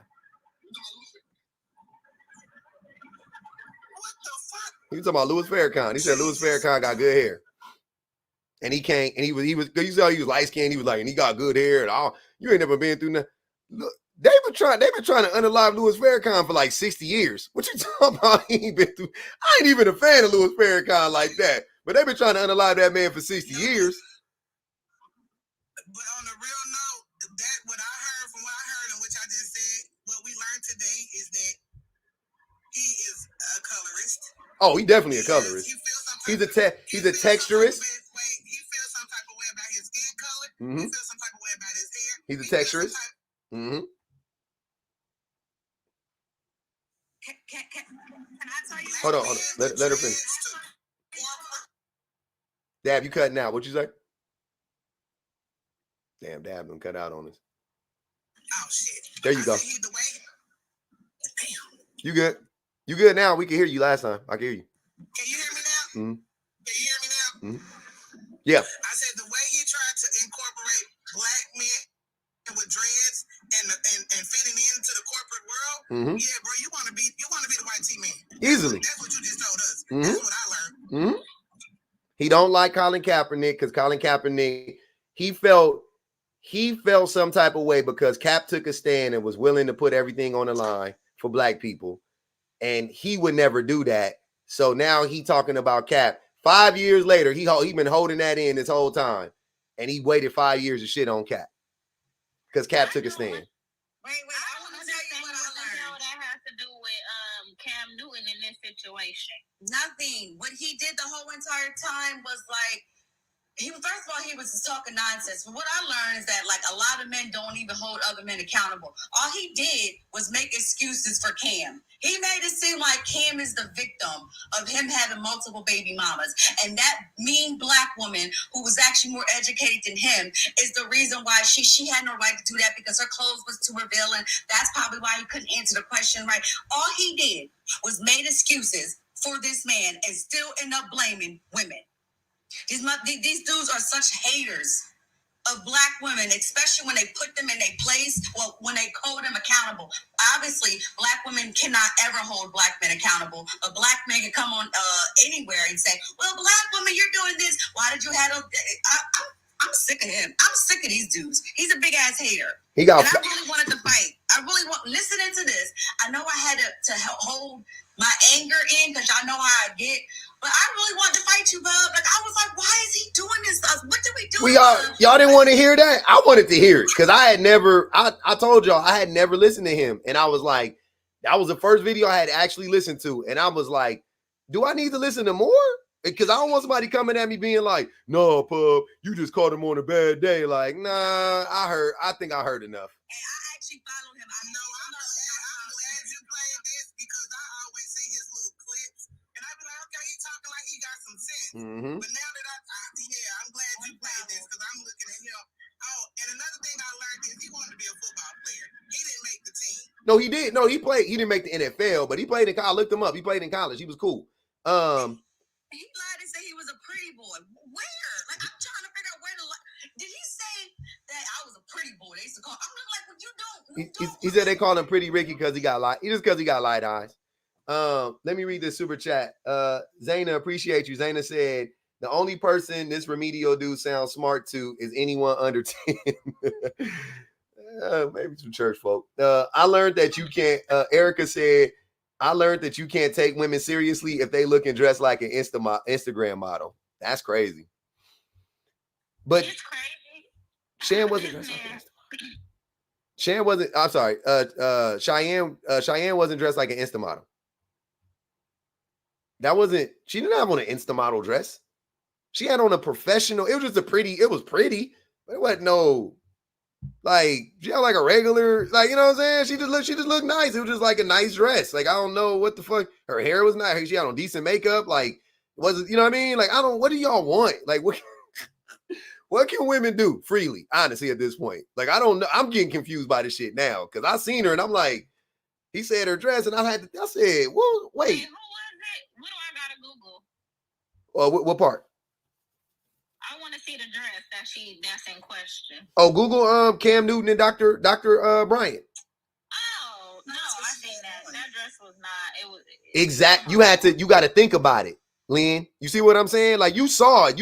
But if somebody says something about it, you're not gonna go, oh yeah. You just be like, what? Wait, maybe I missed something. That's what I did. I looked at it, I was like, this the dress? This you talking about this? Wow, okay. This shit came down damn near to her ankle. What the dress was supposed to do? The dress was like making him what? Tell the truth about himself, or was it like It was Wonder Woman's truth lasso, or what? It was the golden. It was Wonder Woman's the golden lasso. I'm like, bro, oh man. I don't think they just like. I don't think that when Black men, I don't think they like Black women sitting them in front of their face, basically telling them what they need to be held accountable for. And he said it in the beginning, like, we don't take women seriously. And I was sitting here thinking, like, a lot of women know that, and we still end up dealing with y'all. Like, so, like, just verbatim, this man is literally saying to women, okay, a lot of men don't take y'all seriously. I don't even know why the hell we still deal with these men knowing that. Because there are plenty of times where you be on a panel, this man is yelling and cussing at a woman, but as soon as a man starts talking, he shut right up. Literally shut right up. And he's like, yeah, you right. After a woman literally said the same thing. Yep. I can't. I cannot. Happens all the time. I just want to clock, not even necessarily, call it what y'all want to call it. But why is it that whenever a man says anything that's out of the realm of AAVE and just like gibberish, that men consider that deep? What his friend said was about as deep as a puddle, y'all. It wasn't nothing deep to it. Stuff in life gets hard and you gotta keep pushing through. like how they think that whatever Kevin Samuels told them is profile. You know how you ask men like, okay, what about what Kevin said? And they'd be like, oh, he has some good points. And you'd be like, what's the good point? He said that we should go to the gym and work out to be healthy and get our money up and save money. Like what? Mm-hmm. You've never heard that in your life? That was so profound. Bravo. I think what I always got from when men that gravitate towards that type of stuff is them basically, it's because that we already know what they wanted to do was justify liking Kevin Samuels. So they just inflate like whatever Kevin Samuels did. They just, you know what I mean? Like they just, oh, see, it was deep. See, you can't argue with that. Wash your ass, right? He told you to wash your ass and spray on cologne. See? It's like, yeah, I mean, I'm not disagreeing with washing your ass and spraying on cologne. I'm just saying, like, did you need him to tell you that? Because you're 30. Did he have to include the misogyny? Like, yeah, did the misogyny need to be in the mix for him to tell you to wash your ass and then you go, oh, wash my ass and B words ain't shit. Okay, now I'm gonna wash my, like, is that what you needed? Because I'm not following. It was crazy how he literally called this woman a Jezebel. He called Kim, but no, Tori, he tried to do it. He tried to call him and her a Jezebel. You know what I'm saying? And like kind of, but like I said, I'm sitting there going, but one of them got 19 fucking babies with 7 women, and one of them just got on a form-fitting dress. And she ain't no baby mama. She ain't no baby mama. She ain't got a wake of. She ain't got a hit along. He even said, yeah, I don't even know who she's dated, pretty much, right? Yeah, exactly. Shut up, dummy. Talking out of his ass, and I swear to God, if any, like, I swear to goodness, I went up there, I said, oh crap, I'm following this dumb, and I literally I was like, nah, this can't be like, this can't be real. Like, he said a bunch of nothing, but all he really wanted to say that it's not his fault that he has all these baby mamas, and this black woman should not even talk bad about him because he's a black man, and you should basically, they want to be praised so bad for mediocre bullcrap, especially when he was talking about, like, yeah, I ain't slept with nobody. Nobody asked you, bro, about your life. You're married. You shouldn't. You're married. You should never brag about being faithful.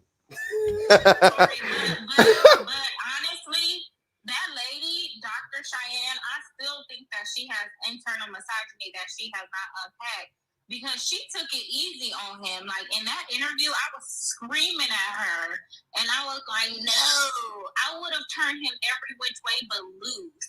But I feel like she was very forgiving. She used very light language, like in the whole high value, or what she call it, high energy versus low energy, whatever the fuck she was saying. I was like, ma'am, come on now. Let's be serious. Come on now. I think that's a little, I think that she knows her audience and she knows the type of men and people she's talking to. She has a lot of experience in these, you know, arenas. And I think she is an entertainer to a certain extent. I think she did what was good for TV. I think she kept the interview going. I do think she could have shut him down a lot of times, but I think that would have just shut him down and that would have shut down the interview. So I don't think that would have been good for the conversation. Not for the conversation. Say, like, if I even like I'm saying, even y'all know how I be talking, right? Even if I talk to Tony Gaskins, I'm not gonna just shut him down. You know what I mean? Like I'm gonna try to talk to him. I'm gonna flesh the shit out. Same shit I did with Princella. I'm not gonna even hold. Y'all can say whatever. I could have cooked Princella. She wasn't making no sense to me halfway. Half the shit she was saying didn't make sense, and I actually did like press her, and then she started sounding dumb to me or whatever. And I was like, cool. I could have did it, but I didn't want. I was like, why do that? Like, this is where we got to where we got to. You know what I'm saying? Like, I didn't deem it necessary for me to just like shut her down and be like, nah, that's stupid and yada yada yada yada yada. Like, I didn't feel like that was necessary in that moment. You know what I'm saying? Like, so you interviewing somebody, man, you know what I'm saying? Like, just let the shit go. I don't know. Yeah, the Priscilla shit is on YouTube. Yeah. I mean, yeah, it's on my YouTube page. Yeah, I was just I knew why she had to do that because God forbid if she did cut into him. Do you know how many pick-me's and Dusties would have literally tried to cancel her because she embarrassed a man like that? Because for some reason they think that men with money, like a lot of money, is automatically high value. Like I don't know where they get that at. He's still a you know, he's still very what they call it, low vibration, low function, like y'all said. Mm-hmm. He's still I guess you don't like to say this online, you know, because you said it's anti-black, but that's exactly what he's looking like. Even what he had on. That's gonna be my topic for today, Tori. Actually, I'm talking about that problematic paid pookies. Yeah, well, okay, you know what? I'll definitely be there. I'm off today. Let me. But Let me read these super chats real quick, y'all. Hold on. Let me read these super chats. Okay, I'm sorry. I'm sorry. Let me read these super chats real quick. Formerly known as said, it's not the audacity, it's the audacity for me. Oh man, I gotta look this up. She said, Google mendacity. I wrote it down. She could have been dressed like Michelle Obama and he still would have had something to say. That's a fucking fact. Recently found your channel and cry laughing at the way you get at these men for real. Between your channel and Bourbon Bougies, I'm having the time of my life. Appreciate you. Thanks, 11. Yeah, go ahead, Tori. Yeah, I follow Bourbon Beauty. I think as Black women, not the ones that's peen panders. Like I think that people like him, we should like literally call them out because they really think that they like this dude probably don't got no certificate. I swear everybody can be a life coach. All you need is a certificate and you need a mic and a computer and you automatically you're a life coach. Like with no credentials really whatsoever, but he has a nerve to talk about her doctorate. Like it's like to me it's like these dudes are a bunch of haters, especially on Black women. Like we can't do nothing. Yep. We can't even breathe, and then stuff that Black woman did that, Black woman this, Black woman that. So it's like, especially men who are religious, because I swear most of the men that I know that are religious, they're still misogynistic. Because I still believe that a lot of people who does that is to have misogynistic views. So if you are with a man who follows the Bible, just know that he think you're supposed to be his helpmate and you're supposed to be submissive to him automatically off the bat. I can't even tell you how many men. He's like, oh, do you believe it? Are you a Christian? I'm like, no. He said, I am. I said, okay, that was great. Goodbye.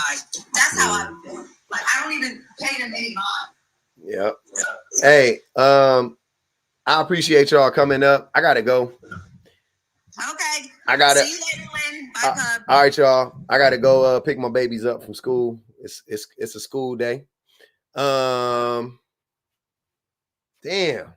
All right. Okay. So I'm glad we watched that together, right? Some of it, half of it ish. Cause now hopefully when I say the shit that I be saying about Tony Gaskins, I don't want nobody talking about not too much on Tony. I get it, man. Everybody got a hero and we all got somebody we like or whatever. But I'm telling y'all, you ain't gotta agree with everything somebody is saying. That's not even what I'm saying. I don't care if you disagree with me, agree. I don't give a fuck. That's fine. I respect it. The problem that I have, though, is when people say stuff that they contradict themselves. Like, I don't like when people contradict themselves and then you clock them and then they don't, like, check. I don't like that shit. That be showing me a lot. You know what I mean? Anybody's capable of contradicting themselves sometimes. You know what I'm saying? Don't get me wrong, right? Nobody's perfect, whatever. But, like, yeah. I don't know. People like him, they do that shit all the time. Now, all of a sudden, these heathens go to church. All right, man. Yep. I don't agree with everything, but some stuff says it's okay. Yeah, that's what I'm saying. In the beginning, what Tony Gaskins said, I was like, that's true. I wasn't disagreeing with it. I was like, that's true. But then it was like 5 minutes of that, and then 100 minutes of, and another thing about these women wearing these dresses. They shouldn't be listened to trusted. She's a Jezebel. I'm like, oh, yeah, okay. Okay. You got it, Tony. You got it. But all right, y'all. I'm going to go pick up this baby. I appreciate y'all on the YouTubes. Look, my alarm just went off and everything. Perfect timing. Shout out to everybody on the YouTubes, man. Invincible Summer. Phoenix Power. Guava Cloud, Styling Twins, Miss Storyteller, S. Harris, Mato, Charnay, Honey, Erica, Cosmic, Suffusge, Says, Jocelyn,